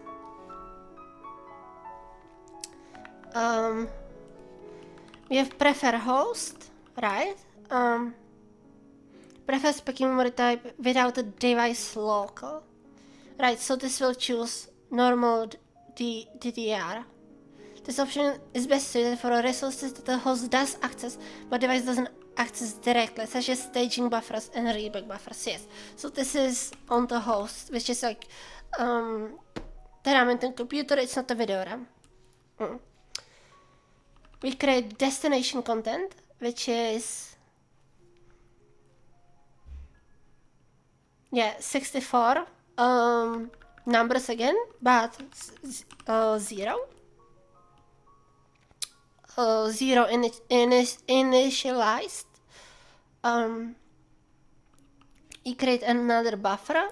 It's buffer usage. Transfer source. This buffer can be used as source for transfer, bleed, resolve, and clear commands. Transfer destination. The buffer can be used as a destination for transfer, bleed, resolve, and clear commands.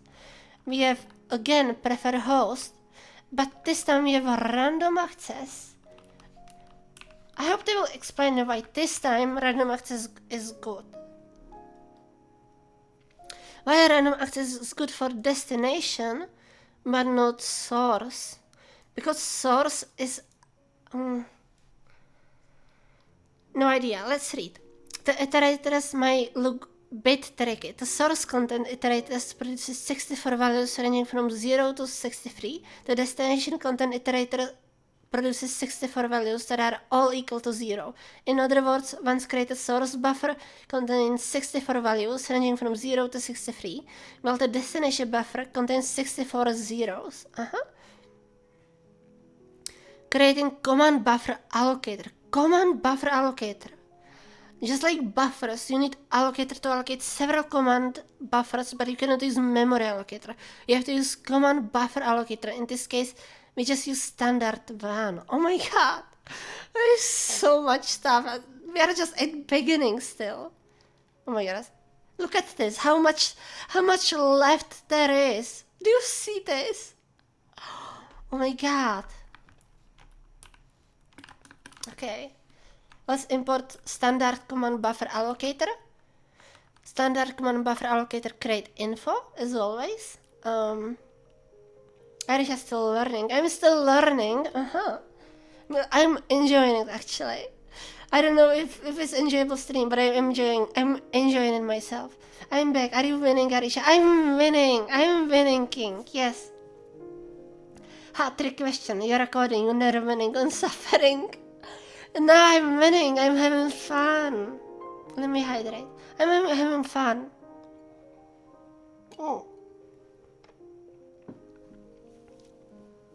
Learning stuff like this makes me happy and makes me feel excited. And I'm listening to nice piano music. Right? So that's really nice too. I really like piano.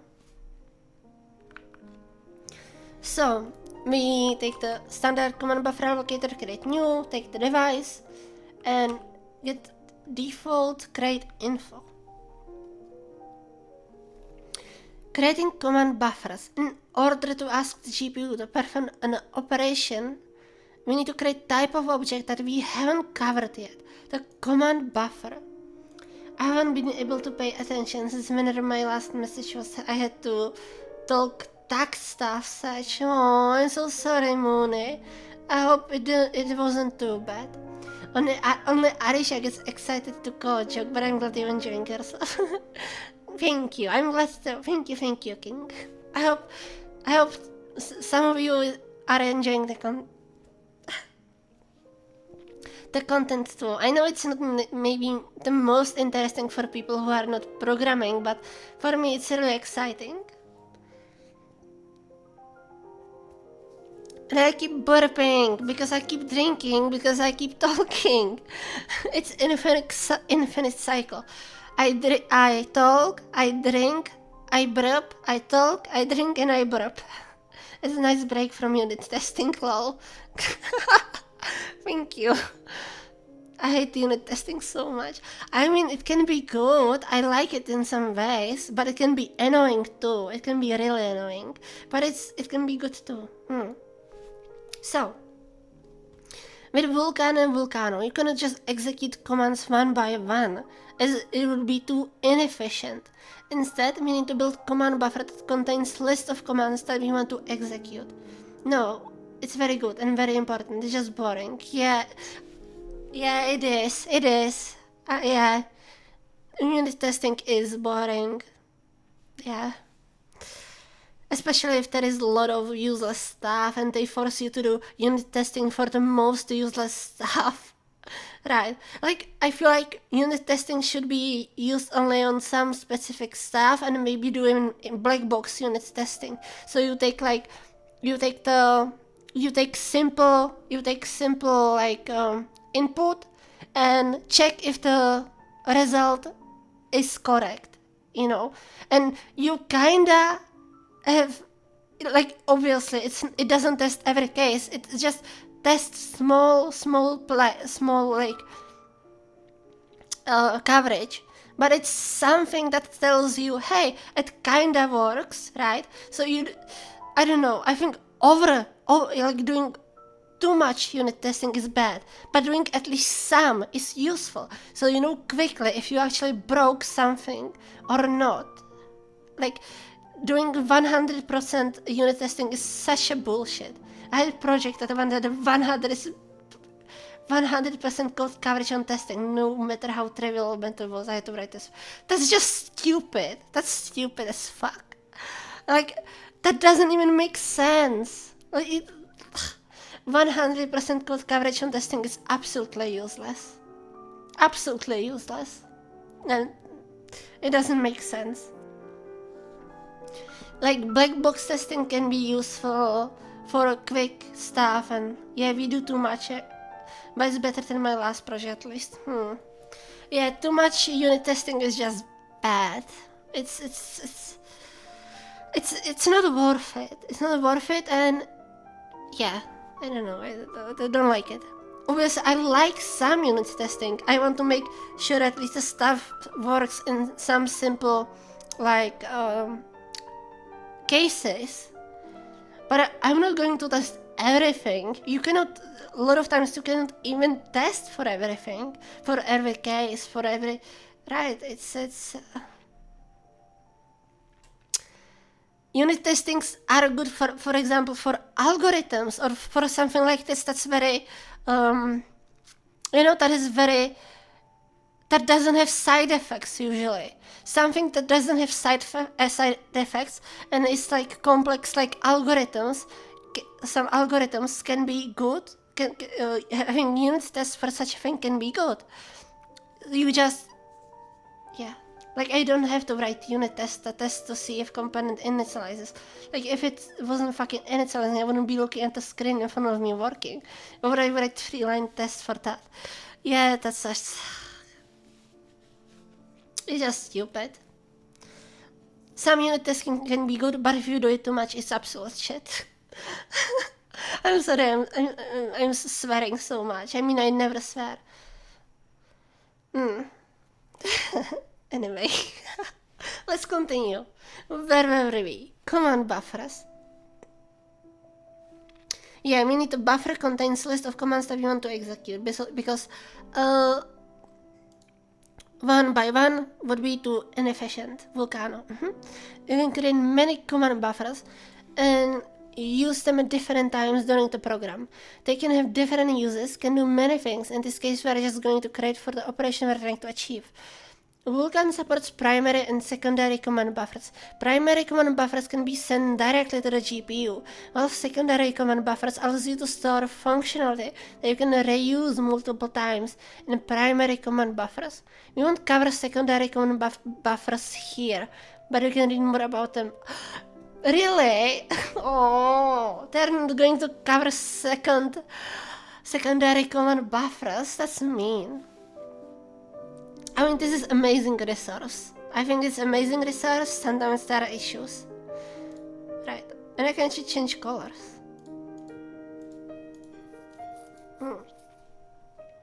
Note, submitting a command to the GPU can take up to several hundred microseconds. That's a lot. That's actually really a lot. It doesn't seem like it, but several hundred microseconds is so much. Which is why we submit as many things as we can at once. Makes sense. OpenGL, Vulkan's predecessor, allows you to execute commands one by one, but in reality implementations buffer commands internally. Oh, it makes internal buffers so the users of OpenGL actually don't know about it, or they can know about it, but it's all buffered actually. Into command buffers. In other words, OpenGL automatically does what Vulkan requires us to do manually. Yeah, Vulkan is way more precise in what you can do, which I kinda like, but it's also harder and makes more boilerplate. In practice, OpenGL's automatic buffering often causes more harm than good in performance-critical applications. Ooh! Yeah, I want my VTuber thingy to be fast. That's why I'm using Vulkan and not OpenGL. I want to really optimize it like super a lot. As much as I can. Which I have to do a lot of learning, as you can see. I have to do a lot of using this stuff and figuring out where the bottlenecks are with some profiling, which we will do in future streams when this stuff will be more developed. We will do even profiling of this stuff. I will show how to optimize, how to find the bottlenecks with the profilers like flame graphs and such. So I will show all of that, how to figure this stuff out, how to optimize it, how to, yeah. We are going to submit the commands to the GPU, so let's create primary command buffer. We should read about the secondary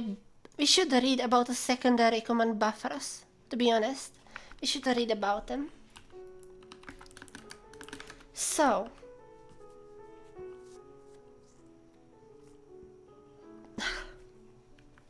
burping. So here, we create auto command buffer builder primary, and there is of course secondary. We take command buffer allocator, queue family index. Oh, that makes sense because we're telling specific chip or specific queue family, which is like type of computation, type of calculation, the command for one specific thingy. Command buffer usage one-time submit. The command buffer can only be submitted once before being destroyed, and if further submit is forbidden. This makes it possible for the implementation to perform additional optimizations. What other do we have there? We have multiple submit and simultaneous use. Okay, let's use one-time submit as it said. So we have builder. It returns primary command buffer builder. We copy buffer info buffer source clone destination clone. Clone is actually destination is subbuffer and source is subbuffer 2. Okay. And then we get command buffer, build it. Okay, so this is the command. How many commands do we have here? Oh my god, there is so much. Look at this. There is so many commands. That makes sense. Look at this. Copy query pool, set stencil compare mask, clear def stencil message, image, draw index indirect, set def bias, bind, push, and debug. Oh my god. Set front face, set line. Oh my god, okay. And rendering. And rendering. And query, dispatch, draw. Oh, it's the draw. Okay. Okay, this will be very important. Command buffer will be very important, obviously. It's basically we send data to the GPU and then we tell it to what to do with it. That's basically it. Kinda. Don't want to oversimplify it, but yeah. As you can see, it is very straightforward. We create builder, add copy command to it with copy buffer. Then turn the builder into actual command buffer with build, like we saw in the buffer creation section. We call clone multiple times, but we only clone args, so it's like copying int. So it's nothing. It's nothing. It's not like deep clone, it's copying just a reference.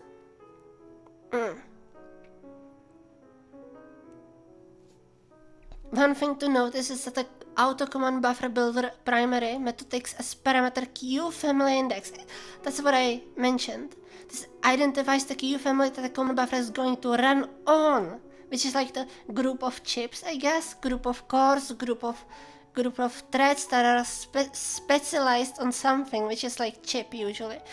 In this example, we don't have much choice anyways, we only use one queue, that's one queue family. But when you design a real program, you have to be aware of this requirement. Submission and synchronization. The last step is to actually send the command buffer and execute it in the GPU. We can do that by synchronizing with the GPU, then executing the command buffer. Okay? We have to synchronize. That must be slow. That must be slow. How often do we have to do sync?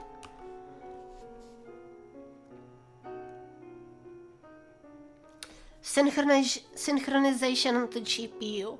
Just like for a CPU core, you have to ensure that buffers and images are not accessed mutably by multiple GPU queues simultaneously, and that they are not accessed mutably by the CPU and by the GPU. This safety is enforced at the runtime by Vulkan, but it is not magic, and it will require some knowledge if you want to avoid errors. Oh, okay. Multiple GPU queues. Huh.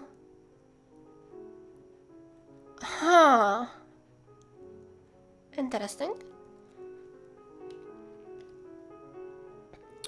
Are not accessed mutably by the CPU and by the GPU at the same time.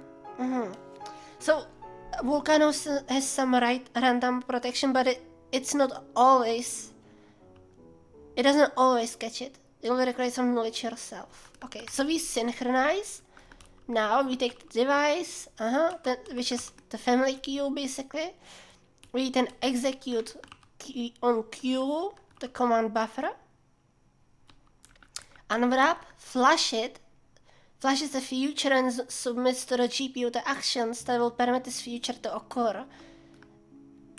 And then it returns. No function in Vulkan immediately sends operation to the GPU, except some unsafe low-level functions. Instead, sync now creates a new type of object called the future that keeps alive all the resources that will be used by the GPU, and it represents the execution in time of the actual operations. Okay, so it ensures it stays alive. All the resources stay alive in the memory, I guess.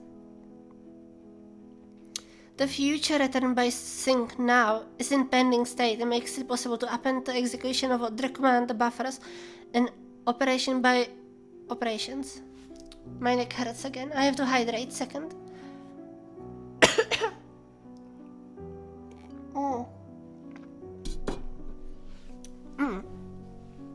Hydrated. Hi Foras 99. Welcome to the stream. How are you doing? I hope you are doing good. We are learning a little bit of Vulkan with the Create Vulkan, which is safe wrapper around the Vulkan API. We are now looking at the sync and command buffers. How are you doing? I hope you are doing good for us. I hope I'm pronouncing your name correctly. If not, you can correct me. So, fine, okay. Only by calling flash are these operations all submitted at once, and they actually start executing on the GPU. Right, we flash it, and they are being submitted to the queue, family queue, and to the device basically. Using objects like this lets us build dependencies between operations and makes it possible to make an operation start only after previous one is finished, while reducing the number of slow communication operations between the CPU and the GPU. Using objects let's build dependencies between operations. How would you build dependencies between operations like this? Oh, right. If I didn't flash it, I could like join it all at once and stuff, right? I guess, yeah. Because if I return, yeah, okay. I'm stupid.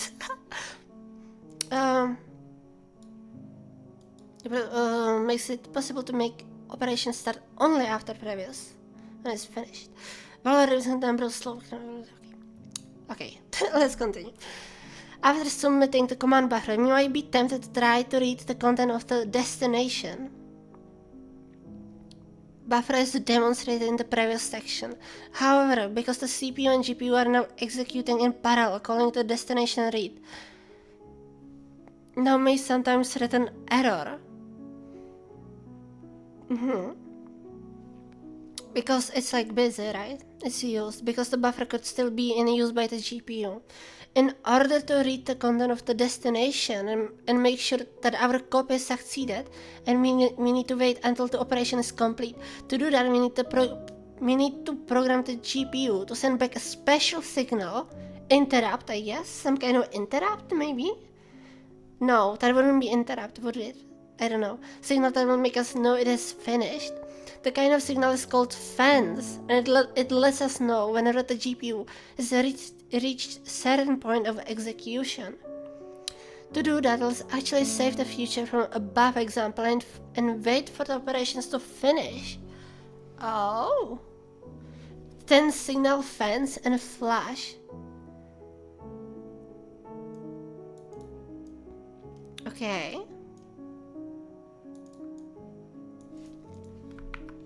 So we replace this stuff. Q, command buffer, we are sending execute. Command buffer, yes. Just a copy, unwrap, which is future. Then we say, then signal, fence, and flash. Signals a fence after this future returns another future that represents the signal. Oh, this is just shortcut for then signal followed with the flash. Okay. Well, it seems longer. Signaling. Oh my god, don't use the mouse wheel when it's broken. Signaling a fence returns future object called fence signal future. That is special method wait. Future wait non-unwrapped. None is optional timeout. Huh? None is optional timeout. Okay. So we can specify how long we can wait for it, and if it goes over the time we specify, it will return early, so we can actually work on the other stuff, so we won't get stuck forever. Only after this is done, can we safely call destination read and check that our copy succeeded. Okay, that makes sense. So let's wait until the future. On the signal from the GPU fence. And we can actually read it now. Nice. So we read from the buffer. Do we use the same thing? Okay, so we have the source content, source read, destination read. And now it should be identical. Right. Becky, is everyone behaving? I think everyone is being good. Everyone's being good boy and good girl and good non-beanie. But yeah, let's try to run it. Let's compile it and see if it actually works. Oh my god, it worked. But it was slower, do you see? It was actually slower. But we are running this in debug mode. That is good. How were the groceries? Did everything went good? I hope everything went good. But it worked. We sent data to the GPU. We sent command to the GPU to copy the buffer from the host to the GPU. And then we waited on the future. And then we actually read the destination content. And it was changed how we wanted. Nice. Very smooth and no problems. Pretty calm and quiet overall. Nice. I'm happy to hear that. But yeah, this is good. We actually created the fence. We waited. We copied the buffer. We sent command buffer. Well, no, there was more life around compared to usual actually. Oh? More life? What does that mean? More lively? Did something happen? But this is nice. This is nice. Buffer reader guard. Right. So we created the two buffers. One buffer was on the host. One buffer on the GPU. We copied the info.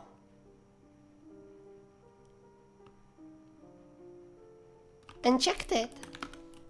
Wow. Okay.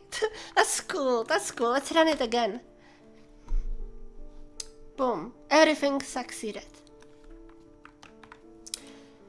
It means I saw multiple cars and people along the way in the center. Ooh, usually it's completely empty with nobody around when I go. Wow. Fair. Fair. So next chapter is Introduction to Compute Operations. Let me check how many people are watching this.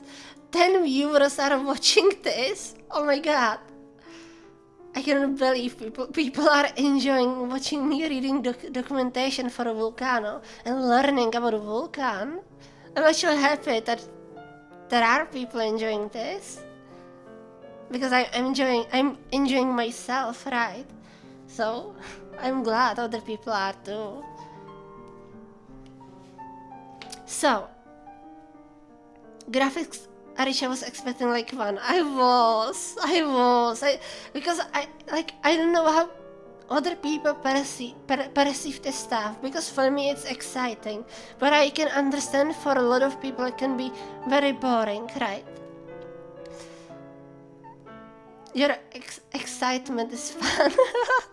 Thank you, Moni. So, now, it seems we have introduction to compute operations, which is compute pipeline, and there is also graphics pipeline. Compute pipeline is what it says. It's for computing stuff, lightning and stuff, and graphics is for graphics. I think a lot of people would enjoy watching Arisha enjoy herself. Oh my god! Hazunia! Oh my god! Salute! Jeez.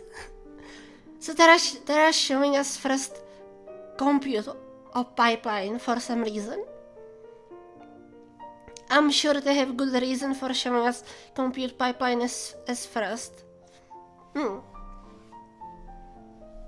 Let's read it.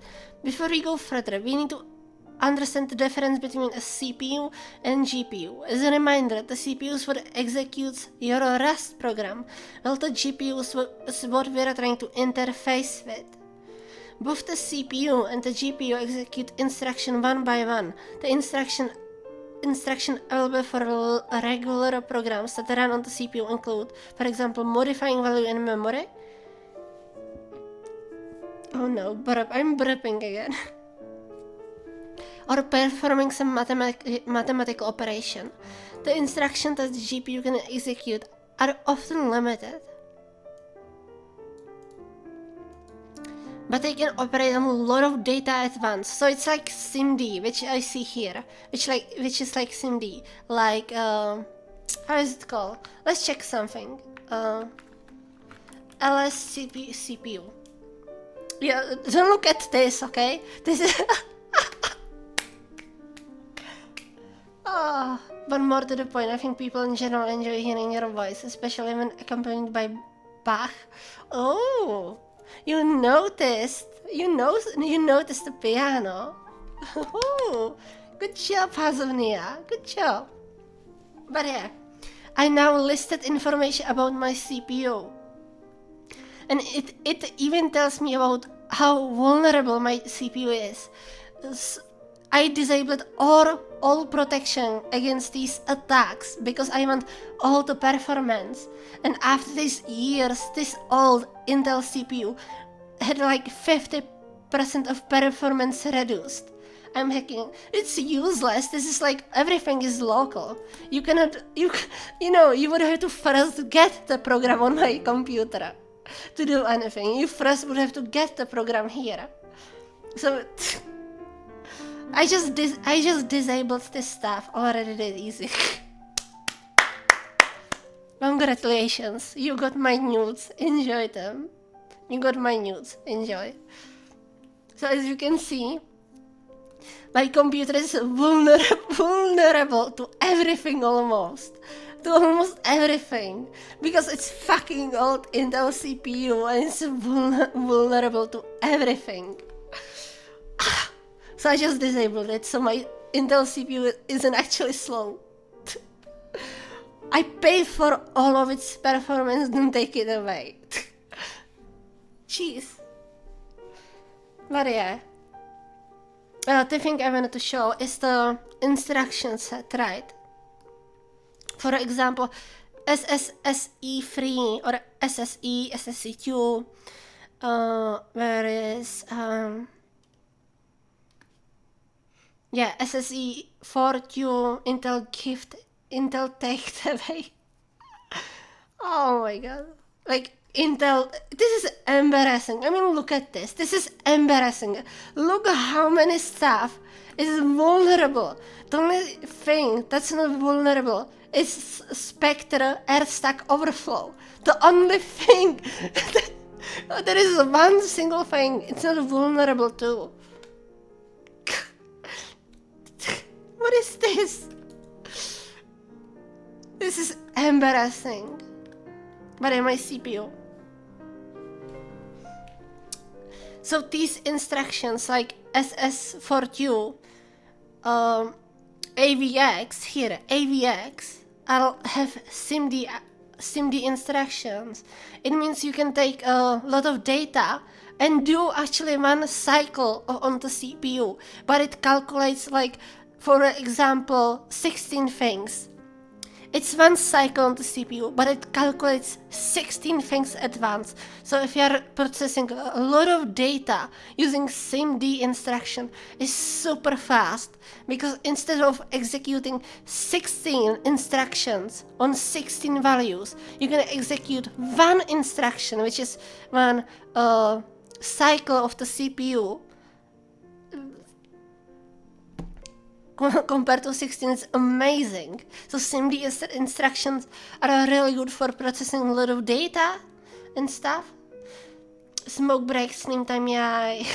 Hi Jimmy, how are you doing? I hope you're doing good. I hope you're having a good day.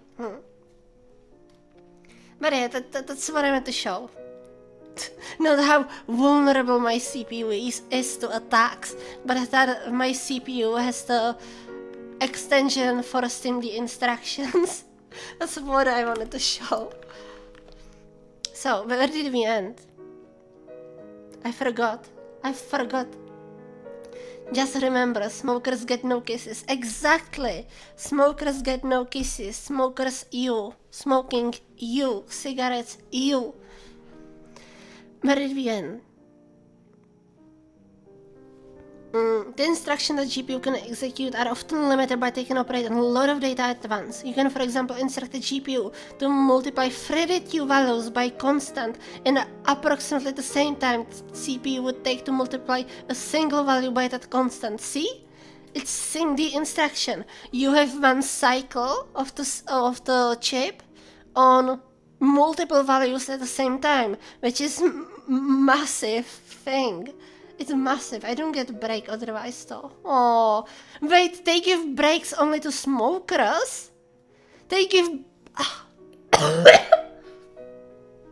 It sounds like I'm smoking now. It sounds like I'm smoking, but I'm just talking too much and I'm dying. Let me hydrate again. I'm so sorry for me dying here.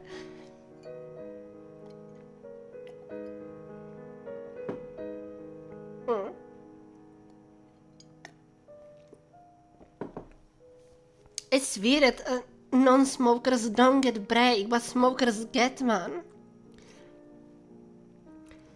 What country are you in, Jimmy? Because in the US they have to give 15 break every 4 hours, smoker or not. Arsha makes even dying sound adorable. That wasn't adorable. I swear that couldn't be adorable. I was choking. I was dying here. Smoking hot. Ew, smoking is disgusting. Smoking is disgusting. The only smoking I approve of is healthy smoking, which is sucking dick. You know, sucking dick is good. It's good for your throat. Ignoring the overhead of transferring data between the devices, yeah? This is what makes GPUs very good at parallel computations, which require executing the same sequence of operation on multiple values, while CPU would perform this sequence on each value by one. There is CPU can have SIMD instructions too.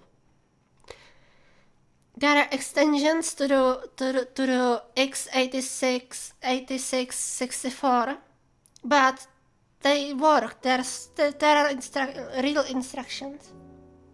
I'm on 0 hours, so they aren't required. Sucking D is hot, yes. Alright, break over. Goodbye. Have fun sleeping. Thank you, Jimmy. I hope work goes okay. Take care of yourself and hydrate, Lord. Hydrate. GPU can perform it on multiple values at once. CPU can too, but GPU has more of this stuff, right? But CPU has this option too. Note C also SIMD. That's what I was showing. Wait, where is it? Where did it go?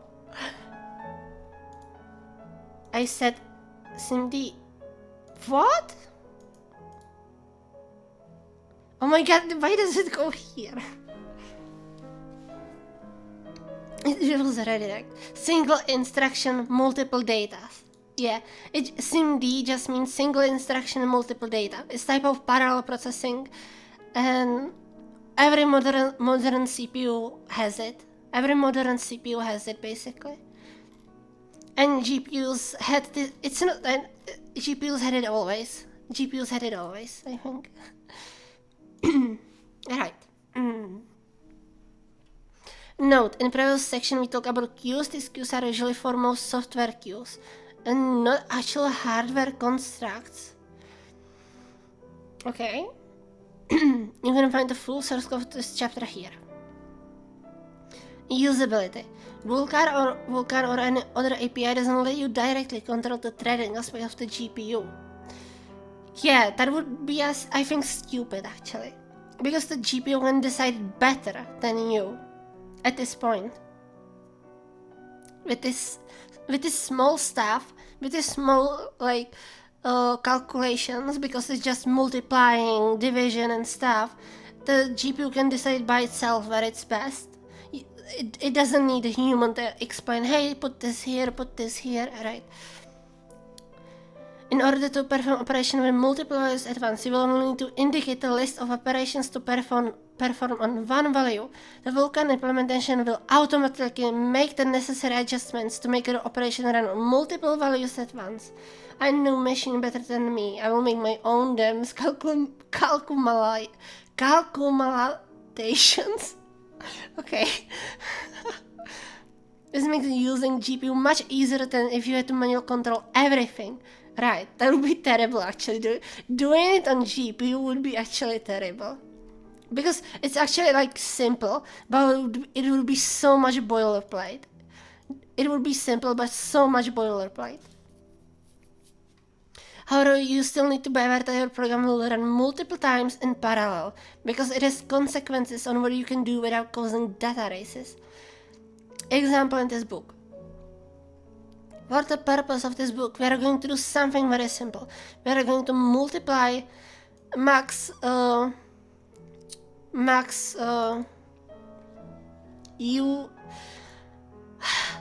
16-bit integer values by the constant 12. And though this doesn't serve any purpose, it is a good starting point example. Most real-world usages of the GPU involve complex mathematical algorithms, and thus are not really appropriate for a tutorial. As explained above, you don't need to use any for loop or anything similar of that sort. All we have to do is write the operation that is performed on one value and ask the GPU to execute it these times, 65,000 times. Our operation here is therefore simply in pseudocode.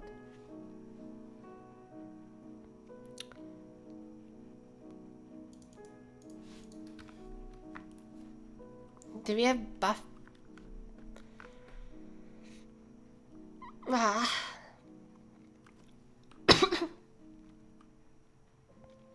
Right, they changed it.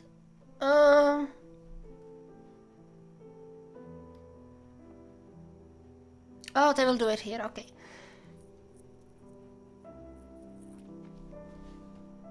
Well, it may look like this code multiplies a single value by 12. In reality, the Vulkan implementation will automatically handle all the details and make it possible to run this in parallel multiple times in the most optimized way. Oh, Harley Ellis, welcome to the stream. I hope you are enjoying the stream. I hope you're having a good day. And thank you for the follow. I really appreciate it. As a preliminary action, we are going to create a buffer that will contain the values. This is similar to what we already did twice. Is that a new notification? It's not. It's the same one, I think. It should be the same one. I didn't change it. If it is, then I'm scared. Someone hacked me. I don't think it is. Just a little rare. Oh? I didn't see it. Just heard it. Oh. Okay, let's look at this. So we create data. We create a range from 0 to 65,000. We create buffer from iterator. It's storage buffer. Let me hydrate again.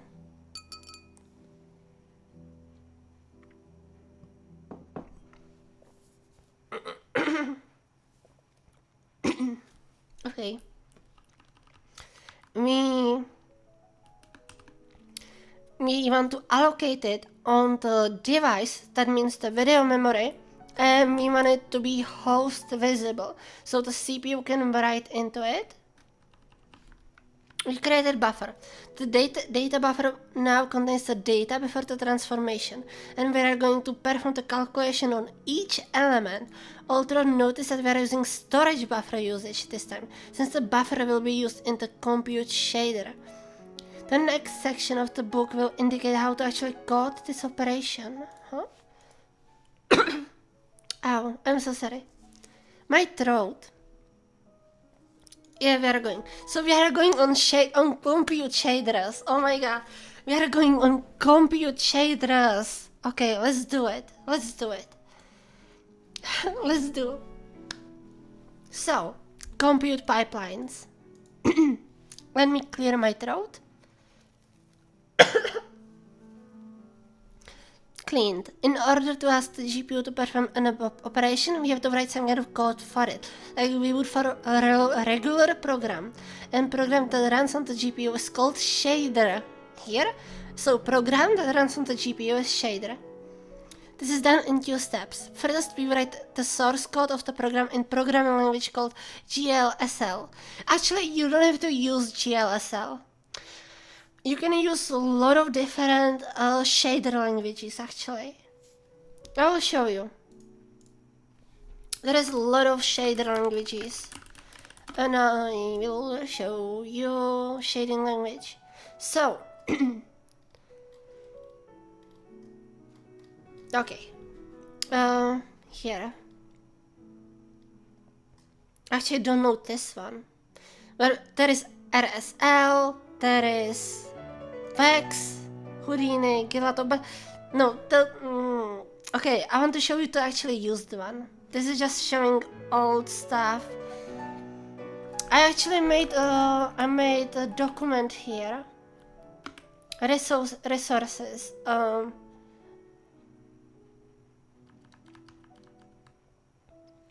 It was this one, maybe.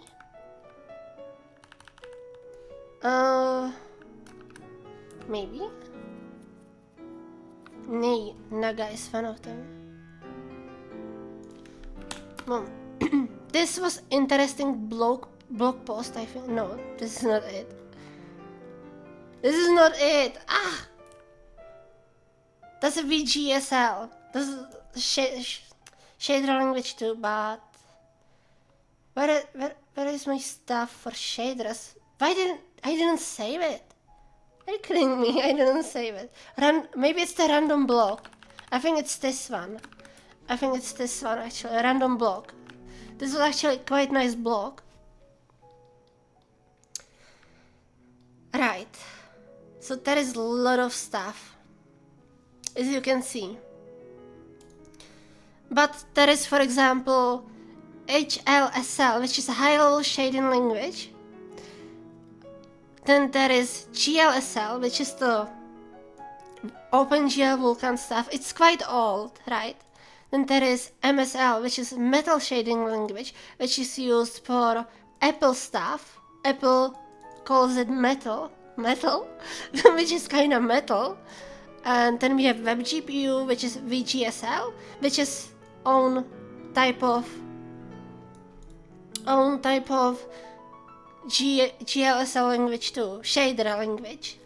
And the thing is, you can take any kind of these languages. So, for example, GLSL,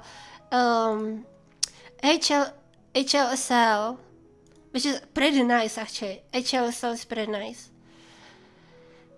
and you can actually compile it into SPIR-V, which is binary intermediate representation. So all of these shader languages compile into SPIR-V. I don't know how to pronounce it. Into SPIR-V. So that's really cool. So you don't have to use GLSL. It's old one, obviously. It's the old shader language. It looks a lot like C. And there are better ones now. So we could actually try to use different shader language, and just compile it under the SPIR-V during compilation. And at the runtime, the SPIR-V binary intermediate will be run. Isn't that cool? So you can have different languages, because some, like the GLSL, is very old. It's the standard shader programming language for Khronos APIs such as Vulkan OpenGL. HLSL is arguably the best language for writing shaders, as it is very well supported, separates samples and textures unlike GLSL, and its common features like the. Then there is VGSL, then there is also Naga. There is a thing called Naga, I think, or somehow. I don't know what it's exactly called. But it's very cool too. It's just different shader languages, all compiled to SPIR-V if you want, and then they can run. This is done in 2 steps. First we write the source code of the programming language called GSSL, or the other ones. If spironolactone is so great, why is there need for spirophile that runs Parity 2 through 4? Spironolactone is terrible, I will tell you right now. Spironolactone is terrible. Kyproton acetate is much better. Vulkan will compile the GLSL code at compile time. It's at compile time, so we can change it for any language, the GLSL. At compile time into intermediate representation called SPIR-V. At runtime we pass the SPIR-V to the Vulkan implementation GPU driver, which in turn converts it into its own implementation specific format. There is the graph. In the very far future it may be possible to write shaders in Rust. Oh, I want that. Or in domain specific language that resembles Rust. See? I'm hoping for that. I'm really hoping for this, because that would be amazing. Writing shaders with Rust, oh my god. I want that. But yeah. The GLSL code. But first we need to write a source code of the operation. The GLSL language looks a lot like C programming language. But has some differences. This book isn't going to cover teaching you GLSL, as it is entire programming language. As with many programming languages, the easiest way to learn GLSL is by looking at examples. Let's take a look at some GLSL text that takes each element of the buffer and multiplies it by 12. So let's just copy it, I guess. Let's just copy it, or should we? As we can see, it specifies version of the GLSL, it creates layout, and there is the main function, which is actually the code that executes.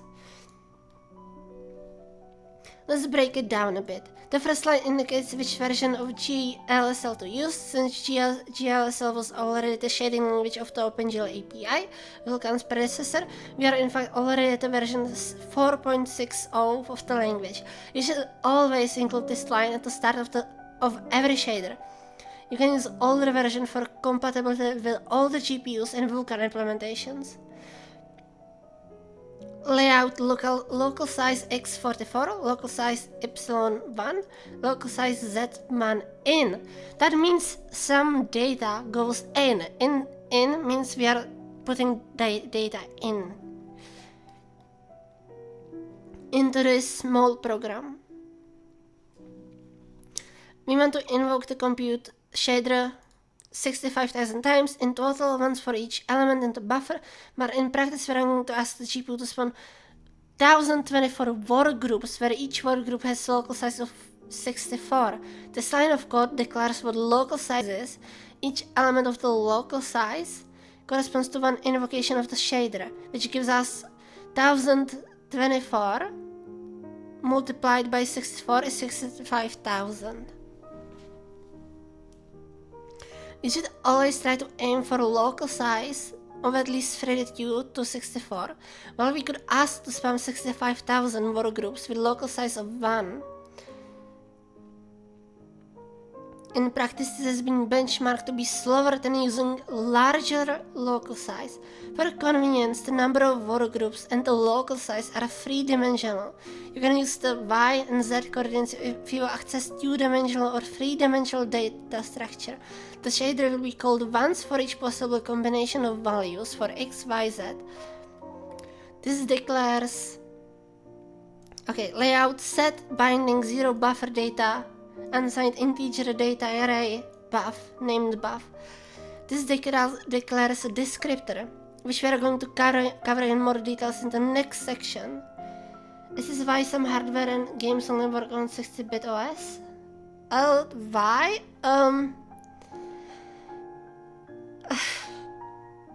This is not exactly it, but like 32-bit have limitation, right? It has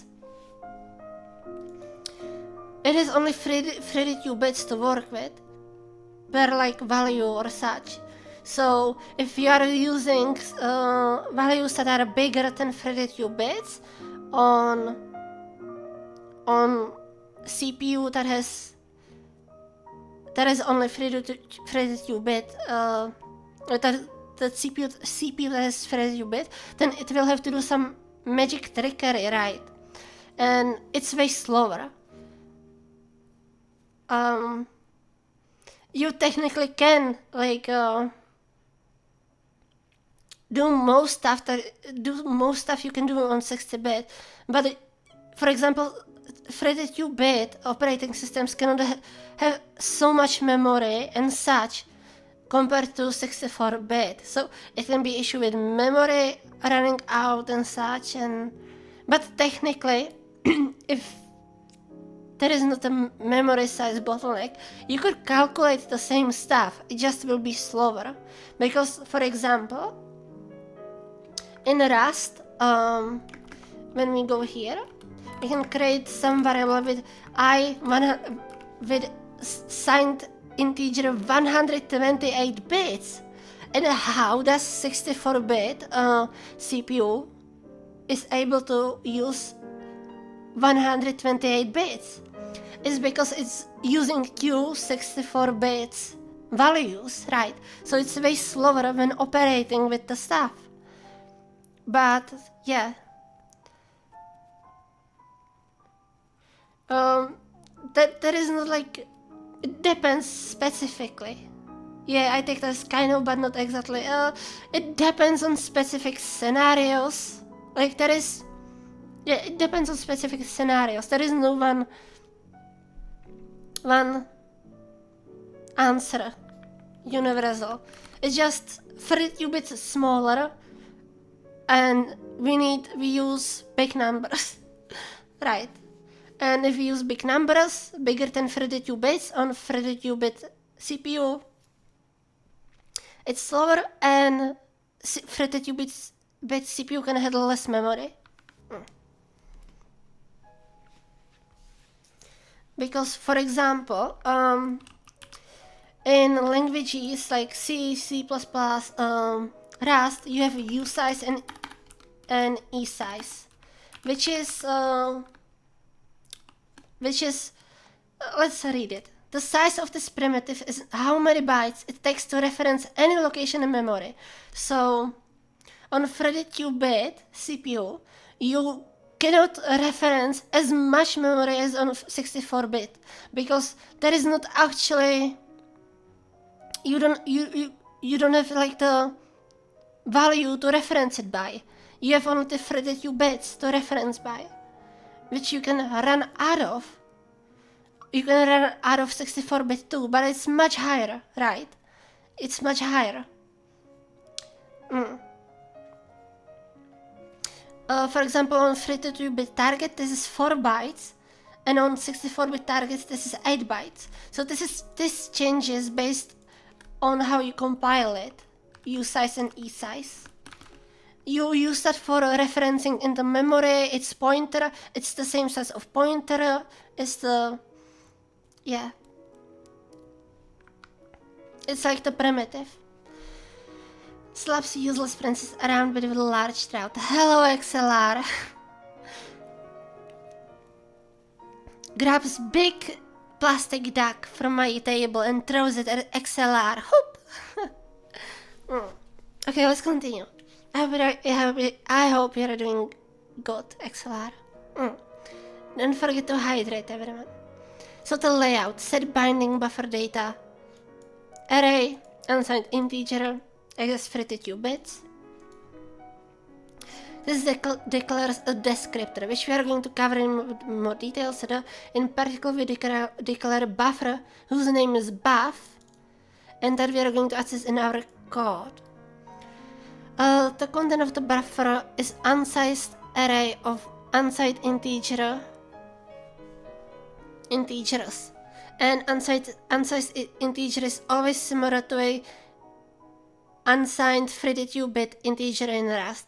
In other words, the line unsigned integers data array is equivalent to Rust in Rust to variable named data of type array unsigned 32-bit. Oh my god, that's so much repeating. Void main. Every GLSL code has entry point named main, similar to C or Rust. This function that is going to be invoked 65,000 times. Damn. This line of code, I won't read the code. As explained above, we are going to spawn 1024 word groups, each having local size of 64. Compute shaders in GLS also have access to several read-only static variables that let us know the index of the invocation we are currently in. The GL global invocation ID X. So these are our read-only static variables. Value here will contain value that ranges between 0 and 65,000. We are going to use it to determine which element of the array to modify. So buff data, the index, and we multiply it by 12. The content of the buffer is accessed with buff data. When we multiply the value at the given index with 12. Note, you can easily trigger data race by calling, for example, buff data 0 multiple, as all of shader invocation will access the buffer simultaneously. This is a safety problem that Vulkan doesn't detect or handle yet. Doing so will lead to undefined result, but not in undefined behavior. Yeah. Makes sense. Wait, let's copy this. Mom, let's go. Embedding the GLSL code in the Rust code. Now that we have written the shader in GLSL, we are going to be compiling the shaders at application compile time. We will accomplish this using Vulkan shaders, which is procedural macro that manages the compile time compilation of GLSL into SPIR-V and generation of associated Rust code. To use Vulkan shaders, we first have to add dependency. Okay, let's add this dependency. I don't have it actually here. Vulkan, I don't like this game. I love that. Let me pin that. I love that message. Oh, I love that message. I don't like this game. Oh, you know what? I believe you. I believe you. I believe you.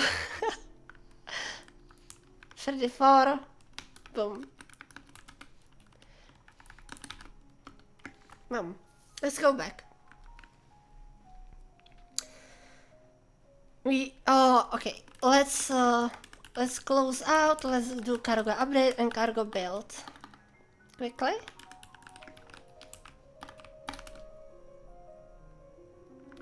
And read. Note, Vulkan Shinders uses to create shader CSS for the actual GLSL compilation step. I don't like this game, now I've written code in pure C with pointers and malloc. Well, it's GPU programming, and especially Vulkan. Vulkan is super hard, but it's useful. Vulkan is super hard, but it's useful. I like it so far. I have to agree with XLR, this game is a bit too complicated for me, but like with StarCraft 2, I have so much respect for people that know how to really play it. Oh, that's so sweet. But pure C is pretty nice. Pure C is pretty nice. C++ is nightmare. I never want to use C++. But if you tell me I have to use C, I love it. I love it. C++, I'm going to die. When you build your project, an attempt will be made to automatically install Shader C if you already don't have it. Shader C also comes with Vulkan SDK. Shader C says create for installation instruction should the automatic system fail. Let's actually install it. I want to install it myself. Do we have Shader C? We have Shader C already. We have it installed. It's okay. Fuck C++. C++ is ass. String 8 ass. I could a small dice game on Turbo Pascal. I mean, Turbo Pascal is better than C++. I mean, Turbo Pascal is just better version of normal Pascal, right? And Pascal is old, but it's not terrible as C++. For example, Ada. Wait, Ada is very old language, okay? Ada is very old language, but it's really cool. I actually like Ada. I actually like Ada. What you can do with it, what stuff it has. I definitely recommend to check out Ada. It's really cool. Can we see some cool code? You can basically define your own integers. You can define your own integers. Will someone show it? Oh my god. 360. I don't know how it's called. Oh my god. It's showing some other stuff. I should be careful what I'm showing. Jeez. Imperative language. Show me something.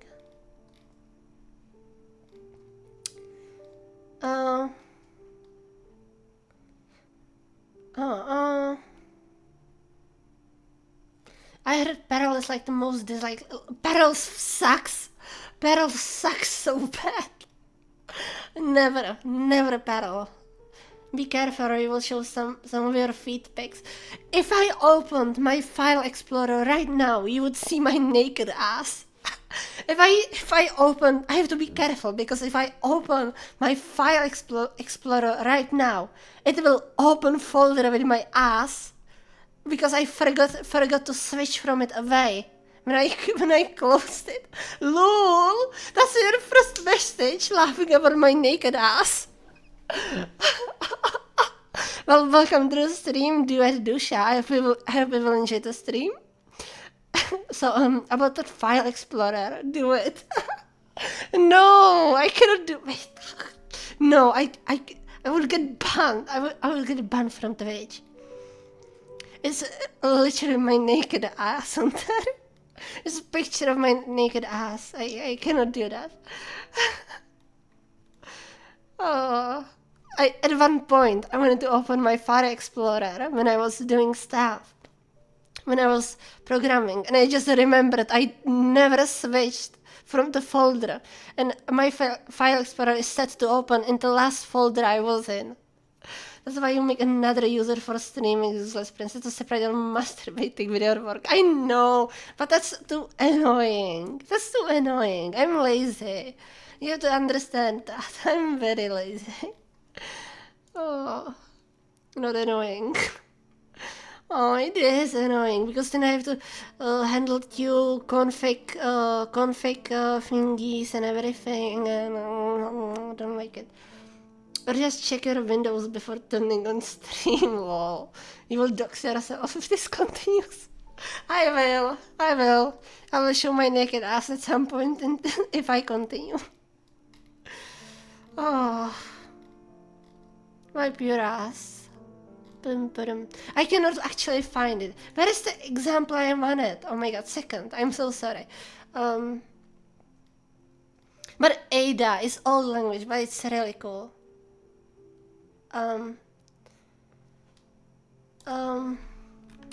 Strict integers, how it's called? That will be gift to humanity. Sure. It's not here too. Are you kidding me? But the thing I'm trying to say, you can limit, for example, integer from 0 to 360 and with the loop, and you can define really nice types. And I like typed languages. I loved typed languages. Look at this. It's really nice. You can arrange between Saturday and Sunday. You can. It's just. Ada is actually a cool language. Okay, Ada is actually a cool language. Okay, let's do this. Here is the syntax. But the thing, do I want to do it like this? I don't want to. Do I? I want to create it as file. Can I create this file? You won't show me that.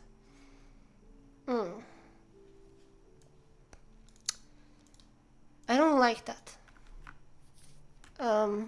Right. Shaders. Oh, I have some shaders here. Okay. What should I call it?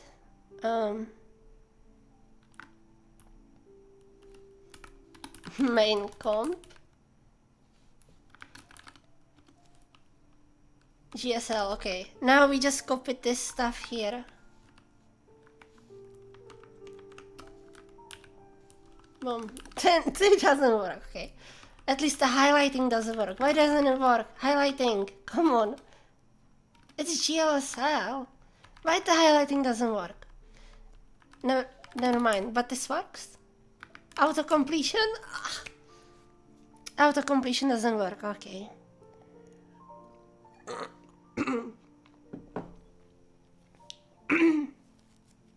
Damn it.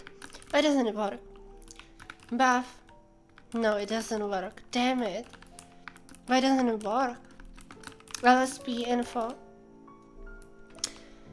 GLSL analyzer. Unable to find executable. Oh no. Wait, GLSL analyzer. Do I have it installed even? I don't have it installed. Okay, let's quickly install the tool analyzer for GLSL. Shake my head. Installing Zig, of course. Install Zig, compile the stuff, semantic analysis, LLVM emit, Yeah, unable to find executable. Okay. Oopsie. I don't want to write it in line. I don't want to write it in line. Right, I want to have my own file for each shader. I want to have file for each shader. I don't like this. I don't like this. Compute. Right. We specify some fields in the Vulcano shader macro to specify Aros shader. The macro will then compile the GLSL code, outputting compilation errors if any, and generate zero structs and methods including one name load. This is the method that we have to use next. Do I get to call you a script kitty like you called me when I made mistake? I called you script kitty. Cannot. Oh my god, what happened here?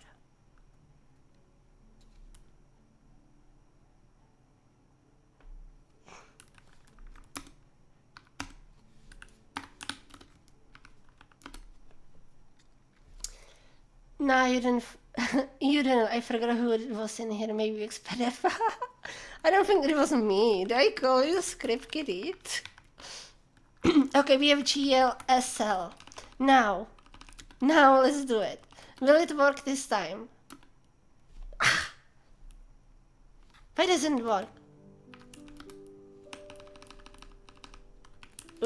Okay, at least this works. Okay, we don't have colors. You will have to excuse me. We don't have colors, but we have auto completion. Look at this. We have auto completion. Good. This is not good. I like this. No, why no? This is good. Okay. Well, I mean, look, global variable. Boom. Wait. It doesn't actually. Okay, it's not best. Okay, no, isn't no. You didn't call me that. Oh, okay. Okay, it's not best. Okay, it's not best, but it's trying its best. Okay, it's trying its best. It's better than nothing. At least we have some analyzer. Okay, we have to do this.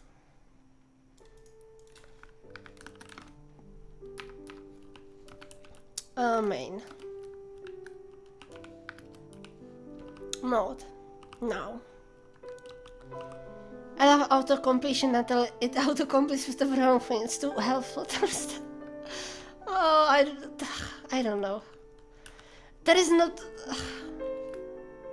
The analyzer I'm using for a shader language, GLSL, it's not completed, I think. That's why it's not doing too best. I think it's not completed. That's why. But it includes string, shaders, main comp, boom, string literal. This is not string literal. What are you complaining about? 90% of the time it makes my life easier, and the other 10% goes a little wrong. I don't know, the Rust one is good. The Rust auto-completions are good. With the Rust analyzer. What is wrong here? You cannot actually accept it, can you? Wow. That's annoying. I want to do it some other way. I don't like this. I want documentation for Vulcano.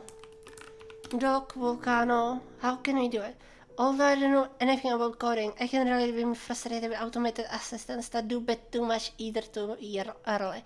In the wrong order than what you want to make. So it makes more work for you than what is necessary. Yes. So the shader. Is there a better way to do it? I don't want to do the stuff you showed me. I want to do it my way. I want to have files. I love files. Give me files. Alright. Oh, okay.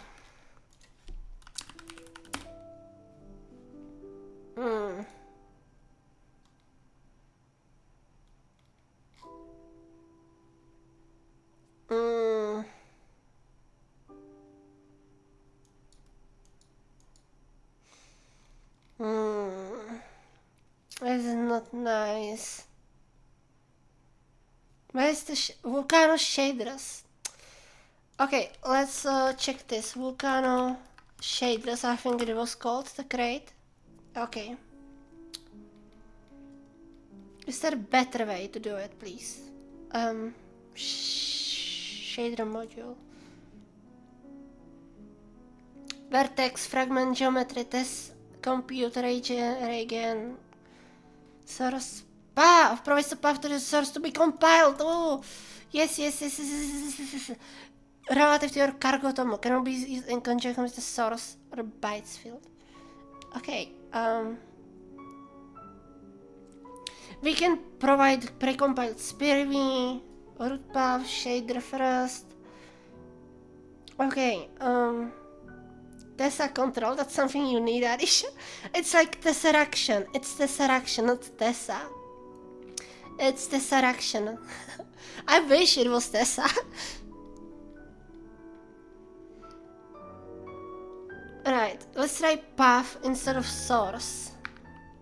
Oh my god, go away. We do path actually. Path. Oh, like this. And we do from. It's actually shaders. Compute. God damn it. How did I call it? Main comp. Okay, main comp. Okay, this should work. Let's continue.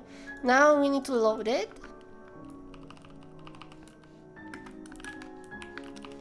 Okay. This feeds the shader to the Vulkan implementation. The last step to perform at random is to create compute pipeline object from the shader. This is the object that actually describes the compute operation that we are going to perform. Before we can create any kind of pipeline, we need to create pipeline layout, which mostly notably describes what kinds of resources will be bound to the pipeline. We are going to let Vulkan auto-generate this layout for us by using shader reflection. For some reason, the same main comp makes me a little uneasy. Huh? Why? What does it mean? What? It's main and compute. Mein Kampf. Oh my god, I now realized it. You mean Mein Kampf, don't you? Oh! Note, auto-generated pipeline layouts are great for starting out or quick prototyping, but are often... Don't laugh!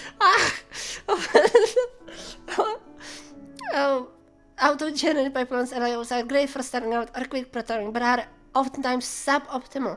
You might be able to optimize it better by creating one by hand. Thank you for the code.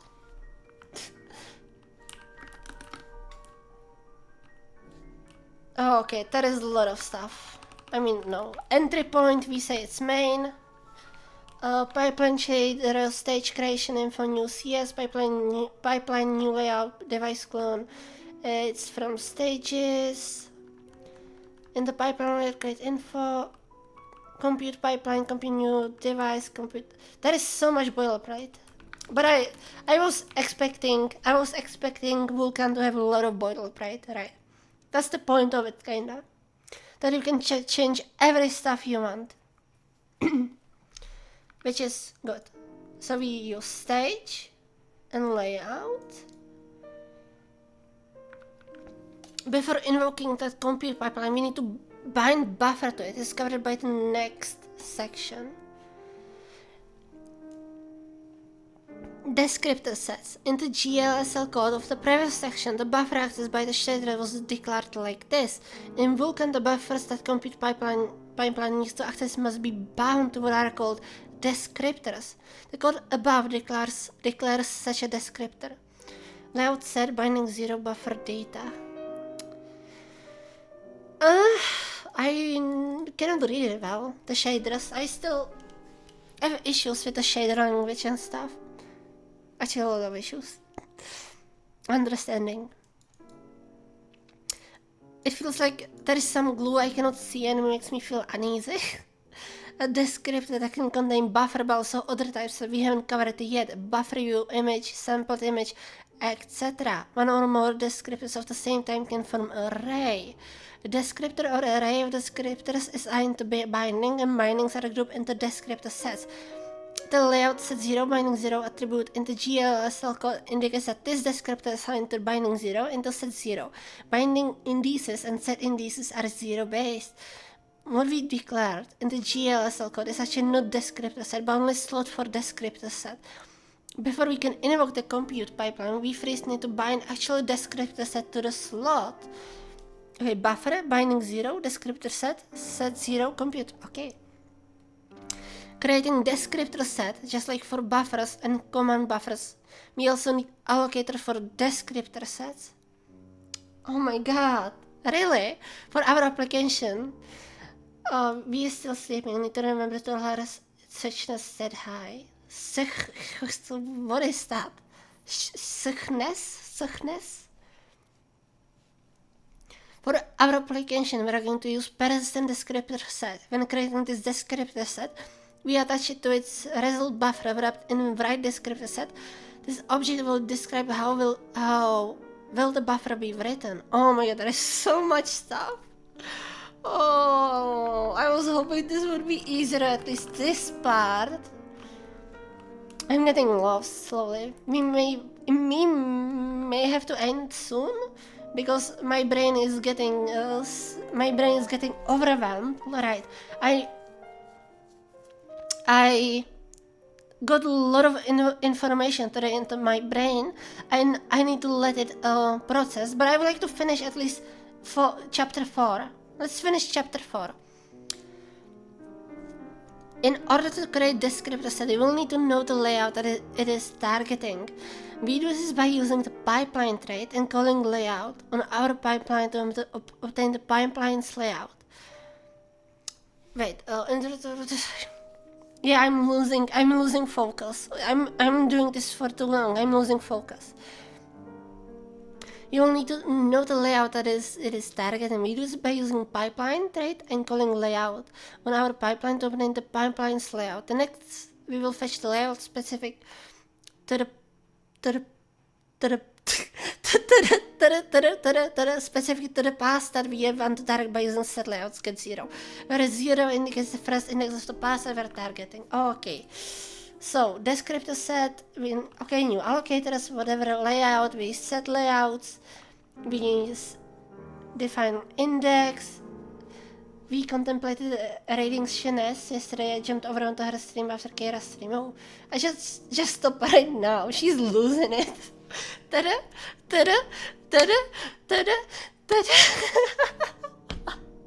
I'm losing it. I am crazy. I'm insane by my psychiatrists. I am insane. So be careful around me. Pokes your eye. Boom. Insane in the membrane. Yes, insane in the membrane. Descriptor set. We create new descriptor. Right. Allocator. Set layout clone. Where descriptor set buffer, data buffer. Again the data buffer, fine. 0 is the binding. 0 is the binding. Okay. I understand this. I understand it.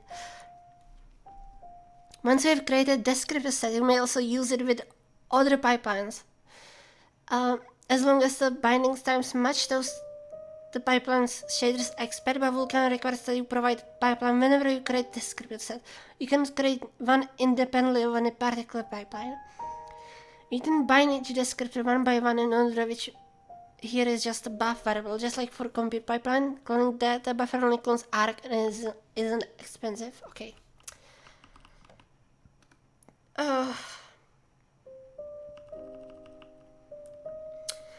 Descriptor set layout, descriptor set layouts, get descriptor set layout index.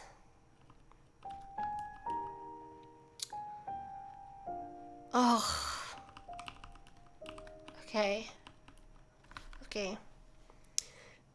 Data buffer was created in the interaction. Now that we have compute pipeline and descriptor set to bind to it, we can start our operation. Oh my god, let's do it. Last page. After this we end. After this we are ending. I'm losing my mind. I need to let it process. It was too much at one time. It was too much information at one time. I feel like if I continue, I won't remember the stuff right. I have like limited memory, limited things I can learn per day. I have to sleep. I have to sleep between my learning times. Because if I don't sleep, I forget it. So I have to sleep between my learning times so I can actually remember. Dispatch. Now that we have all the needed ingredients, we can create command buffer that will execute our compute pipeline. This is called dispatch operation. Creating command buffer is similar to the, yeah, we have to create it again. We have to create it again. Okay. Fair. Yeah, we already have this and this. Okay, create new buffer. We have already this allocator actually. We actually already have this. Command buffer builder. We actually have this too. I think we can reuse it. Tell me we can reuse it. Or I will break something. If my stream crashes, you know what happened. Wait, why is it not found? Wait, where am I placing this stuff? What? Command. Oh, I just called it builder. Builder. I don't think this is actually good. Yeah, I cannot reuse it. Can I? Oh my god, I don't know if I can reuse it. Never mind. Let's just do it. Let's just do it. First, we bind the pipeline and then the descriptor sets, indicating the type of set, the layout and the descriptor sets we are going to use. Here the number of sets could have actually been many, in which case we would indicate our desired one with index, because we only have one. The index is 0. As explained in the compute pipeline section, we want to spawn 1024 work groups. This value is indicated by the actual dispatch method. Just like already covered, we submit the command buffer. Did we actually do that here? No. Okay, we submit it again.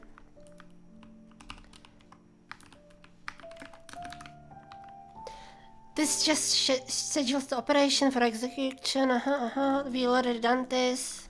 Let's place this in. Once complete, we can check that the pipeline has been correctly executed. Oh my god, finally! Finally! Now, will it work? Will it work? Will we multiply all of the numbers by 12? Will we or not? Let's try it. Compiling. It compiled the shader. Good. It compiled the shader. I hope it compiled the shader. By the way, here, this green stuff is my CPU usage. As you can see, this is my CPU usage. And this is my temperature of my processor, which is 28. Oh my god, it worked! It worked! We multiplied all the values. We multiplied all the values. We should print them. We should print them, actually. Right. Let's just try to print them. 28 Xeon processor chili.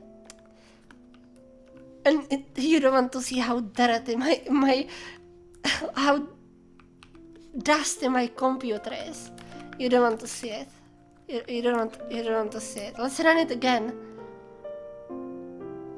Look at this. It worked. See? It worked.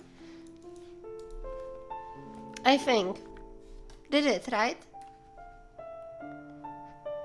There is too much numbers. Okay, you know what? Let's Oh my god, okay. Now, we have it in... Oh, it's almost exact. It's almost 65,000. It's like someone needs to blow your insides a little bit to get rid of the dust. I need to, yeah. But yeah, look at this. 0, 12, 24, 36. It works. So the thing we are doing, right? We can check it again. Let's go to the shader here. Boom. So we take the number. That's the how do I say it? The invocation, or like what number the invocation is. Then we just index by it and we multiply or I don't know how to say it. Multiply or set 12, right? Multiply and set 12. And it worked. It worked. Look at this. This is the whole output. I put the whole output in my text editor, and here you can see 0, 12, 24, 36, 48, 60, 72. That's amazing, isn't it? And this was calculated on my GPU. This was on my GPU. The thing that's running the stream. The thing that's running the stream calculated this stuff. The big card. Boom. It's there. And it's fast. It's fast. If I wasn't printing the stuff, it's even faster. I mean, this is not really hard workload, okay? So it doesn't matter. This is not a hard workload. But it works. Isn't it amazing? Let's a little bit of clap.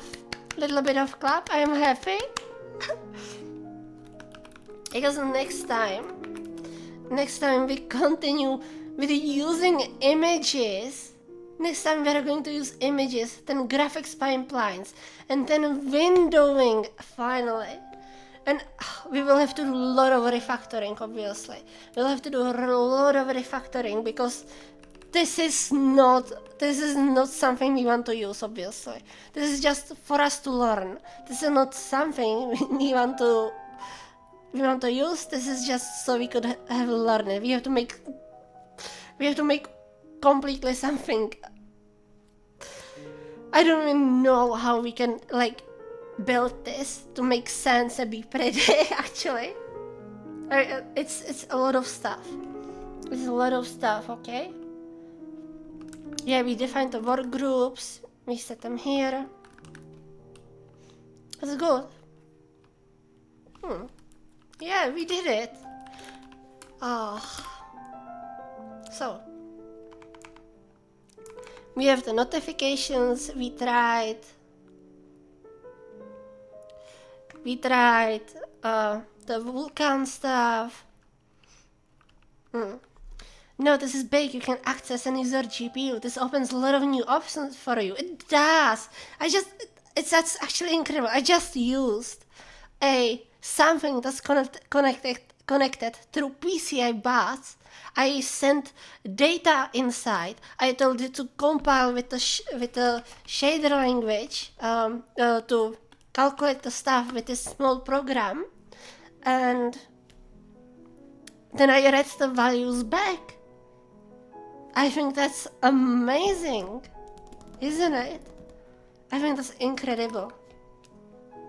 I'm really happy for you, and even though this is way beyond my understanding, I'm super proud of your achievement with this. Thank you. I mean, I followed tutorial, but I learned. Right, I learned.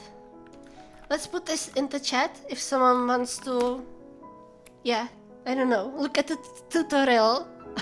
I don't know if anyone wants to, but it's in the chat. Yeah.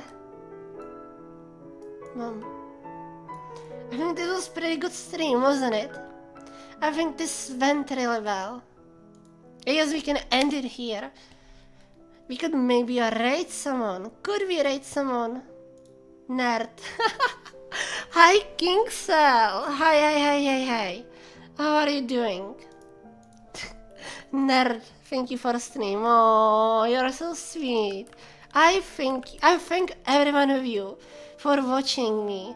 I thank every one of you for spending time with me, being in chatting. It made me so happy to see every one of you in my chat. Thank you so much. Tutorial Shimu tutorial. It's something you learned and it opened doors for you. That's what. Now, if I will remember it. Oh my god, you see my desktop. I completely forgot you see my desktop. Okay. Let's write Yuki. Let's write Yuki. She's programming too. She's programming girl, like me. So let's write her. And thank you once more for all of you for coming to my stream. It was amazing.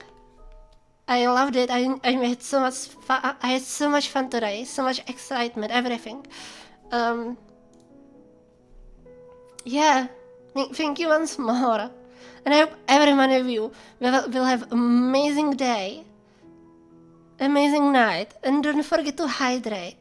Thanks for the stream. I thank you for coming here. It was pleasure to have you. It was pleasure to have you all. Oh, thank you so much for being here. It makes me really happy. I was nervous. Nobody would like my programming streams, right? I was really nervous. So thank you so much, every one of you. Have a nice day. And say hi to Yuki. Say hi to Yuk. Bye. Bye-bye.